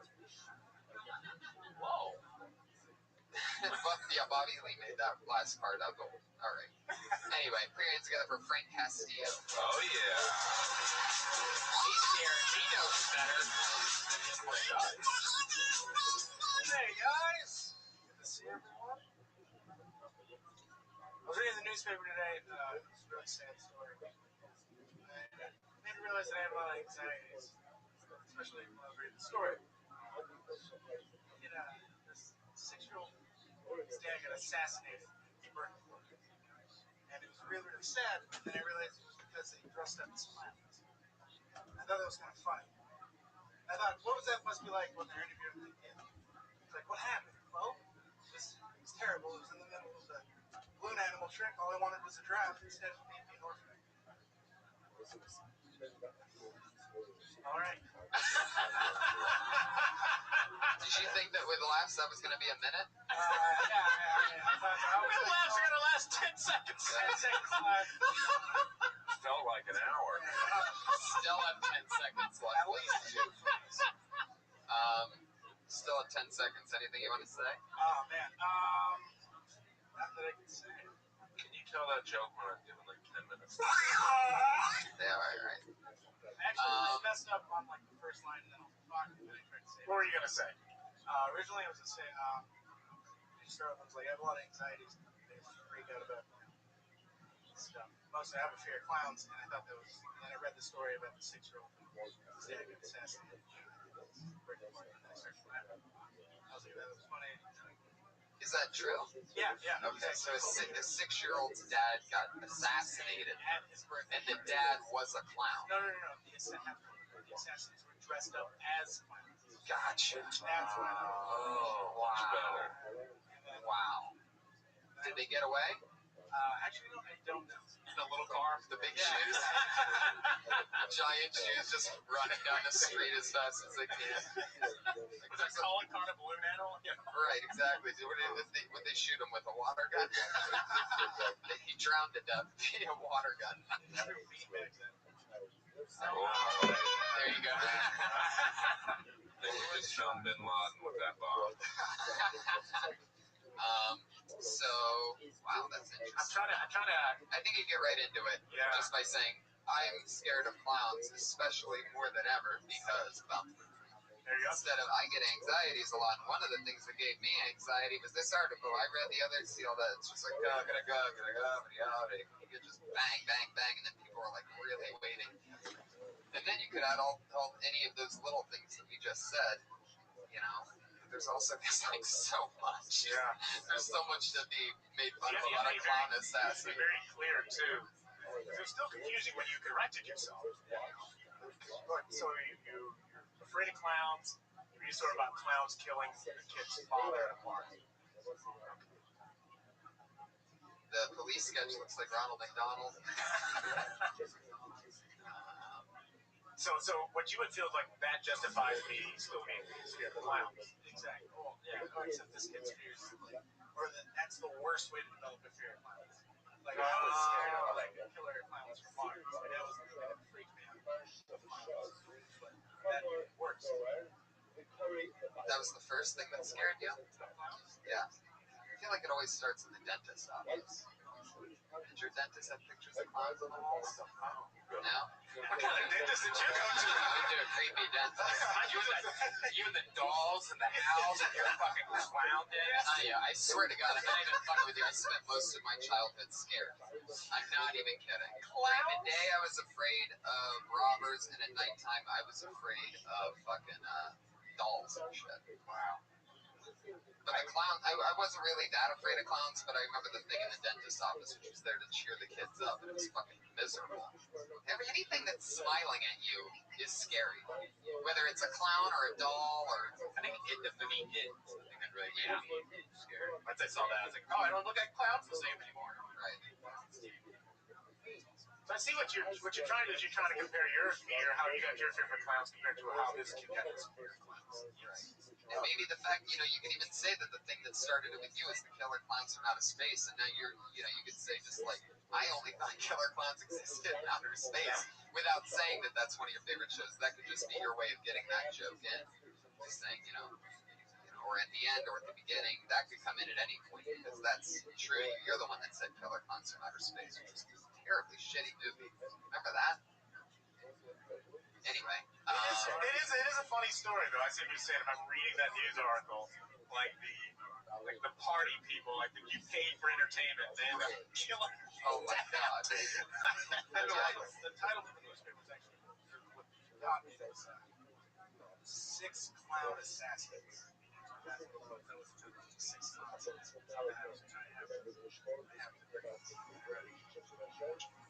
Where did it happen? It was actually in Mexico. Oh, that's not a surprise. So when you say actually in Mexico, just know that I'm 90% in Mexico. They would be like, actually, it was in Canada. It would make sense or something. That would have been shocking. Happened in Iceland. Actually, in Benwood. Mexican clowns. So, Jesus, how many Mexican clowns can you fit in a tiny car, right? Exactly. There you go. Yeah, that's there you go, right there. Mexican killer clown. I thought they only exist in outer space. Turns out they exist in Mexico. Bobby. There's other 8 things that we said that were really funny. There you go. Frank Castillo, everybody.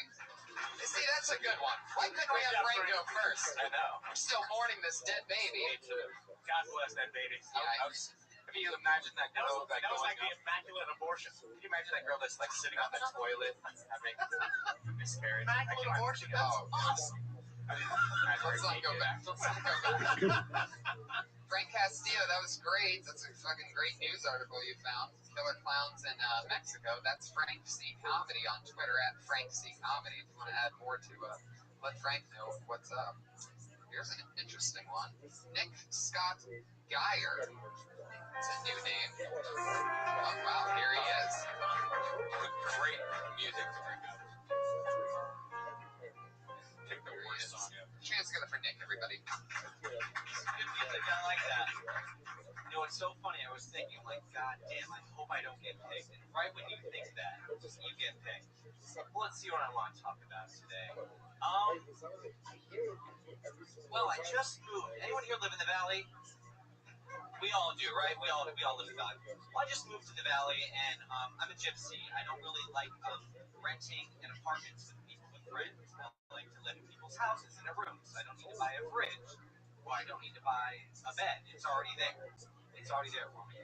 Well, I just moved into a new house in Sherman Oaks with this guy. He's a Jewish OCD guy.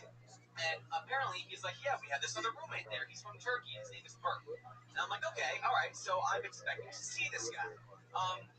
He gets up at like about 5 a.m. and I try to get a look at him from outside. And I look and I see like a girl with long hair and leggings. And I'm thinking, okay, I'm not really sure if that's Burke. I mean, maybe it's just his girlfriend. So then the next day I see him or her get up again. And someone... That's a long story, man. That's a lot of setup. That was actually 1 minute and 5. What's about to happen? I still don't know if it's a guy or a girl. Oh. Shit. I've been there. You don't know if who's a guy or a girl? My roommate. I don't know if it's like... Oh, really? If I just say, are you Burke? Or just say, hi, my name is Nick. How long have you lived there? I lived there about 2 weeks. And you just moved from where? Hollywood Hills. Hollywood Hills. He's a gypsy. How long have you been in LA? 5 years. Wow. And now you're in the Valley? Can't you check? Wait, so you can't tell the sex of your roommate? I mean, can you go into the, like, see if there's any tampons laying around? Has it farted in front of you? You can't see its dick? Like, after it takes a shit, go in there and smell it. You can tell the difference. Check for an Adam's apple. Wow, I never heard of that one before. Like, there's two separate things. There's, like, the Venus, like, razor by the shower, but then there's, like, cologne right by the sink. So I'm not sure. Maybe he's a fag. Oh my God. Jesus, transgender. You really went for it, but I gotta give you credit on that. Venus razor and what's the other thing? Yeah, cologne. Yeah, gay guys do those things. I'm in West Hollywood, I know. Like, what kind of cologne are we talking about? Are we talking about, like, Calvin Klein? Or are we talking about, like, It's Calvin Klein. Oh, boy. It's a boy. Because no girl's going to wear Calvin Klein. I rest my case. Because that's just a cheap razor. Dude's a cheap ass. Venus razor. That's what they use to shave their balls so it looks bigger. You know a lot, girl. What do you think it really is? I thought it was just his girlfriend, but then the amount of times I've seen, like, the same lady with long hair, like, I'm not sure, and I've never seen her. I'm never there at the same time. How were you in the Hollywood Hills before this? How did you get that place? I was living with a friend, and he, like, had a room. I could say he would give me money. Right. Maybe I wasn't so wrong after all. Oh my God. How does that work out? I mean, does he just tell you when? And you just say you win? Exactly. It's what? You're like a sex slave? I'm completely joking. That'd be a better profession. What's that? What are you doing? I work at a hotel. It's bullshit. Make money. I make a little bit of money. It just sucks the life of it. What kind of technology? Like you have right now? An iPhone? You work at Apple? So you work Are you afraid to say you work at Apple? Why'd you stop talking and start shaking your head? No, like a phone, like a phone, just like Samsung. Possibly. Can you not say the company you work for? Is that a thing? I can't say the company's at Samsung. Wow. So anyway, where do you work at Samsung? I work at technology company here that music. Oh, I live right by the Beverly. So you work at True Religion? I did. Interesting. How long have you been doing stand-up? A year now. So for his joke, he just needs to cut off the first 40, 50 minutes, 50 seconds. Yeah. And even if you do find out if it's a girl or how does that make you feel? Right, yeah, you gotta have a... It's got to be something else. Yeah, I mean, like, when we're getting there, they're like, okay, what is it then? And you're like, I don't know. Like, well, fuck, why did I listen? It's just one of the random questions I have, like, a living situation. So you just even have one thing to answer, and it's like, okay, well, at least, like, now I know. Like, so there's no air of mystery where I want, like, hey, girl, or hey, like, Burke. Like, I don't want to say, hey, Burke, where are you going? That's really the thing's name? Burke? Yes, Burke. Burke. That is a tough call. That could be either one. I mean, that's right on the line. I'm confused, and I don't want to be rude. I want to be Burke.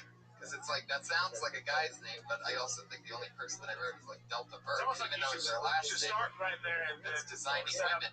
It's like all your investigation, everything, you know, all of it. Yeah, I don't want to hear about the backstory. I don't want to hear. It's a lot of backstory. Just get to the point. Yeah. Remember they had that character on Saturday Night Live called Pat? You didn't know it was a girl or guy? Yeah. You could just. Oh, there you go. You could just. There you go, Patriot. Good job. You could just Google Burke's name, and it'll come up and tell you if it's a male or a female. I did Not necessarily. On Facebook. You work at a technology company. Figure it out. You're right. Just Google it, man. Dang it, bro. Real or fake eyebrows? Who are you talking to? The Patriot? Those are fake. But the guy, the girl, no, this guy, the guy that's on stage right now. Oh, the real or fake. fake eyebrows? Burke. Yeah. Okay. I didn't really get a good look at it. Like, I was half asleep, and I looked It was outside. like Bigfoot, man. It was like in the morning, and I just caught a glimpse. Like a typical creature.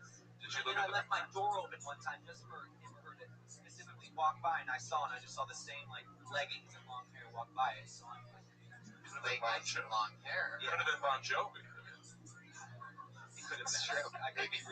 Maybe this is Burke's double life. He's actually Bon Jovi, and he just needed a roommate in the valley. Could have been Patriots, one of his old band members. I think it just is transgender, probably. Yeah, probably. You know, Jared Leto is Sounds playing. like that'd be a cheap roommate to have. Jared Leto is playing a transgender character in this new film, Dallas Buyers Club. Could be Oscar worthy. That's that Anthony.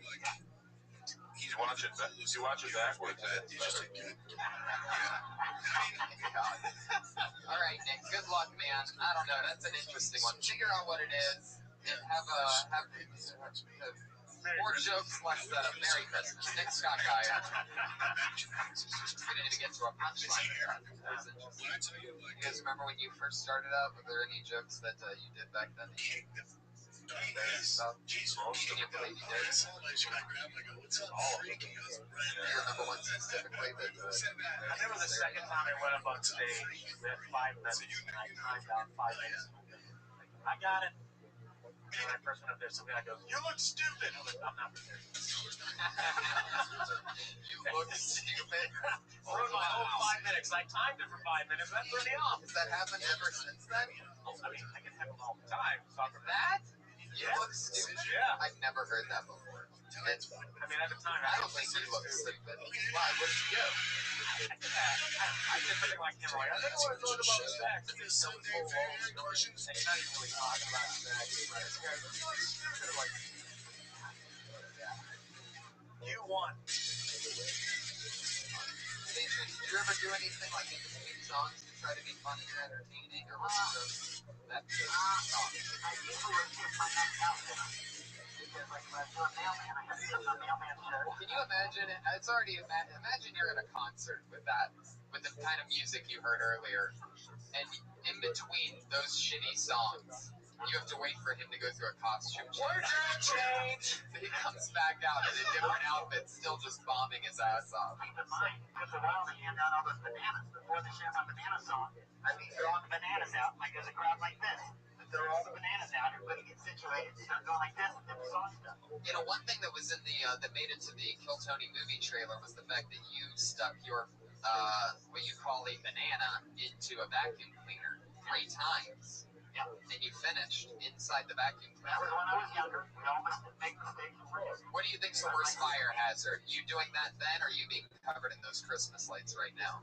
Probably both. Did anything crazy ever happen? What are you talking about? When you had an orgasm inside of a vacuum cleaner. Well, sucks it dry, cleans it off. You're ready to go on your way after that. Just use a wet vac, right? Only costs 50 cents for an orgasm. It'd be so funny to see that weird porno, like you in that outfit fucking a vacuum cleaner. Maybe it's just me. All right. Fuck yeah. Nick Scott Geyer went from the Hollywood Hills to the Valley. What a downgrade. He said he's a gypsy. I guess. A fancy way of saying couch surfer. Yeah, definitely. And that good gypsies are interesting people. You know about them? You know about gypsies? They recycle all this shit. Really? Yeah. Bury my trash on every night. Clark, wait, what? They have good scarves. There you go. If you're interested in the scarving industry, they do have good scarves. Clark McMakin, everybody. Here he is. Yeah, give it up for Clark. What's up, guys? What's up, Internet? Oh, Rabbi. My friend used the term worst case scenario the other day. Always found that term a little underwhelming. Hey man, ask her out. Worst case scenario. She says no. I'm a little more creative than that. Hey man, ask her out. Worst case scenario. You date for a little while. She gets pregnant. You get married for the sake of the baby. She turns abusive, goes to hit you one day, falls down, breaks her head. You get blamed. Spend the rest of your life in jail. And when you're being violated in the shower, your only thought is, my child's never going to love me. Worst case scenario. I saw a 70-year-old woman with a rape whistle, and my first thought was, wow, that's optimistic. Followed very closely by my second thought, which was, oh my God, Clark, you're an ass. That is literally the opposite of optimism. You can't get further away than that. Thank you. Clark McMakin. That's an interesting last name. Is that your real last name? McMakin. That's so cool. Fuck yeah. So there's the end part of the rape whistle thing. You got it on the first part, right? I didn't get that last thing, did you? Did I miss something? The opposite of optimism? Yeah, I mean, I would cut that last part out. It's smart, but I don't think it's funny. Yeah. The 70-year-old woman with a rape whistle. You'll fit in well here at this place with that joke. Yeah. I forgot how it was like to do so many dark jokes, you know? So and God agrees. There you go. He agrees. God's like, you were talking about abortion and rape and someone's prayer. Did someone's prayer? Oh my God. That was a shout out from the miscarriage ghost of Sarah. Yeah, that's for all the AIDS jokes we've done up here tonight. Yeah. So maybe there's something about like a 70-year-old lady with a rape whistle. You know, does she have the lung capacity to blow it? Maybe she gets it confused with a life alert. Like, is that a rape? Yeah, I was thinking that. That's exactly what I was thinking. Maybe she's like just fiddling for which necklace. Like, fuck, what disaster is happening? You know, like, I don't know. You know, what was the first one? The first one's funny. The first one was the worst case scenario. Yeah. Oh yeah, that's good. Yeah, that's good. That's one of those jokes that gets an applause break at a real comedy group because it's comedy summons that at the end. Fuck yeah. So, 70-year-old with a rape whistle. What would you think if you saw a 70-year-old with a rape whistle? I get hard. Take a roll every time you do that. Especially when you know it's already happened once. Yeah. You can't catch AIDS twice. Okie dokie. Fuck yeah. I don't really have any of those. I've seen you a long time ago. I remember about 2 years back when you hosted. Yeah, really, you get to see everybody. I know, it's been a while, and again, like Chelsea, I don't a long way. Very, very funny. Keep it up, Mark. Tony hosted for me once too, but he has no recollection. And that's the right response. You're saying I brought you up while I was hosting? Oh, sure. And you had the same last name then? Yeah. Really? Well, I haven't changed it. I got married. The reason why I remember him, I did not get married and change my name. Well, even if you got married, you know you keep your last name, right? That's the plan. Okay, just making sure. That not always happens, by the way. I know two guys that. Well, those guys are giant pussies. Yeah, that's like the most. I've heard people talk about that before, and that's so gross to me. Like, how much do you have to hate your father to take your? How much do you have to hate where you came from to be like, no, I'm just gonna take your last name? Nothing on that. I mean, some people would do that. Would you? I would think about it. You wouldn't think. I would think about it. I did tell the girl. Right. There you go. So full of shit. I swear to God. I mean, this girl's like, Oprah. Yeah, sure, I'll take her name. Willie Winfrey? Yeah. Get the fuck out of here. I absolutely will. You would not do that. Absolutely, in a heartbeat. Willie Winfrey, your career is over. Yeah. Now, You'd be standing right next to the Patriot over there. Wait, is that celebrity? Extra. Patriot gets so disappointed. I'm talking about as a background extra, not as your. Isn't there a celebrity that recently did it that took the woman's name? Is it somebody pretty famous? Like John Cena? Who? Oh, yeah. What are we just naming random? Yeah. Willie Tyler. Is it? Fuck yeah, there he goes. Clark McMakin. He's on Twitter at Clark McMakin, CLARKE MCMAKIN. Really? This is real nice. He's my favorite so far. Yeah, that's fun. This is fun. I'm still over that abortion thing. Yeah, I know. Normally it's like this the whole time, but we have a dead baby on our hands tonight. This is a special episode of Kill Baby. Put your hands together for Mike Donovan, everybody. Here he comes. Deep in the gullet.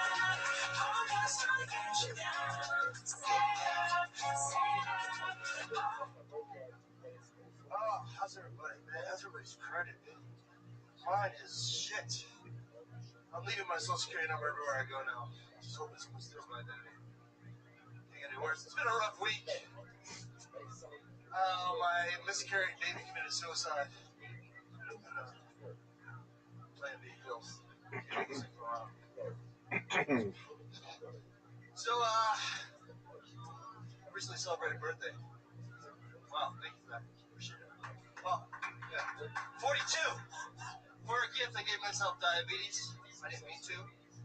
But that's what happens when you have unprotected sex with a 45 white woman. You get diabetes. Dave Phillips did great. Sorry, white woman.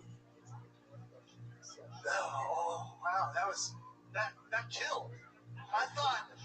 Sure did. This is wow. Can I get the meow sound? I'm dying. Yes, thank you. Thank you. Okay, apparently everyone has diabetes. I apologize. Okie dokie. There he goes. Mike Donovan. Fuck yeah. All right. Where are you from? Connecticut. How long have you been here? Really? Doing stand-up? What happened to your voice? Oh, you're talking to me. Yeah. I'm sorry. 2 years. Acting, but, that's right. You're writing? Oh, that's a singer. No. That's a real question. Yeah, no, I wrote for a show out in New York. Yeah. Oh, wow. I like how you said that. Like, so you guys like really like what you do. I thought you were going to say you wrote up Free Agents.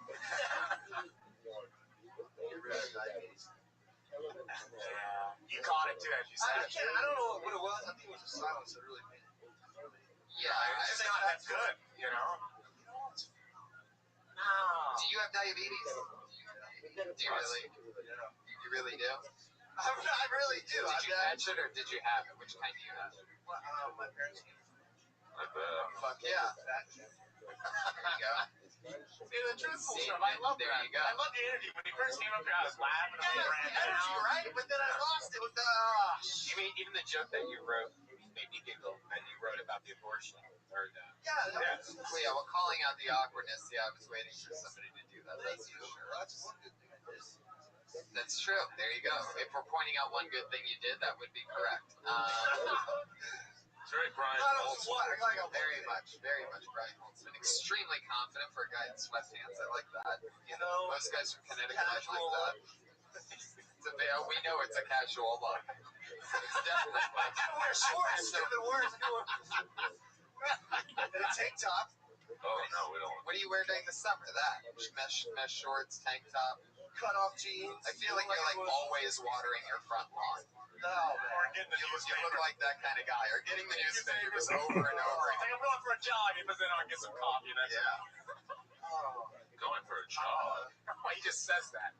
You definitely seem very like wife beater wearing esque. You seem like you wear a wife beater. I was gonna guess Jersey when you said that. I was surprised that you said Connecticut, but New York. Yeah, New York. Right. Gotcha. Yeah. So it's there. Oh, Italian. Yeah.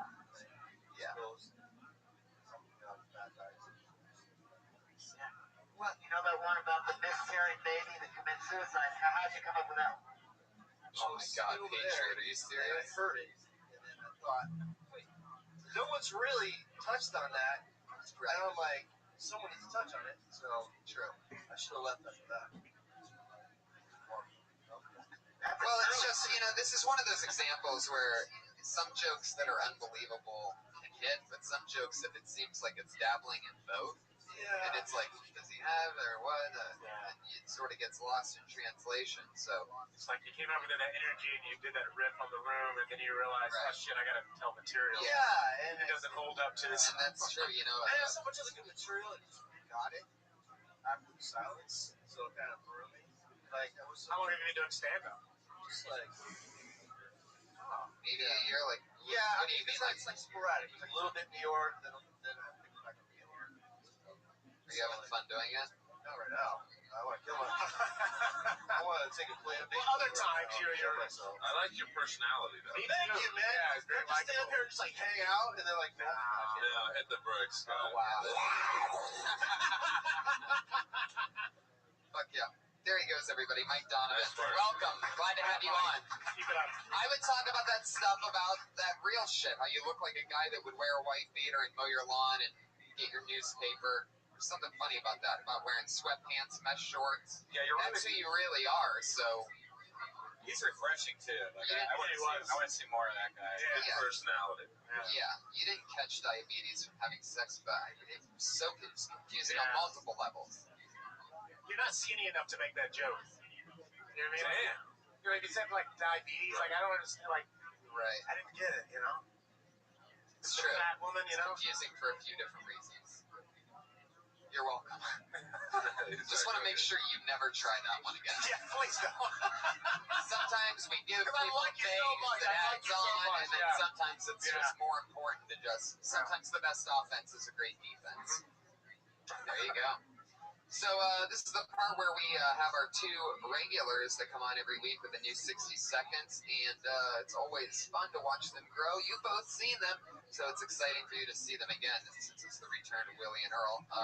In no particular order this week, let's go with first. Hey, you know her from the Kill Tony podcast, and also the Kill Tony podcast. Put your hands together for Sarah Wineshank, everybody. Here she is. I've been going through the motions a lot of procrastination. Nothing's getting done. I want to work out, and instead of actually working out, I'll just put it on my to-do list. I'll get dressed up to go to the gym, but I won't go to the gym. Just going through the motions, guys. I'll wash a dish, a pan. I won't fully wash it, right? I just let that shit soak. You ever do that? You ever just let that shit soak? So you feel like you're doing something with your life, but you're not. You're just letting old crusted eggs sit at the bottom of the pan. My roommate came in and said, "What the fuck is this? You're gonna do that?" And I said, "I'm just letting it soak." Sometimes it's what you gotta do, guys. All right. I love it, as always. There's something about your cadence. You're so weird and goofy, and it took weeks for me to notice that that's exactly who you are. So now, and I know Red Band feels the same way because I noticed that each week we both start, no matter what you're saying, laughing at about 20 or 30 seconds in, like contagiously. But that soak thing is really, that's something that I've noticed even myself doing once in a while, where it's like, I remember my mom always telling me, let it soak, and it'll come off easier when you wash it. It's like, that's a procrastination trap if there's ever been one before. Then all of a sudden you have a little... Every 3 days I'll just add more soap. It's like, I just did the dishes again. I'll just kill whatever's in this Petri bowl that I've let marinate in my kitchen. Man, have you ever had the dishes so bad where it's just like gelatin, black gelatin? Like it just turns into like jello, like black mold jello? No, that's just you. Don't think I have. Yeah, I used to be that way when I was younger. I let it soak. But when I got older, I realized it's just best. Clean it right after you get done. Just take care of it. It's done. You don't have to worry about it. Don't let, sometimes you got the scrambled eggs. They're hard to clean off, but just do it right. Patriot, how old are you? 47. I just had a birthday on December 4th. Happy birthday, man.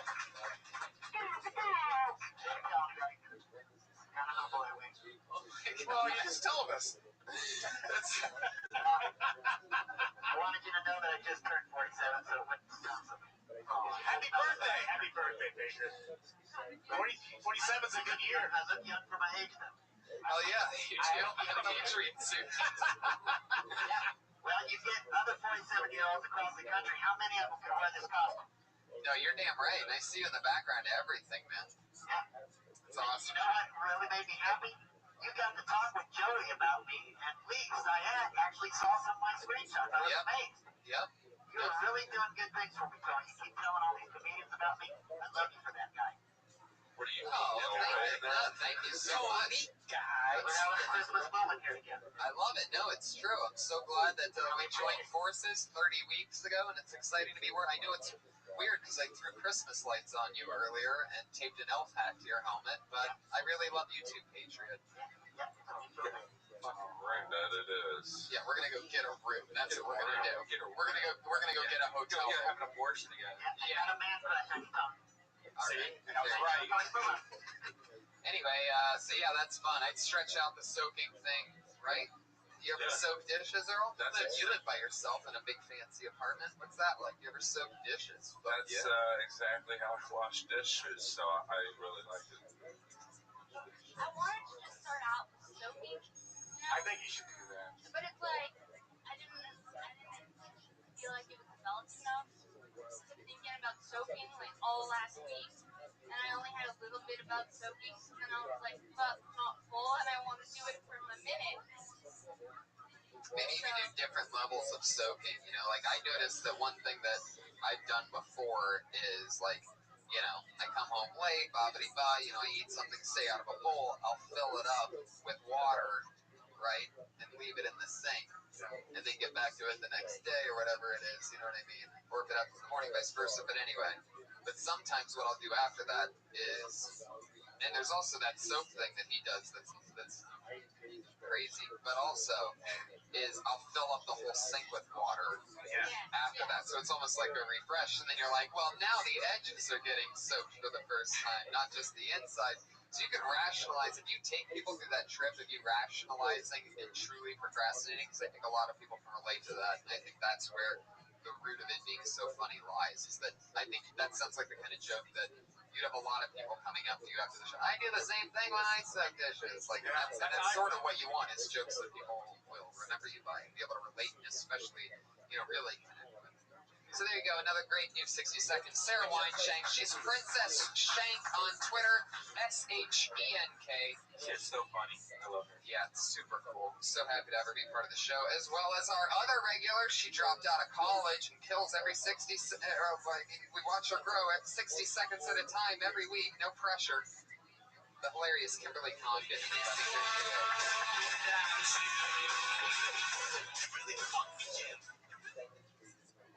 Hey guys, I want to talk about gay people right now, and I don't want to just talk about any old gay people. I want to talk about flamboyant gay guys, because there's a difference, right? There's like the manly gay that like suck dick on tractors, big muscles and shit, and then there's this guy that I started working with who I had this conversation in an elevator with. He goes, "Oh my God, Kim, did you see Matthew on the second floor? He is so fucking hot." And he stayed like that. And I was like, should I slow clap? You know? And like, I just don't get it. Like, is there like a thing that when you're coming out of the closet, you have to pick a size of gay you are? Like, there's like gay, medium gay, super fucking gay. I don't know. It's just awful. Like, holding a conversation with them is difficult, you know? If someone was like, "Can you have 1 minute to live?" I'd probably spend it talking to him because it feels like Okie dokie. Kimberly Conlon. Fuck yeah. So, alright. Let's get to it. I like the pose thing. People actually hit that pose a little bit longer. Yeah. That was funny. That was the moment where I felt like the balloon was filled with the most air, you know? Yeah. It popped to happen. Slow clap, isn't it? No. That's not where to go. I thought the sucking dick line was too early. Really? I thought we were into it. No, I just think it was so shocking right out of the chute. Yeah. Like news people and well, Yeah, maybe. That's an interesting one. I've been working a lot, so I've been talking about my coworkers. And you're saying, you know, you joke saying you'd rather be with really flamboyant gay? No, like I'm okay with gay people, but there's just like a whole another level that some gay, like they're like more than women. like Jeff Scott. Yeah. You know. More than women? Yeah, it's like you're like, more than a woman, like more. Like memorandum. Was he gay? I have no idea. I like the levels. I like that joke, the level of gay. Yeah, when you're coming out of the closet, that's definitely a part to keep. You know, you have to choose. You have to commit to that. Like, See, the structure too. Like, I kind of agree with her. I understand, like, saying that at the beginning, like the structure and like the route that we're going on this too. Like, the coming out of the closet part probably should be earlier on, so we can know where you're going with this. Like, you know, how do they choose a side when they come out? Then you say which one you prefer, and then I do the pose, and then you think of a better, you know, end besides the slow clap. I actually think of one now, but. Right. Like, what did you do? This is usually the I answer. I just stared at him for a while, and I was like, "Do you like take a class when you come out to be that annoying?" You said that to him? I said that. Oh wow. You're just like a mean girl. You homophobe. We're on that level now, him and I. So what did he say to that? Right. He laughed. Right, because you're a girl, and that's what those guys do, right? Yeah, he laughed and then he faked. Oh, he does that. Oh my God. Jamie does that. He doesn't. No, he has really short hair. And no, yeah, their gay buddy Jamie does it. Jamie Salita. You know Jamie does this thing where is Jamie dead? He's always putting this piece of hair that doesn't even exist. Yeah. Right. There's something that you might as well take with it because that's a real thing about him. We can't do a joke about it because it's our buddy that. But there's something about like, what is this imaginary piece of? But I love it coming from a woman's perspective, talking about gay people. Like, because as a man, I'm like, all right, this guy's really, really gay, but I can't talk about it without seeming homophobic. If you're a girl, it's like, hey, I can talk. This is comforting, so I don't mind you explaining. Yeah. Right. My friend, I had a friend that came out, and before when he was still hiding it, he was normal. But then, like 2 years later, I saw him after coming out of the closet.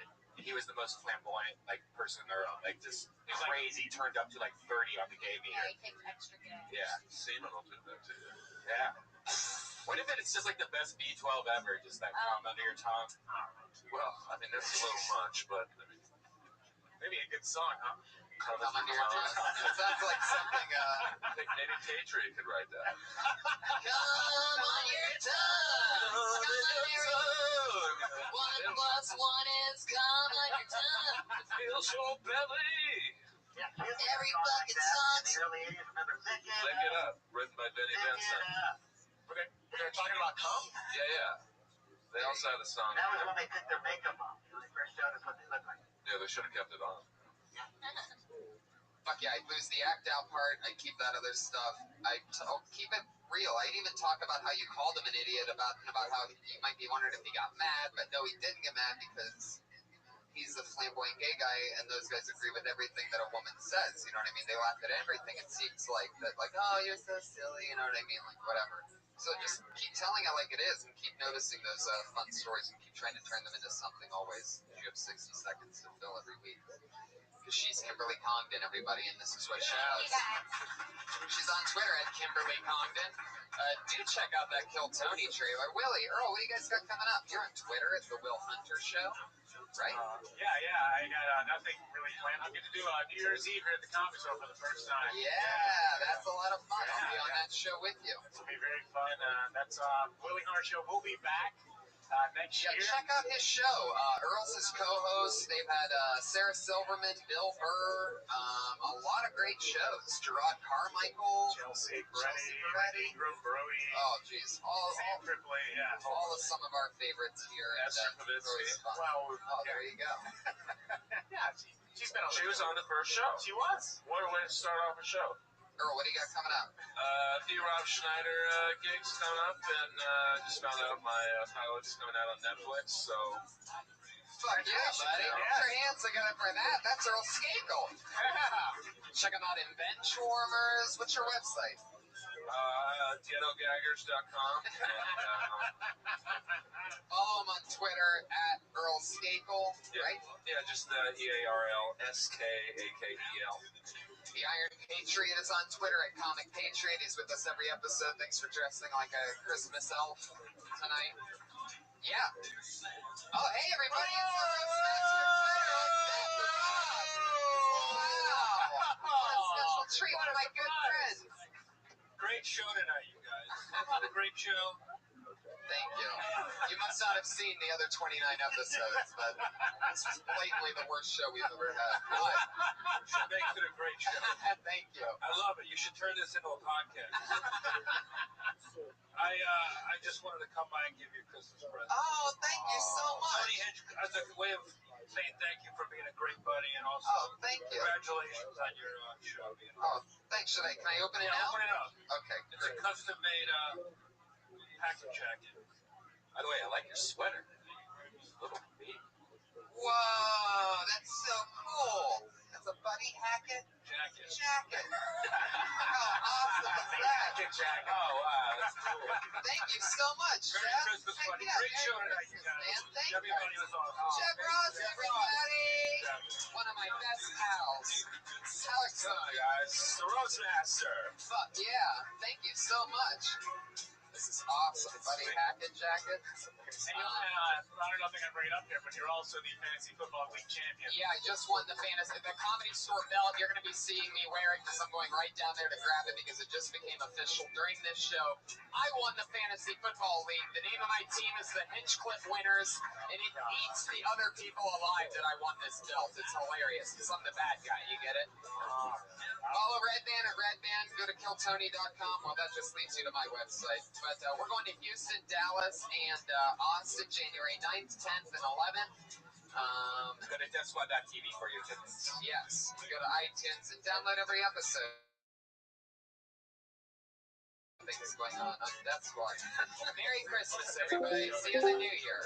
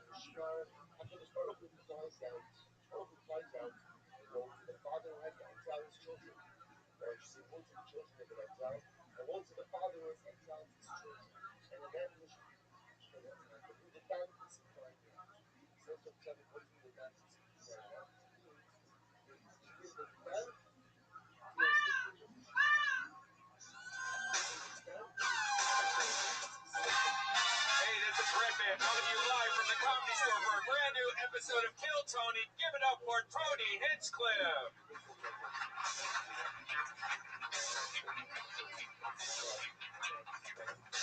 Fuck yeah, everybody. Hi, how are you?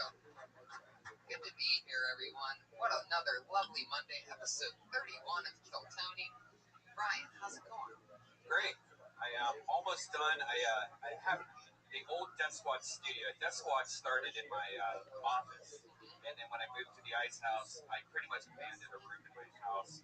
Used it as storage. I haven't been in it in a year and a half. I remember that. Yeah. That was the first podcast I ever did. Was Brody Stevens' first podcast, the Brody Stevens Experiment. Yeah. It was the first one I had ever even dabbled with, and that was crazy. And that was definitely at your place. Yeah. In a tiny room. It turned into where my cat lived. He was shit and puke, and I couldn't even look inside to see if the cat was alive anymore. And so I've been like, just, it's been one of those things in the back of my head where I'm just like, God damn, I need to clean that room one day. But did you do it? Yeah, I spent the last 3 days cleaning that room. So what's the room now? Now it's a new studio, I guess. So another studio, but it's great. It's amazing how like a room that I hated for so long, now I can't get out of it. I just love sitting in it. It's like the cleanest room. So it was a fun little studio. The art and everything being tight and that's fun. Yeah, I'm excited about New Year's Eve being tomorrow night, guys. Anybody else excited for 2014? I'm excited, and I'm extra excited because today my new Asics came in. If you know me, you know that I'm a big Asics fan. Onitsuka Tigers till I die. And I have, a couple people have mentioned that my nickname is the Golden Pony. And I have my first ever golden pair of Asics that got delivered today.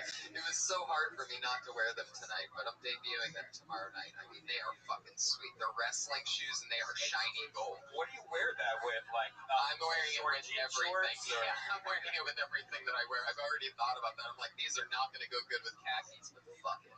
Yeah. They're going to rock with jeans tomorrow night. Should dazzle them up.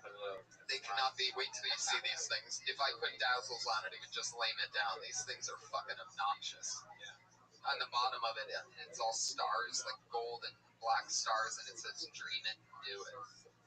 I don't even know what it means, but I'm excited. I'm inspired by my own pair of shoes. So yeah, it'll be fun. 2014. We have some crazy, gigantic guests coming in for Kill Tony in the next year. That are very excited to do it. Tony Clifton is coming in very early January 2014, which is unbelievable to me because that was one of the big things that got me into comedy was Andy Kaufman and Bob Zamuda, Tony Clifton, and that whole team of risk takers. It's gonna be interesting to see Tony on this show because I can't even imagine how it's like when a comic does their 1 minute, what he's gonna say. Oh my god, I cannot fucking wait. I just have dreams about it of excitement. Like sometimes I just wake up with a smile on my face thinking about what it's gonna be like. Who are you gonna team him up with? You should get like a Hulk. I have no idea. Right, that's what I'm gonna do. The night the Comedy Store belly room exploded. We got a stormtrooper in the audience today. Hey, look at that! All the way from the planet Death Star. Everybody, put your hands together for confused stormtrooper. It appears. I like that. I wish more people wore costumes. Iron Patriot is here, the head of security. Put your hands together for him. He's here. Patriot, are you threatened by the stormtrooper in the corner? No, that's a cheap costume. No, he didn't. And it has begun. I see that down on Hollywood Boulevard every day. I thought I'd get a break from it when I come down here to take it here. Fuck yeah, that's why you're the number one Iron Patriot. Look at that death glare from the stormtrooper. Oh yeah. Oh shit. Yeah. You guys are gonna have a battle with the plastic later. Yeah. It's gonna sound like fucking I don't know what. We had a big year, Tony. I'm looking forward to 2014. I live a clean life, so I don't need to make any New Year's resolutions. But you, on the other hand, you're trying to stop smoking completely. I think Wednesday 1st would be a good day for you to stop completely. I quit smoking cigarettes. I'm just on this vapor pen now, and I really like it. I'm just going to stick with this for a while. I think you should stop that. No, I'm not going to. I think he's right. No, I'm not going That's to. nicotine. I know you're weeding yourself off, but it's time to get off the tip. Patriot, I really appreciate your advice, but you can go fuck yourself. I'm going to do whatever the fuck I want. I think you should start smoking cigarettes again. I bet you do. I miss my We had a lot of fun smoking cigarettes. Yeah, it really sucks when your smoking buddy leaves you. Well, I know, but I'm a chain smoker, Brian, and it's already bad enough. I'm not? No, I know. And we inspired each other. Sometimes I'd be done with a cigarette, like I'd be ready to go inside, and you'd light up another one, and I'm just like, I wouldn't say, all right, I'm not going to have another one. I would just smoke another one. We're bad for each other. No, man. We're bad. By the way, his miscellaneous cell phone is up here. Somebody loses a cell phone. Josh, Patriot. Anyone want a cell phone? Looks like. Oh, really? Okay. Anyway, I'm very excited about tonight's show. We have two awesome guests. You guys ready to get this thing started or what? Fuck yeah, people. I'm so excited about tonight. For our first guest, he is a writer on The Late Late Show with Craig Ferguson. More importantly, he's one of my favorite comedians in the world. Super fucking awesome, hilarious guy. I remember hearing about him and then getting to see him. I heard his reputation. People were like, you don't know Bob Oshak, this and that, when I first started working the door here. And when I saw him, he blew my fucking mind to shreds. I'm so excited that he's on the show. Put your hands together for Bob Oshak is here. And the other guest, the star of Enjoy It every Sunday on Comedy Central. Ladies and gentlemen, one of my best pals in the world, Stephen Brody. Stephen Yes. is here. You got it. Got it. Brody and Bob and Brody, you got it. Push and believe. Push and believe. Bob, how you doing, buddy? I'm super excited to be here. It's my very first, I told you this on the phone earlier in the day when I sounded a little shaky. Yeah. It's my first podcast. But Bob Oshak, it's first podcast. Stay tuned. What's up with the depressed fourth row back there? Why are you guys in it? They're looking behind them. No, it's you guys. Yeah. Get into it, you motherfuckers. How have you escaped not doing a podcast? Yeah, seriously. I'm just old, I guess. I don't know. I don't even fully understand what we're doing here. This is on the radio of some sort? Like some sort of, but only a computer radio. But, half of this, it's not shtick. It's genuine. I'm genuinely confused and scared right now. No, and then you've got that in here, and I don't know what the fuck is going on. Can I talk to you, Bob? Yes, sir. I did some research on you today. Of course, you're the writer on The Late Late Show with Craig Ferguson. Thank you. You guys got this skeleton robot named Jeff Peterson. That is true. Yeah, he's pretty cool. He's not as awesome as me, but nobody can be. But anyway, do you write any of the funny things that he says? That robot. Anything the robot says? Yeah. A few things here and there. For the most part, he kind of comes up with that himself, just like you're coming up with this brilliance on your own. That was a good question, Patriot. Oh, that was good. I thought it was a pretty good. Go ahead, Patriot. Let me talk to you, Brody. Sure. Okay, Brody, this is the third time you've been on Kill Tony. You must be doing something right. Yeah, I've played my cards smart cards, and I know that good things have been happening up here. I had a great time, and I knew that hopefully Tony would get me back in, and that day is tonight. Yeah, you got your TV show going. That's exciting. You got a new podcast thing, Positive Push, on YouTube. I was watching that today. You got that? You did a recent episode of Red Band. Brian was on, a lot of hits, positivity. Yeah. The one thing that seems to be missing from your life is that special lady. Now what I want to know is, what kind of woman do you think would make Brody happy? Would she go on the road with you? Would she be an extrovert like you? Would she be 10% gay? What would she be like? I hope she's 10% gay. That's, I'm sorry, maybe 20% of that on her end. I would say that the tweets I'm receiving, the replies, the women they've become more attractive recently. Yeah. So I'll let that build up a little bit, but, I think the girl I'd like to settle with has got to be, calming influence, scratches, massages, She's got a cult.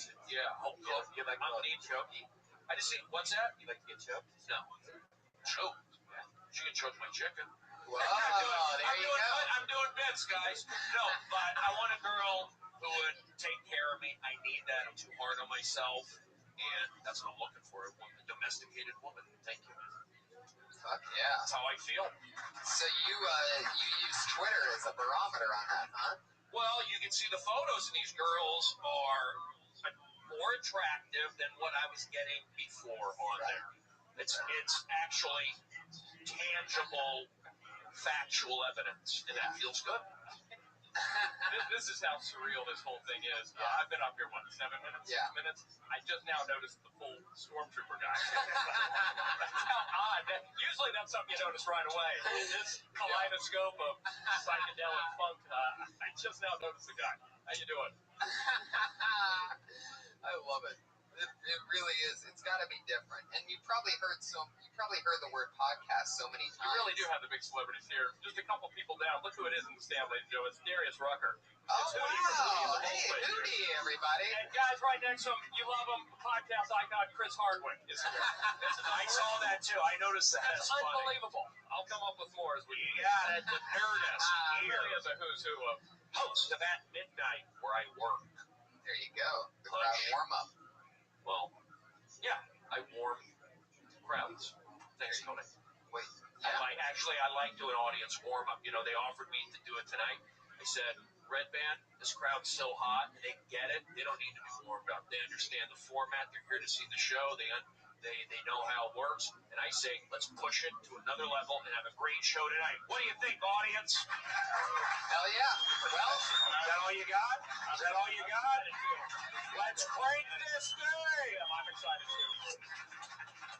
Bob does. Bob, you do warm up at Ferguson. I do warm up at Ferguson. You're taking that gift from me. Right? I don't have the energy. I just give out T-shirts. There might be a few in the mix if we play our cards right, people. I love it. Kill Tony T-shirts could be launched here tonight. Look at the page. Let me ask you a question. Can I ask one question, Tony? Yeah. It's kind of weird for me how I'm saying stuff. I keep it right here in the pocket, and then you look at that, and I'm not getting. Being honest, done a lot of shows. 1 hour in the main room, 20 minutes last night with Bill Burr and Sarah Silverman. They gave me energy. I'm not feeling it here. So we got to pick it up a notch. We're going to get Brody being irritated. So let's go. You got to give me some love. What do you think, audience? I'm not feeling it. Still not feeling it. Not feeling it. Not feeling it. Why are you not clapping? I'll warm up myself. It's horse shit. That's how I feel. You know, I'm gonna second what Brody said. I'm not feeling it either. So we can just pick it up. I got some T-shirts. Anybody want? Two different approaches, same result. There you go. That's why hot shit crowd. I'm so excited to have you two on because the chemistry, I feel like it's definitely going to balance each other well. So, what do you say we get this thing started? Over 30 comedians signed up for the opportunity to do 1 minute in front of a packed belly room and tens of thousands of listeners and viewers from around the world. We have people from Alaska here tonight. Put your hands together for this guy. Traveled from the middle of Alaska to be here. I played baseball in Fairbanks, North Pole Knicks. That's where he lives, Fairbanks. That's what he told me. I saw Juno. Bought an LL Cool J cassette. Mama said, knock you out. In Fairbanks, Alaska. Went to Sizzler in Fairbanks, Alaska. Welcome. So a lot of you know that the comedians get picked out of the bucket randomly. They get to do 1 minute. At the end of that minute, they know they're done because they hear the sound of the meow of a kitty. That's what it sounds like. And that means your time's wrapped up. Don't go too long, or else you're going to bring it. Woo, he seems extra angry tonight. And so let's get this thing started. Your first comedian tonight doing 1 minute on... You guys ready for Kill Tony 31? Very good, Brody. That is a difference maker. Brody, you are a monster. And your first comedian tonight goes by the name of David Ramick, everybody.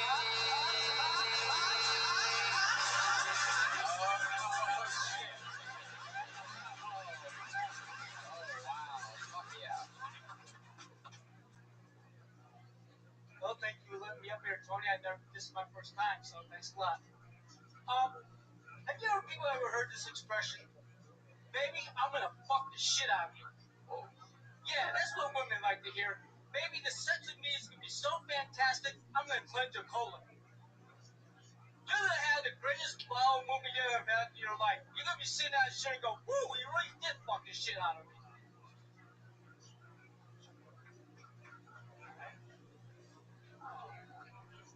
Here's a joke for you.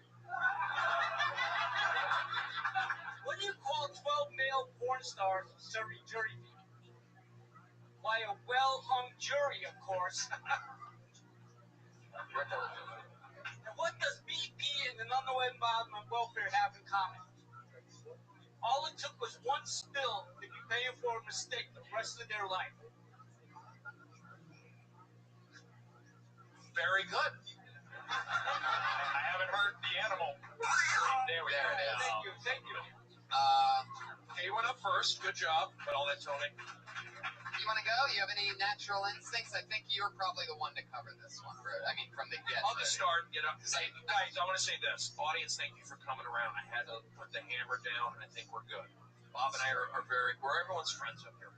I like you made fun of yourself. You did the joke. I just, the F word up front. It's a little whatever. But then you said, I'll tell you a joke. That was funny. I don't know if you intentionally meant to do the F.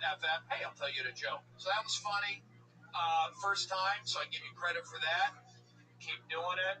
I thought you did okay. You got it. And you went first. It's not easy. We're all nervous when you got up here. Yeah. How long have you been doing stand-up? Talking to the mic. You're talking to the mic. 4 years? Ooh. Where are you from? Richmond. Yeah. Connecticut. How long have you been here? 16 years. 260. Fuck yeah. I thought it was, it's all about delivery. It's all about delivery. What's your name, Dave? Yeah. Dave? You've got the delivery down. Just find out. I'm literally pulling this out of my ass, Dave, as I talk to you, because you're looking at me and I'm scared.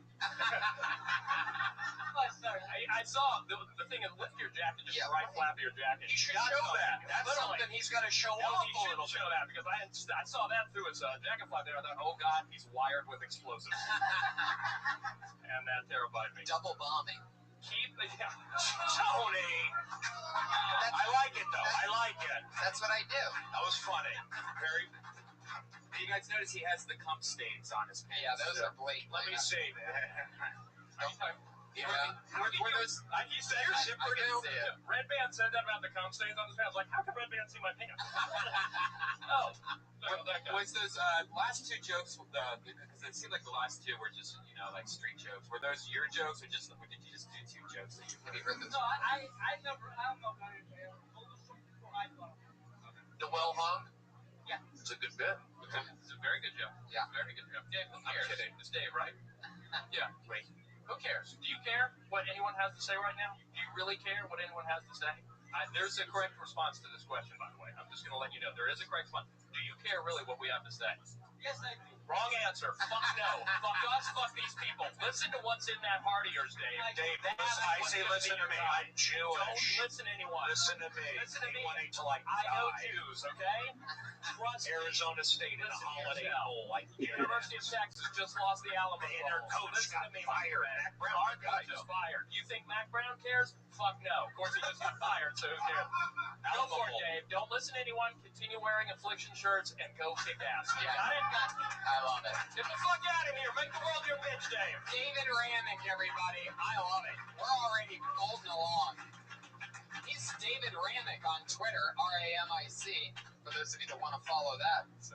I am taking notes. David, what's the last song that you listened to on that iPod that you have? What was the last thing? Wow. See that? That's what I'm talking about. Limp Bizkit. That comment, that's embarrassing though, because I wear the shirt that I live next to Starbucks, so I'll wear the same shirt that I went to sleep in the next morning to Starbucks, And a lot of times, you know, that steak shirt's usually like a cum rag, you know, or stuff like that. And it's just embarrassing. I've talked about this before. Yeah, you mentioned it last week. Exactly 7 days ago, we talked about this same shirt right now, the Starbucks. Great. Right now, even Dave Rannick is saying about your red band. That guy's creepy. As he scrapes dry cum off of his pants. No, he really did have it. And his fly was down. That was a good observation. What, Dave, was your fly down? You want to go chat? Maybe it's part of the character. All right, let's get David Icehand one up first. That's a tough spot. It is a tough spot. Opening. He's opening. It's a very tough spot. Patriot, how you doing over there? You feeling I'm doing good. But you guys covered that pretty well. Do you guys have a bit that you used to do when you first started out that maybe you're embarrassed you did, or is it something that you don't find funny anymore? You can't believe that you ever said it to an audience. There was this joke about a well-hung jury. I used to do it. No, I don't know about you. I used to come on stage. I used to do a character. Really? When I first started out on stage, I called him Steve Taft, and I would wear a toboggan and glasses, and I would smoke on stage, and I would come up to Europe's Final Countdown. You know that song? And I'd do a kick right when the music hit that crescendo. Yeah. I had no jokes. It was all attitude, and I don't know if I was possibly people may think it was some sort of parody of someone rather than it was just shit. Right. But it was actually just shit. And that's where your comedy really started. The first thing it was doing a character. Yeah, it's all about self-exploration. That's what I was telling. Wow. Yeah. Telling Dave. Yeah. It's all about self-exploration, not the type of self-exploration that leads to stains on your pants. Right. More of the artistic type. Yeah. But yeah. So that's amazing to me that you started out just doing a character with no jokes, and now you're locked. How long have you been in the Writers Guild now? Now you're a full-time writer. In this room, I used to, on this very stage, we used to perform in front of deathly silence. My, how the times have changed. That's a joke about how you guys are quiet. No, they're good. They're getting good. They're getting good. Brody, how about you? Are you cringe moments you're talking about, like early things? Well, maybe cringe moments, maybe just something. Answer the question. Let's see. Okay. The official question is, do you remember any joke that you may have done in the very, very beginning of your career that maybe you're embarrassed about or ashamed that you did, or that got silenced? Well, I still do pretty much every joke that I started with 20 years in. I don't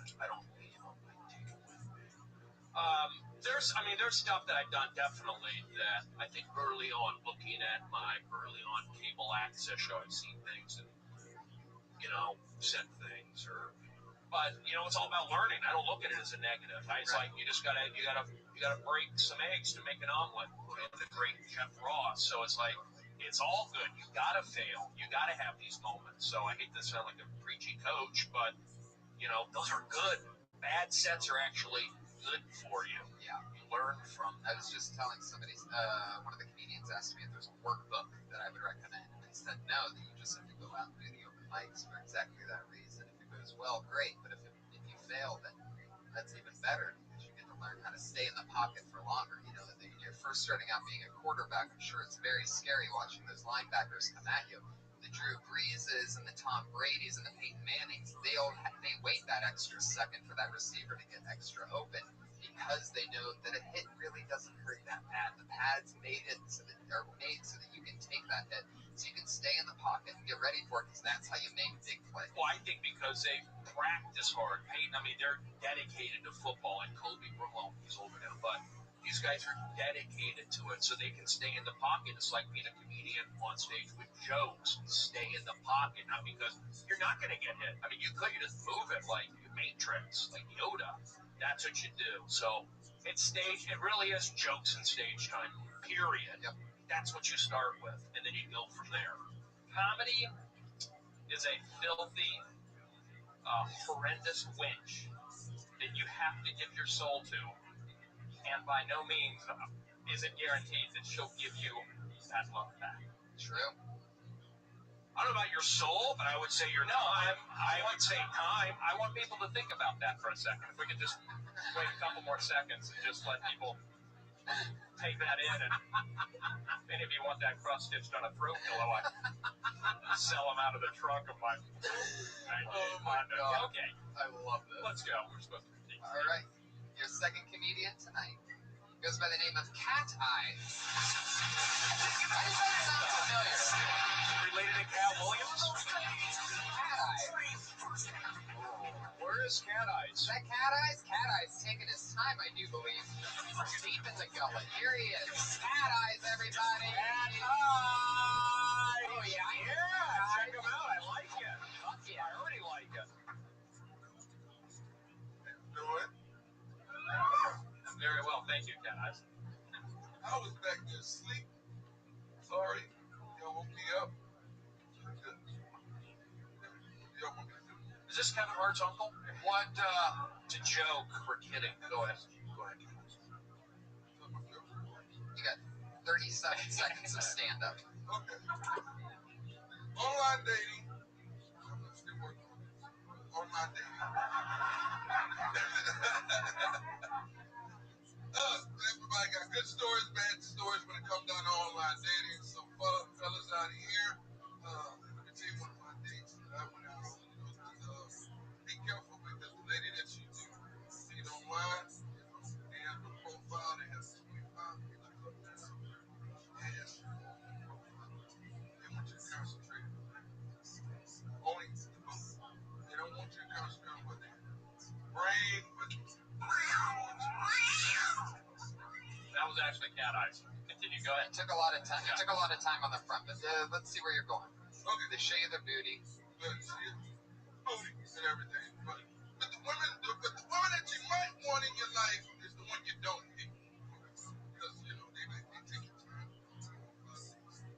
Nice, good questions. You say, but the lady that you might not pick, like you are. I like to pick with the man I love. I love to just go out there and just love her. Yeah, we're really not getting anywhere. It's been a minute 36 and still no punchline. I know, it's a long one. It's a long one. It really is, and it's too long. So let's start figuring out what's going on here. Are you really online dating? Yeah. How's it going? I have a bigger question. Do you really work in some sort of medical care facility? I think I've officially been more scared than my date's explosives. I work at a colonoscopy clinic. Okay. Oh, now see? I feel like this is a setup. No. Deliver the punch now. Go, Cat Eyes, go! Slug us with a right hook. You guys might be laughing at a colonoscopy clinic, but it's the only job I know is the shitty job that somebody got to do. There you go, right there. There it is. All right, that's what we were waiting for. That's what we were waiting for. I know where you're going with that, Bob. Okay. Bob's acting, he's joking, but he's right. It's like, the first thing you know, it's like you're in your scrubs. You got the tennis shoes, all that stuff. I mean, maybe you're just raised here, but it is who you are. I mean, you work at that place. So I'm not saying be a character and go with that guy, but it is, I can see a little bit of traction on that. I can see that. Go with what your reality is. And, you've got a good personality. You can talk, so it's like the jokes, look, they need some help.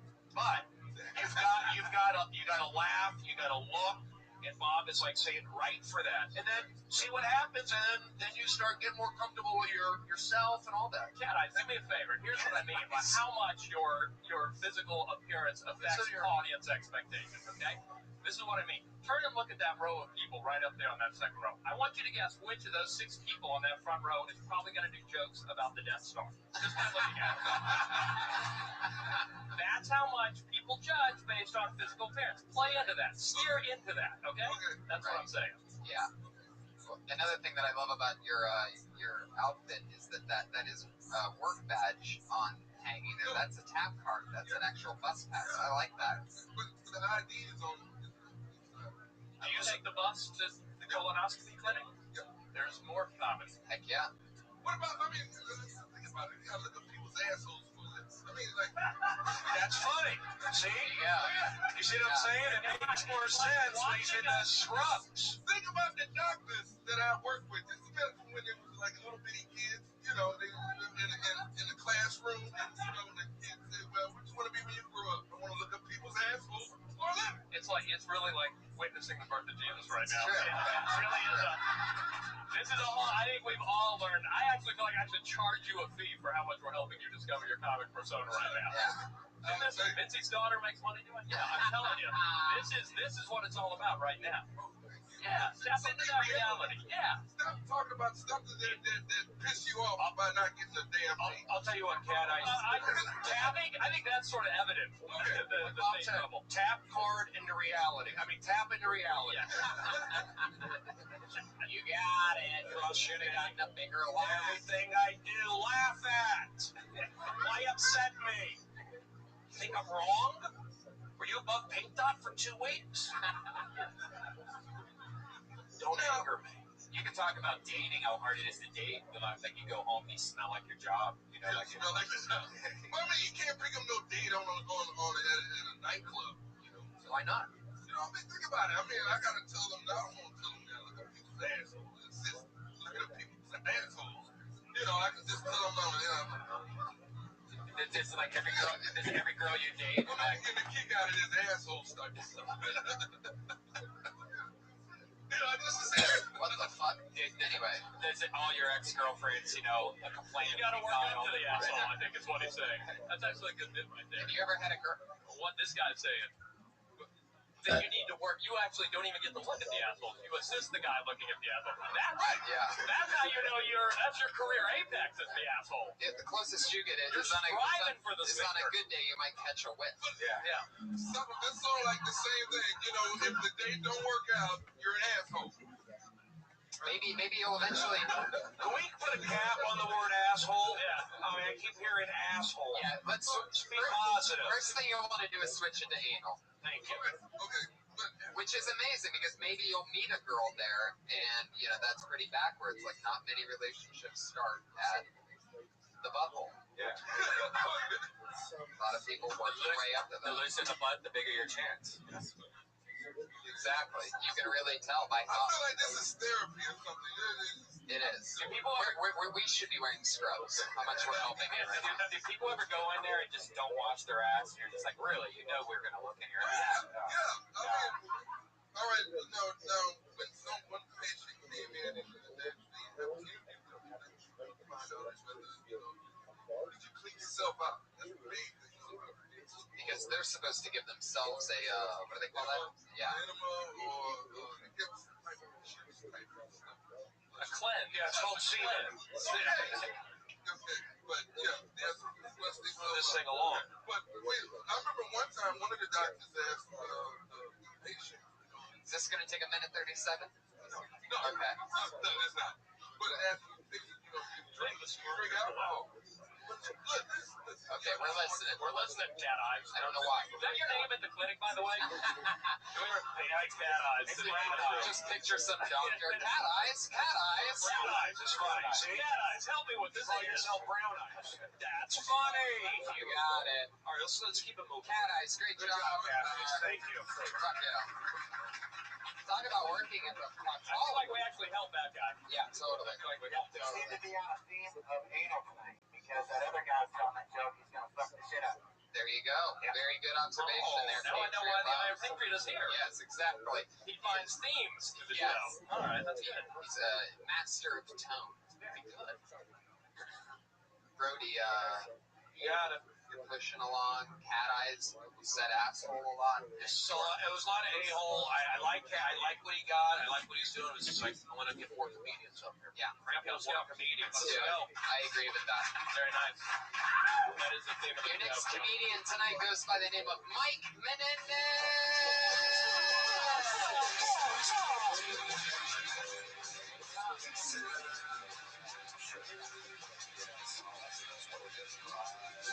Butthole surfers. Football season's over for my team. I'm a Miami Dolphins fan. I'm gonna tell you something. What is it? Out, right? I'm gonna tell you something. I love football. I love it to death. But I hate breast cancer awareness. That's a sin. With all the pink shit. Everything, the pink logos. And it's not because I'm a fan of breast cancer.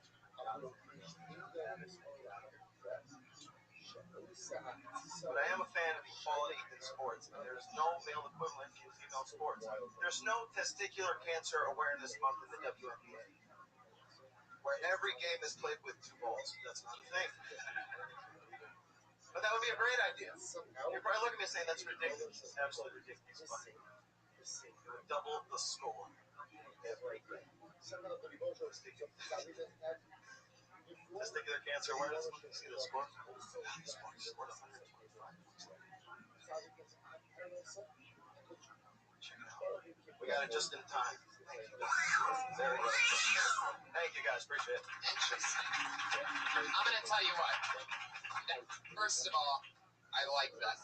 You're the first person tonight to come out with any premise whatsoever. So that's exciting. That's a very good start. Let me give you a great note. Something that I noticed from the very beginning was when you said you were a Miami Dolphins fan. You're getting into your thing. Jeff's getting cozy. Somebody goes, and you lost connection.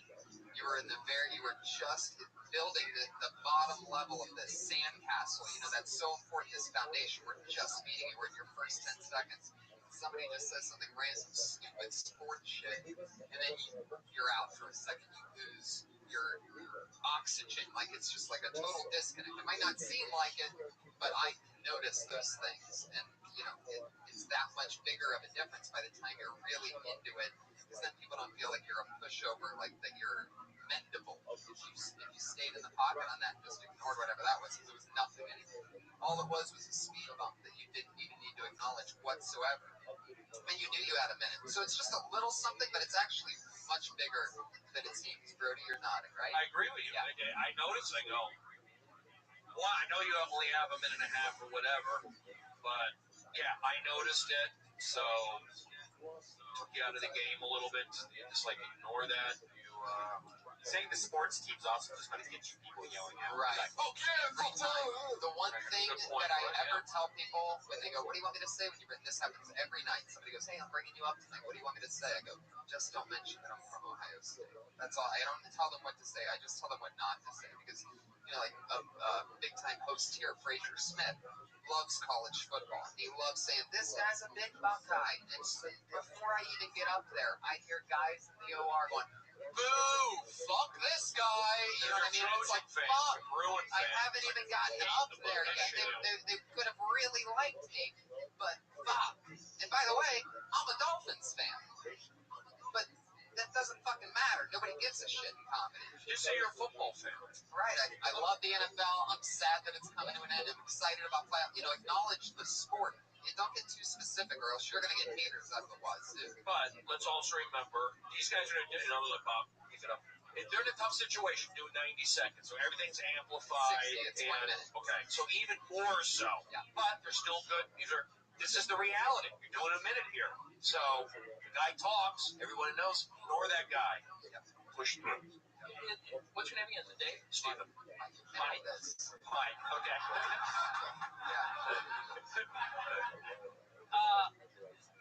I think I speak for everybody at this table. I don't really, the material's going to come, whatever.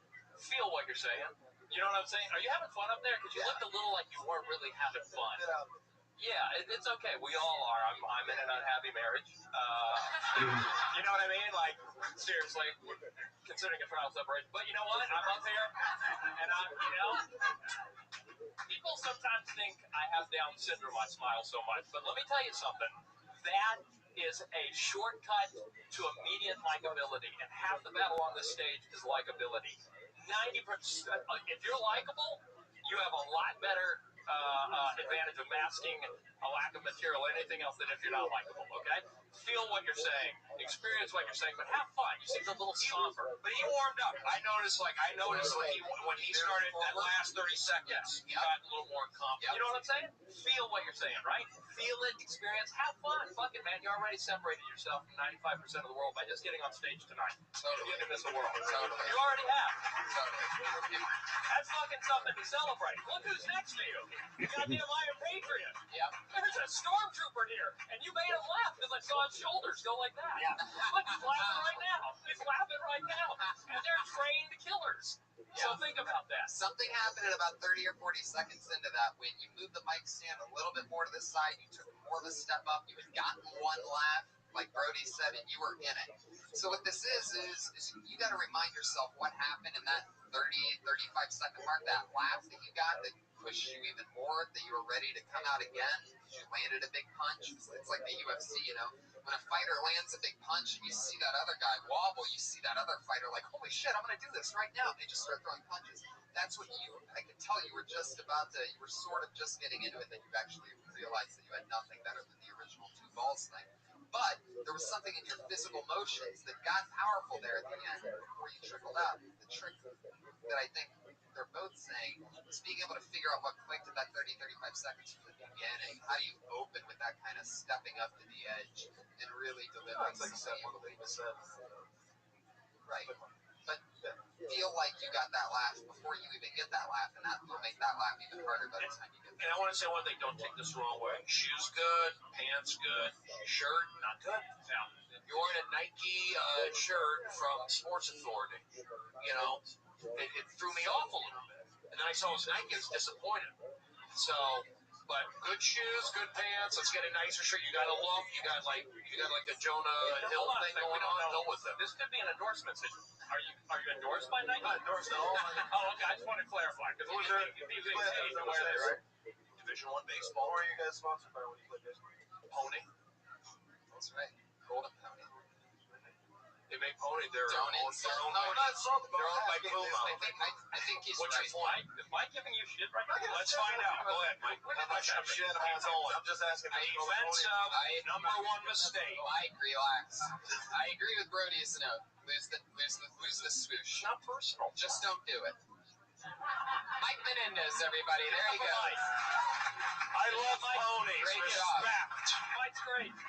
Great job, Mike. Good hug. That was a nice moment. This is a trespasser. You lost your Oh, phone. we got it. Josh has it. Josh. Josh. I heard that. Go that way. Get out of here. Go to the back. Go to the back. What are you doing? Okay. Get the fuck out of here. Why are you here? Move. Move out of the way.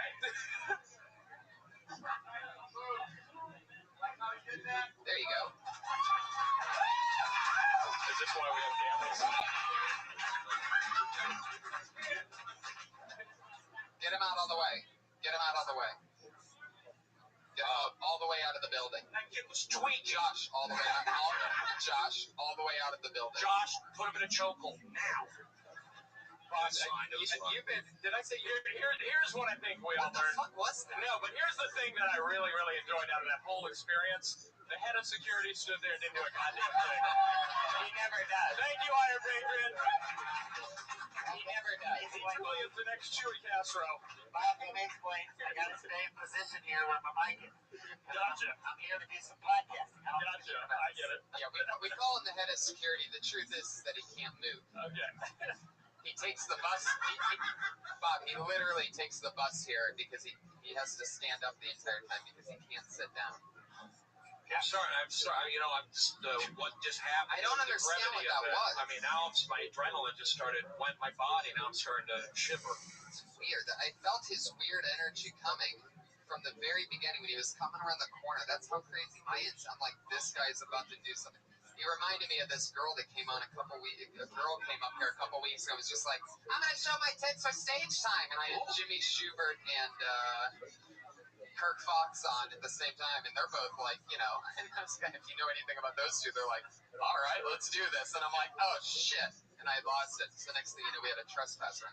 But I had that energy from him. He lost his phone, and then he kept walking. This audience is a good audience. You guys made it possible. Let's keep it going. Here we go. That guy gave me the finger. I had to grab the bucket out of him. He tried to grab my fucking bucket, man. Nobody grabs my fucking bucket. Nobody puts the bucket in. Son of a bitch. He almost had 118 pounds of steel on top of him. The next comedian goes by the name of Tim Greer.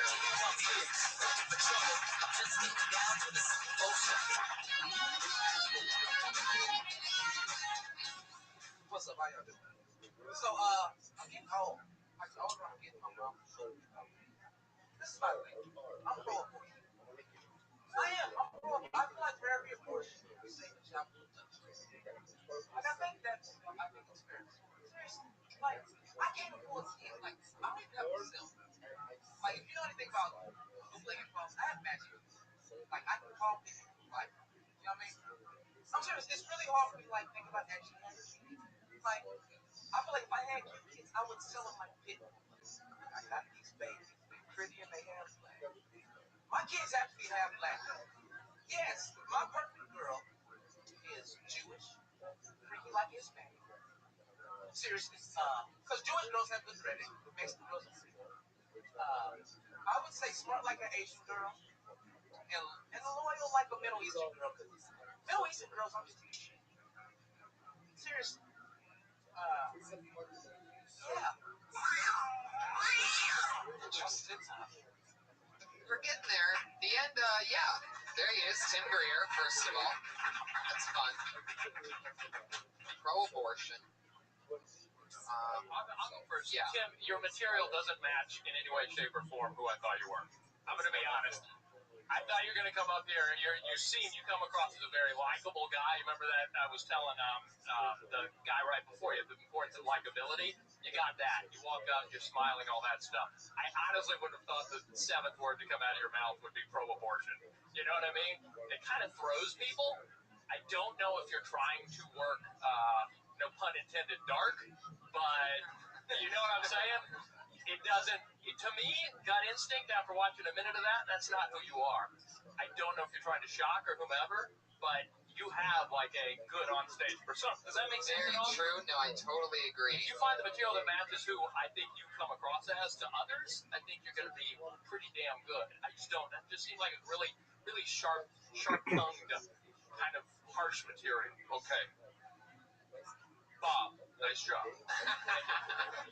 Now, you weren't so harsh on Dave, the first guy I went up.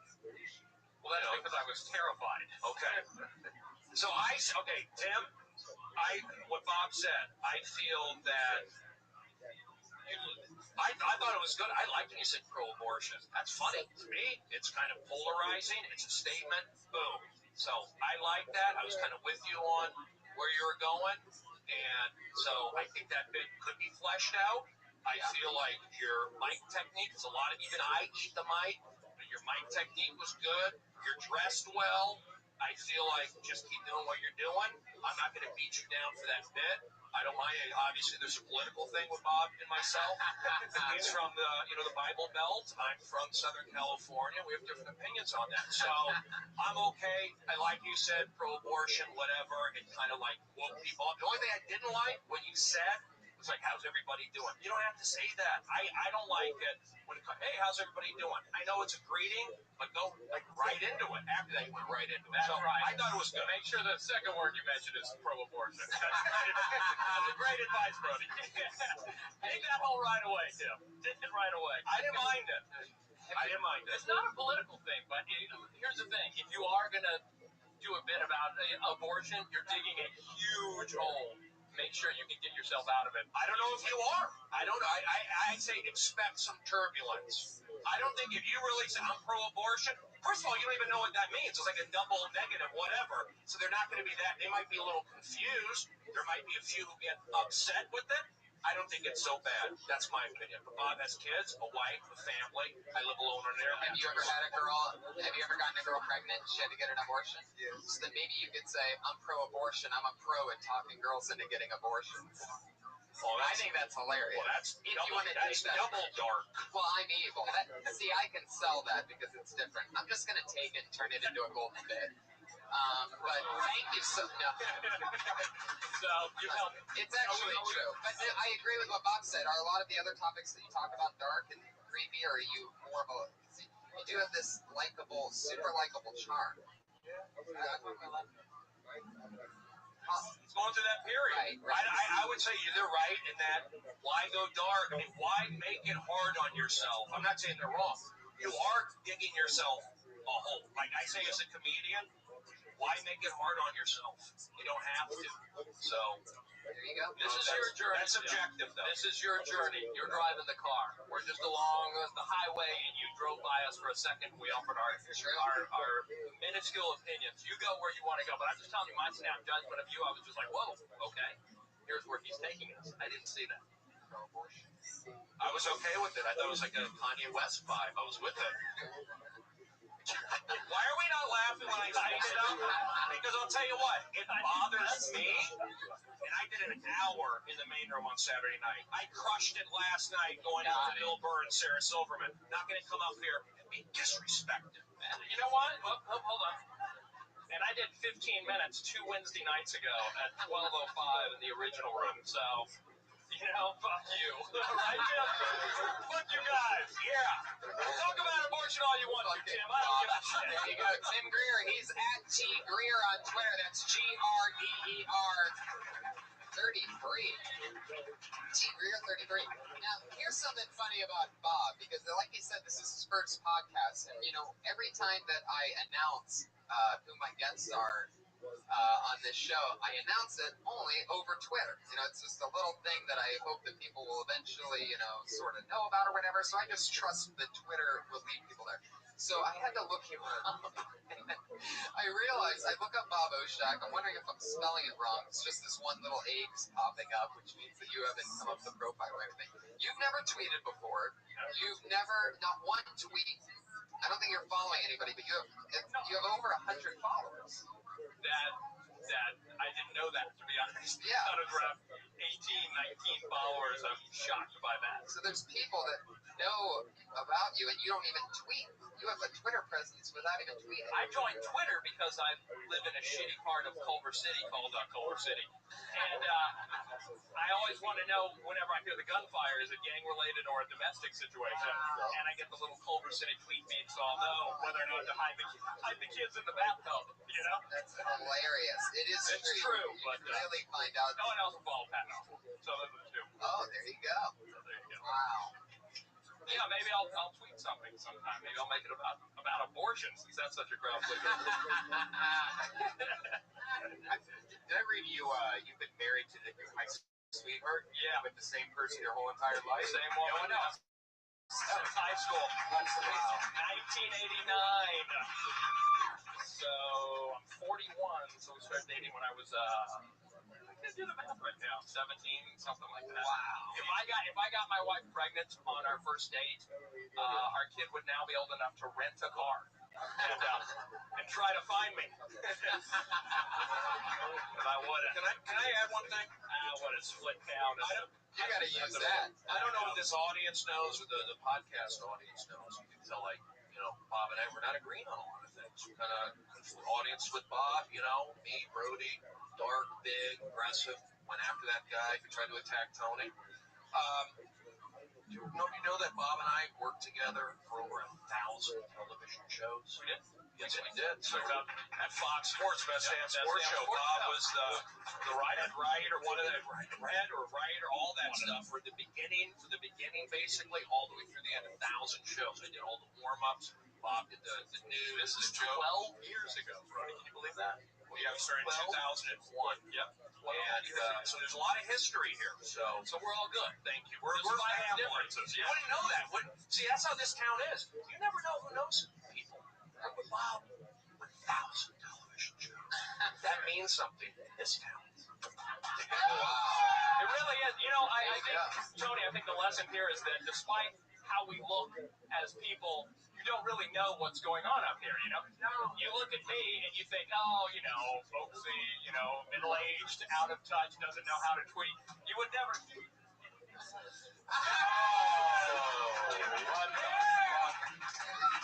Come here. I'm even thrown off by that. Somebody fucking punch me right now. You are ripped. That's crazy, Doc. That came out of nowhere. He's doing a character, Brody. I love it. I was telling Bob before the show, he's like, what's going on? What is this? I go, just have fun. By the end of the show, what I take pride in about the show, I told him, I go, most of the guests that I've had on, almost all of them, by the end of the show, end up going, man, by the end there, I was having so much fun. I was so warmed up. I wish it went on forever. I'm pretty sure we're seeing that happen right now in the middle of the show. With you. Sure. Jimmy Schubert didn't show us his face, by the way. Yeah, first, no tweets, first podcast. Were you Land of the Lost? What, anybody? Thank you. It's a shame he's only had sex with one woman his whole life, because another lady could have enjoyed those abs. Oh, very good. There you go. Again, that's That's why we've got the Iron Patriot here. Yes, and he's also only had sort of sex. knows how to close out a conversation with one big boom. And he's also only had sex with one woman his whole life. No, he's not married. When you have sex with one woman, do you like have to like mix it up, just like have her get stung by bees once a week or something like that? No, you just kind of phone it in. You role play. Well, you know, I'm going to sound like I'm doing a bit here, but I'm also the only guy she's ever slept with, so neither of us know how much better sex can be. You know? She thinks it's normal to roll off of her after about 45 seconds of, rhythmic humping. So, mock us if you must. Oh my God. Ignorance is bliss. Oh my God. That is so fucking funny. Brody? I'm thinking about that Jeff character on Ferguson. Is he supposed to be like a contestant from Price is Right? Because he has like a name tag, Jeff. It looks like the old Price is Right.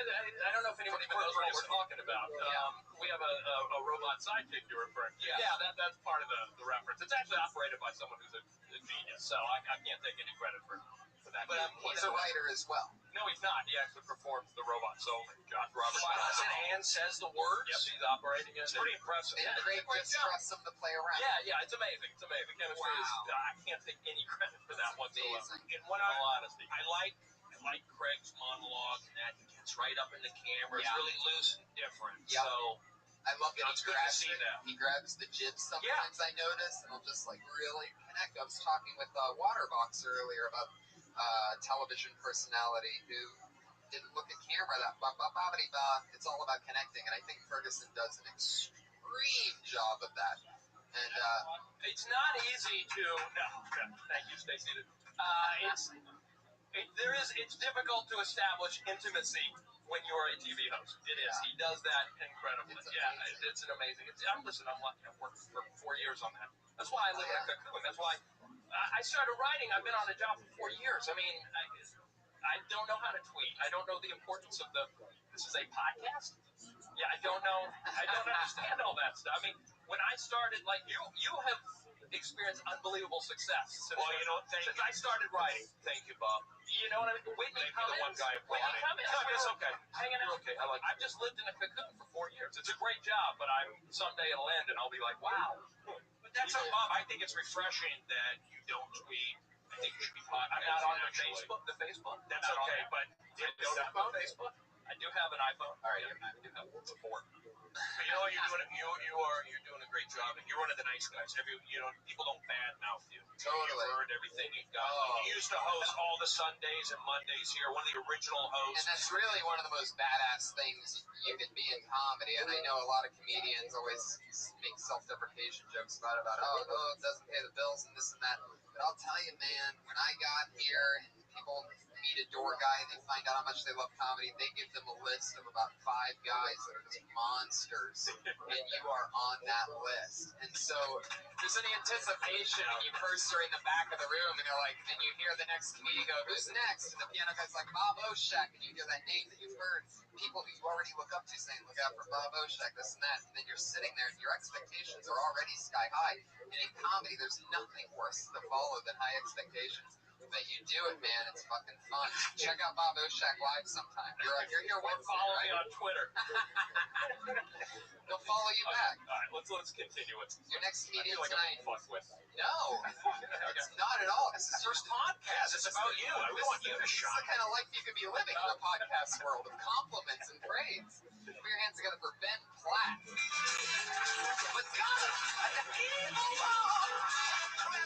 Oh, wow.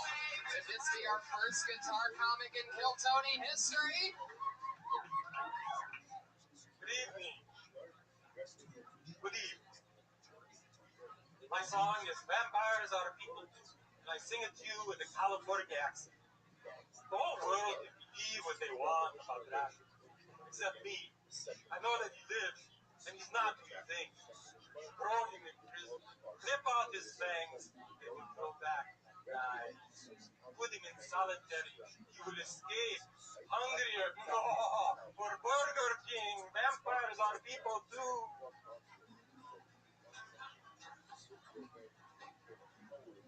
Vampires crash the gates, heaven will they fly. around paradise before they say goodbye. Do they love their mama, same as me and you? Remember forever, vampires of people.